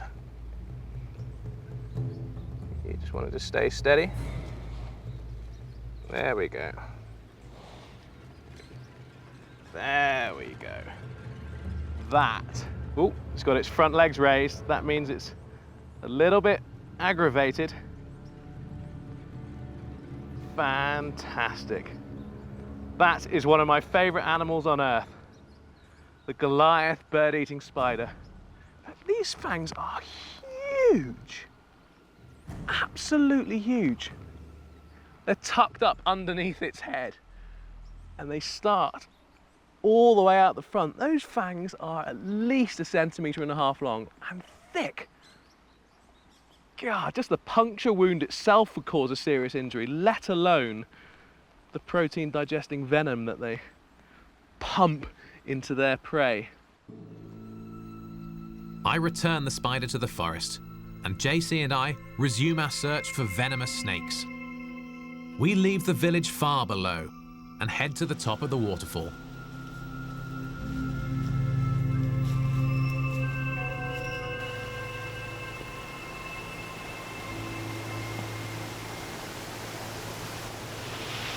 Check this out, there's a very large snake skin down there.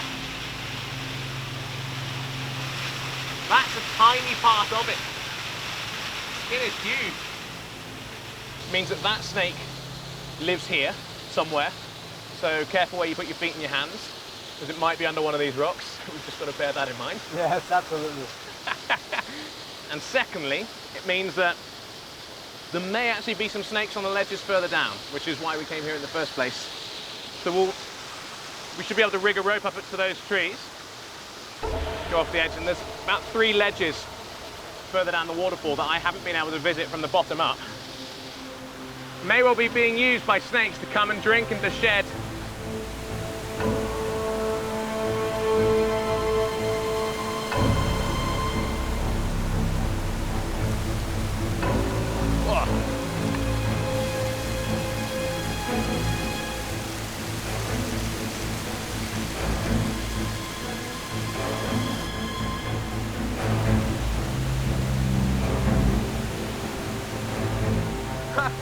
There's a lizard.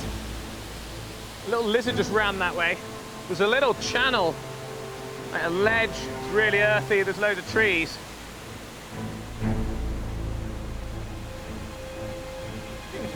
Wing of a bat.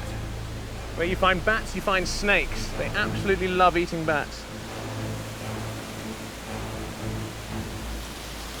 The rope's really greasy, so I'm just going to give myself an extra couple of loops on this prusik. So I use this little rope just to control the descent.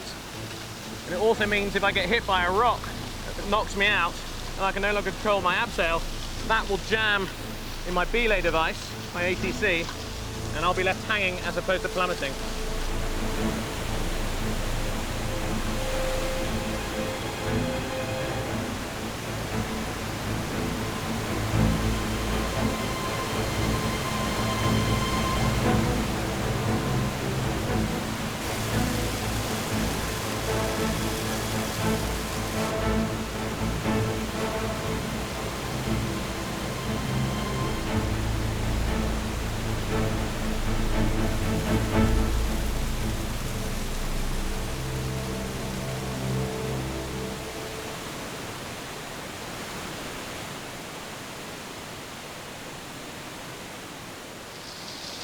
These ledges are actually really, really good places for snakes to hang out, especially this one, but mainly at the edge. Like here, underneath the flow, snake's not going to sit underneath the waterfall having a shower, let's be honest. But just there, just to the side, where the caves are, where I've been looking either side of the main flow, fantastic snake habitat.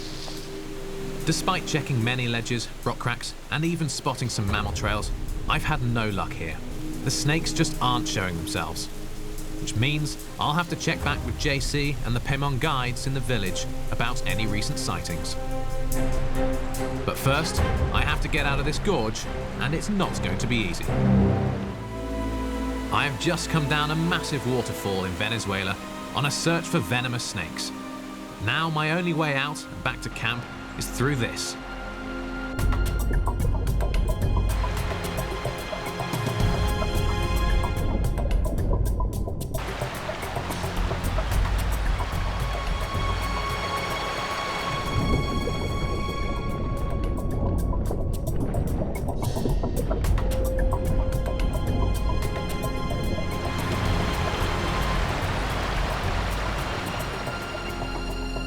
I've put the word out to locate snakes, but both the Fer-de-Lance viper and bushmaster remain hidden, in more ways than one. We've been really struggling to get people to talk to us, because they just don't like snakes, and bushmasters least of all. But there's an old man who lives just outside one of the villages who's happy to talk to me about some of the mythology or the creation myths they have surrounding the bushmasters, which is fantastic. About half an hour ago, a woman from one of the other Pemon villages came in and said that her brothers are both hunters and they know how to find bushmasters. They've been hearing them.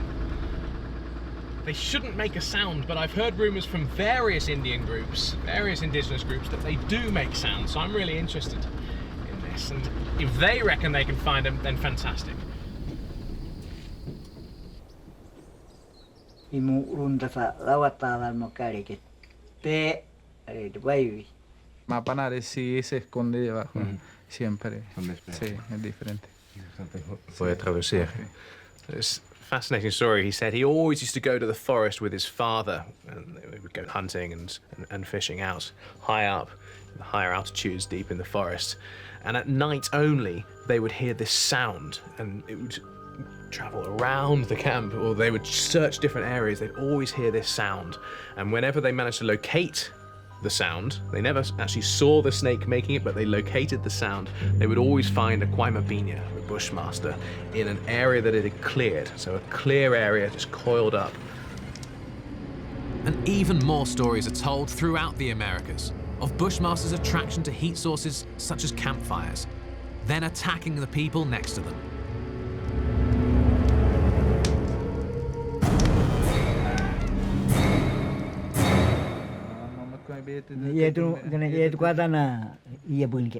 He also mentioned something which is fascinating, because I've heard this from herpetologist friends of mine, that if you're wearing a headlamp, they'll actually strike at the headlamp.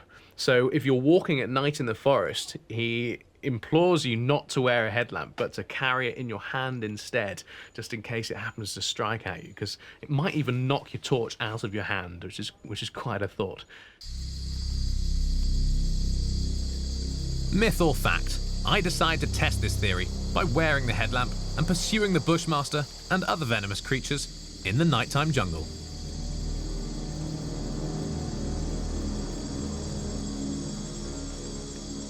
I am staggered at the number of spiders. Now, I'm used to the tropics, and I'm very, very used to the near tropics, to Latin America. This place has just got a higher density of spiders than I've seen anywhere before. There's another massive one just there.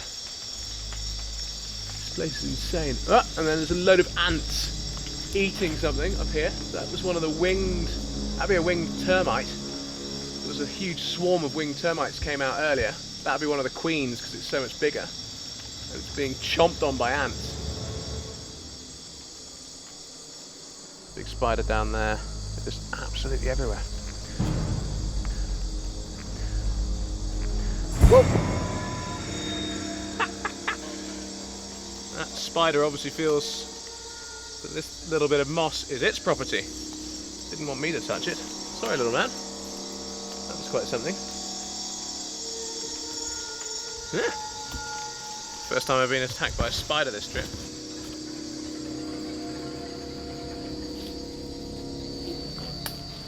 Oh, you bastard. Then I uncover a creature more feared by locals than even a jaguar or snake. There he is. Yeah. Normally, I am pretty comfortable handling feisty animals. This is one of several species of the infamous bullet ants. I'm on a night hunt for venomous creatures in Venezuela's Lost World region. This is one of several species of the infamous bullet ants. So called because when stung, and they have a sting on the end of their abdomen as well as having fearsome jaws, when stung by these, it is supposed to feel as if you've been shot. They are called the 24-hour ant. The reason they call them that is because for 24 hours you feel like death. It makes you throw up, scream in agony, and be essentially paralysed by pain. And we're talking serious pain. On the Schmidt Sting Pain Index, the bullet ant is at the very top, about 30 times worse than a standard bee or wasp sting. In laboratory experiments, the sting of a bullet ant kills a lab mouse 3 or 4 times quicker than a scorpion or even fer-de-lance. If you live in forested areas of Central or South America, the ant is a constant threat. A careless hand placed on a tree or an open hammock in the jungle invites the worst pain humans can experience. One that builds until the victim often slips into unconsciousness. Measuring up to an inch in length, bullet ants live in colonies. But unlike most ants, they seem to be true predators and can usually be seen alone, wandering through the forest looking for food. They're hunting for other insects, nectar or water. Get back down the path. With no reptiles spotted on the night hunt, I'm going to have to try another tactic in the morning. The Pimon villages are surrounded by the tepuis, plateaus formed from the oldest rocks on Earth and shaped 150 million years ago when the continents of South America and Africa broke apart. Today, I'm seeking out other Pimon Indians to help me locate the venomous creatures here. For many of them, especially the snakebite survivors I speak to, the bushmaster and fer-de-lance snakes that I'm seeking are terrifying. They'll lock onto the prey and then they will leap. You said 2 meters, was it? Yes. They'll jump 2 meters, which is a remarkable thought, and they will leap and leap again until they've got hold of their prey. He says it's much more dangerous than any of the other snakes around here, which is quite a thought, because there's some pretty staggeringly dangerous snakes around here as well, with fer-de-lance and rattlesnakes and coral snakes, but the bushmaster sits on top of them all, it seems. Yes. To find the elusive snakes, I've got to go further into the jungle. JC and I have come down to the river to try and, well, rope some people into helping us to find these snakes, because the local indigenous, the Pimon people, have been really, really reticent to help us because they're just too afraid of the snakes. It's almost embarrassing to ask them because they're so afraid of this animal. And also the other thing, we're going to be going a couple of hours downstream, so further away from people, there's more chance to find snakes. Nobody around, so it's going to be good. Yeah. Well, let's load up. Yep. To boost our chances of getting the latest snake sighting reports, we bring along Alex, a Pimon guide from the area, who's worked with JC before.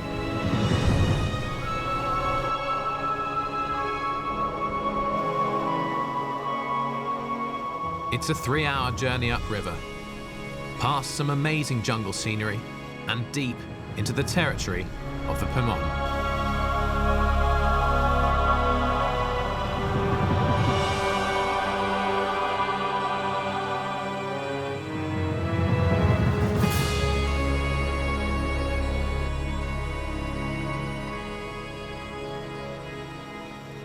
One of the ways that the local people do a lot of their farming and their hunting is by burning. And that, of course, creates a situation where any of the animals inside the burned area are fleeing to escape. So it's much easier to see snakes under those circumstances. So anywhere we're coming across someone that's gardening or hunting using that technique, we'll ask them whether they've seen any, because it's going to be one of our best chances of seeing these incredibly elusive animals.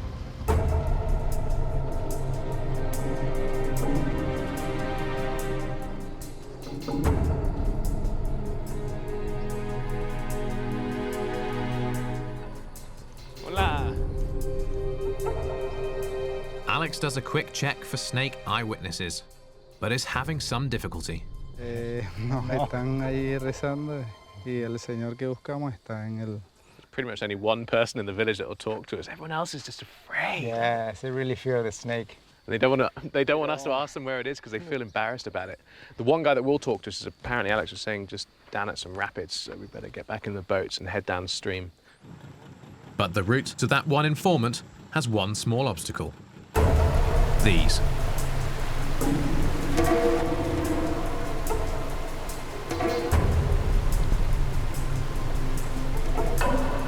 The heavy dugout is jammed on the rocks, and it's going to take every man on board, plus help from local villagers, to apply leverage and pull the craft to clear water.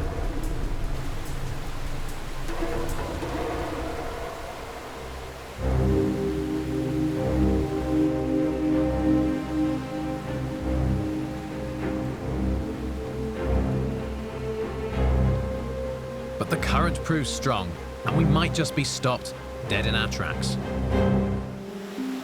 Our expedition to find venomous fer-de-lance and bushmaster snakes in Venezuela has got stuck in the rapids, and it's going to take all the people at hand to get this canoe over these rocks.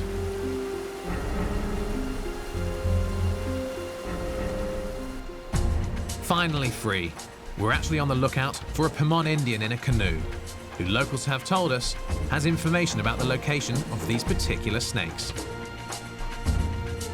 We head further and further upriver.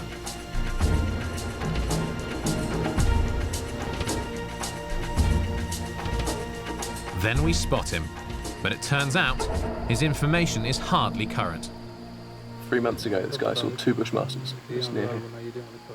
They were burning. Of course, they escaped. And they escaped too. Well,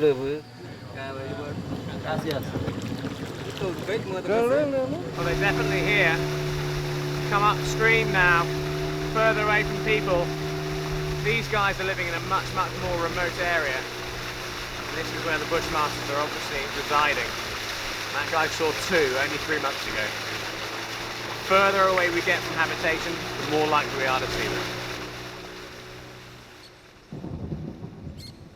As we begin a new search, distant thunder reminds us it's the start of the rainy season in this part of Venezuela.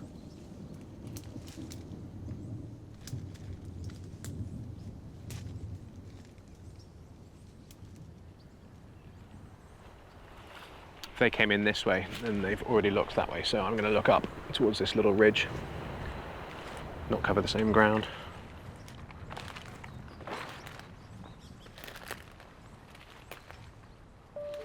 That is nuts. Then, just under my feet, a pink fur ball with an attitude. This is something else you don't want to get stung by in the jungle. That, believe it or not, is a caterpillar, and it is incredibly well protected. There's different types of camouflage in the natural world. Some things are meant to disguise, and other things hide in plain sight. This is advertising itself as not to be trifled with. If you were to brush your hand against any of those hairs, it would be absolute agony. And I've just got lucky. I've never accidentally brushed my hand against one or had one drop down my shirt, all of which has happened to friends of mine, and all of which suffered the consequences. This is likely the larval stage of a type of flannel moth. Beautiful to the eye, but in this case, they start life out as something pretty brutal.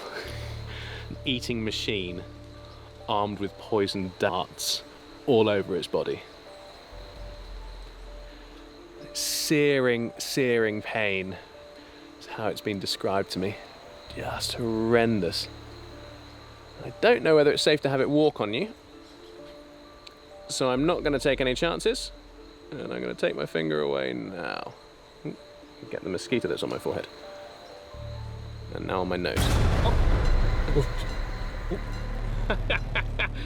And it fell onto my shirt, thankfully, not down it. Go on, little man, before you cause me any more strife. Put him back before something else happens.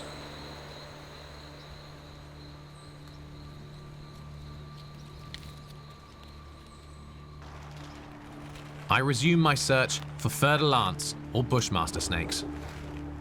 Bushmasters and other vipers, ambush predators, are incredibly well camouflaged. They have these rhomboidal, kind of triangular patterns down their bodies that makes them basically just disappear into the leaves. So in order to find stuff, ooh, there's someone shouting. Sure. Snake! Snake! Snake! Snake!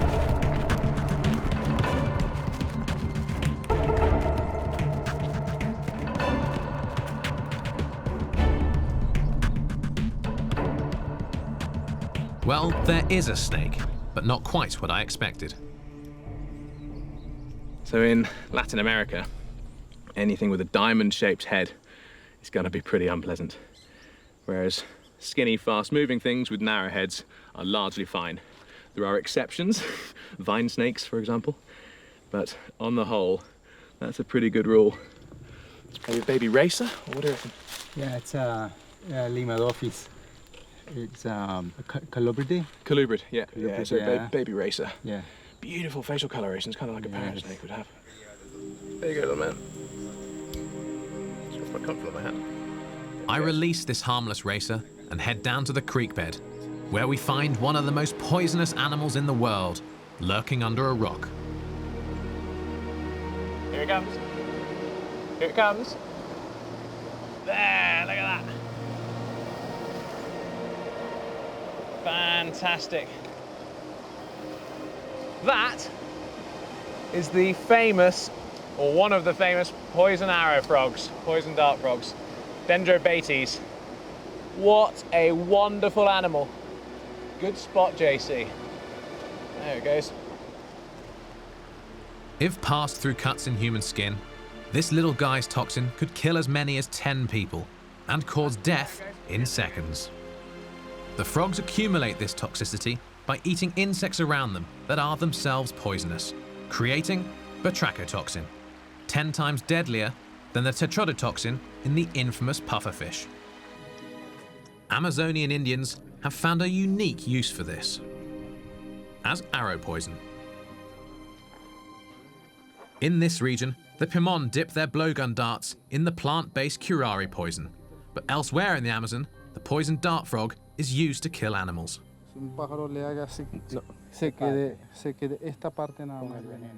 Alex gives me a demonstration. He's trying to hit that plant.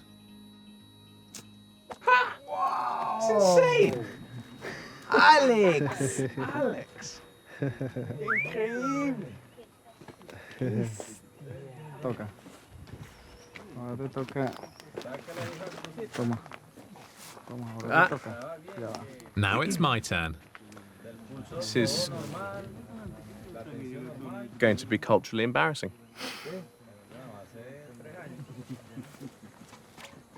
Quite good at throwing a cricket ball. You need a bigger target. Yeah, buena idea. Con mis labios afuera. Sí, afuera. Labios afuera.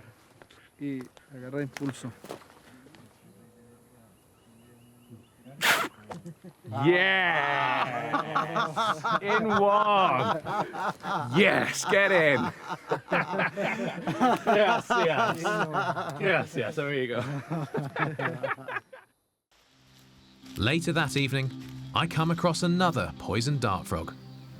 I didn't really want to catch it with my bare hands because, of course, the poisonous part is the skin, but I didn't really have that much choice as it was making a beeline for an escape route. But it's just absolutely spectacular. I've got to be very careful. Well, I couldn't have picked this up if I had a cut on my hand, for example, because if any of the toxin got from its skin into my bloodstream, then I could be in quite serious trouble. There he goes. Off to hop another day. The next morning, word comes in that a dangerous snake has invaded a village hut, and I need to get upriver to help the family and see if we finally track down our elusive fer-de-lance or bushmaster. It's day 7 of my visit to Venezuela's Grand Savannah region, and I've come across another amazing adaptation to this harsh land. Just found one of my favorite things about South America. It's a leafcutter ant colony. Put that one back there. They slice their environment into little bits, carry it back here to their nest, and the nest is everything that what we're on. It's probably 10 meters that way, and it goes all the way over there. Well, you can see the raised bit of ground there would have been the former major strongholds, but there's holes all the way here. So this entire thing that I'm standing on is the giant colony of the leafcutter ants. Now they carry all these little bits of leaf, they take them underground, and then they grow fungus on them, and they eat the fungus and they feed the fungus to their larvae. This guy here carrying the leaf is essentially helpless if something were to come and try and attack him, because he's laden down with something that weighs almost as much as he does. But this little guy here, just walking onto my finger, is there to guard him. So it sits on top of the leaf as they're roaming around, and if anything comes to try and attack this chap, and normally that would be a wasp that would come and try and attack him, the little bulldog on top will snap away and scare it off. There they go. Fantastic. Then the call we've been waiting for comes in. A dangerous snake was found in a village hut 2 hours from here, and the locals would like us to come and take it away. They've left one of their mates with it, just to make sure it doesn't go anywhere.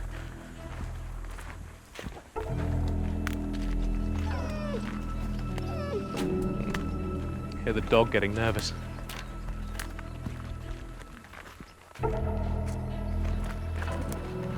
It's close to their house, that could be concerning for them. If it is as venomous as they suggest it is, the last thing you want is a venomous snake around the house, around their children. It looks like the owners have already taken some precautions. I'm amazed. ¿Cómo lo agarré? ¿Cómo lo capturan? Apareció mientras que estuvimos aquí. Sí. Y de repente. Pusiste la cosa. That's nuts. So it actually came into their house and he pinned it with a little fork stick and then put it underneath the bucket, which hopefully for us is going to have calmed it down. That tends to be what happens. With their home situated in a man-made jungle clearing, this Pimon family is all too familiar with venomous snakes and other crawling creatures in their huts, including this giant cockroach. Absolutely enormous. It's absolutely huge. Hey, little guy. Fantastic.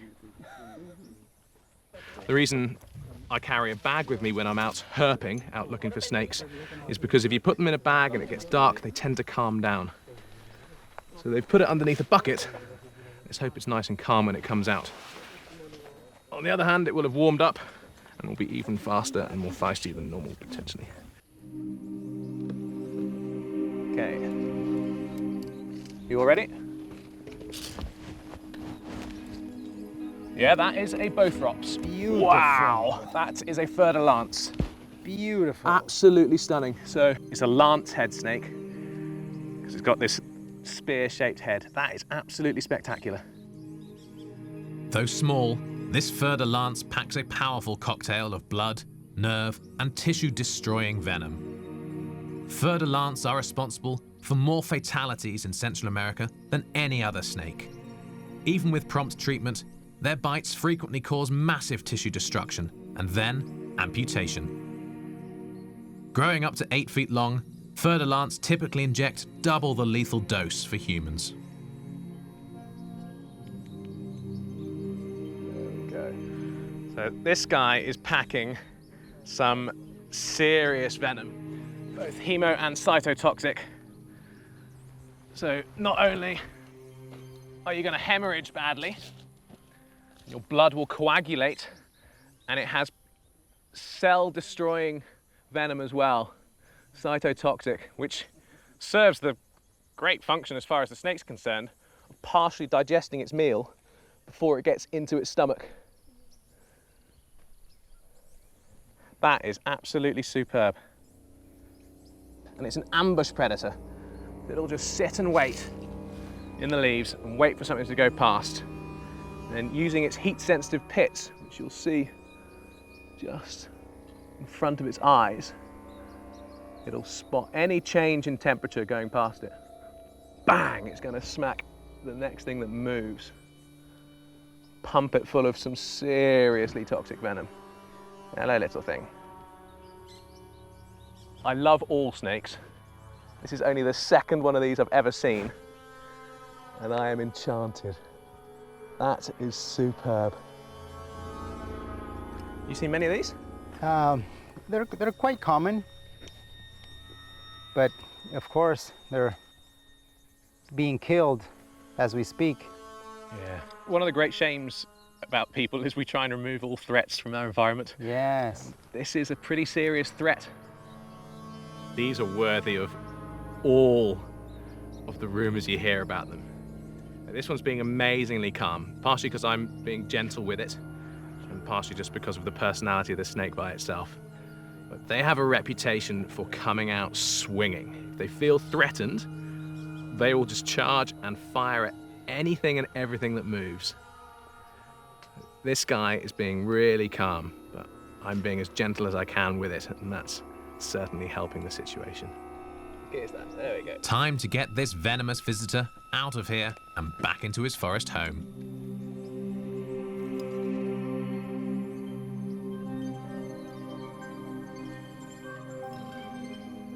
Incredibly lucky. We just saved a snake. Yeah, I'm delighted we've so saved happy. the family, but I'm thrilled that the snake's going to live. Normally they just kill it. Yeah. There it is, there it is, there it is. Fantastic, look at that. It's actually a bit more prepped than I was expecting. I was expecting it to be all totally calm, but it's not, it is ready. This is going to be your new home, my man. And that one was very, very calm with us because we were really calm with it, and now off it goes. It won't bother that family that were very generous and called us. And it's going to live to hunt many, many more days after that. Fantastic, great stuff.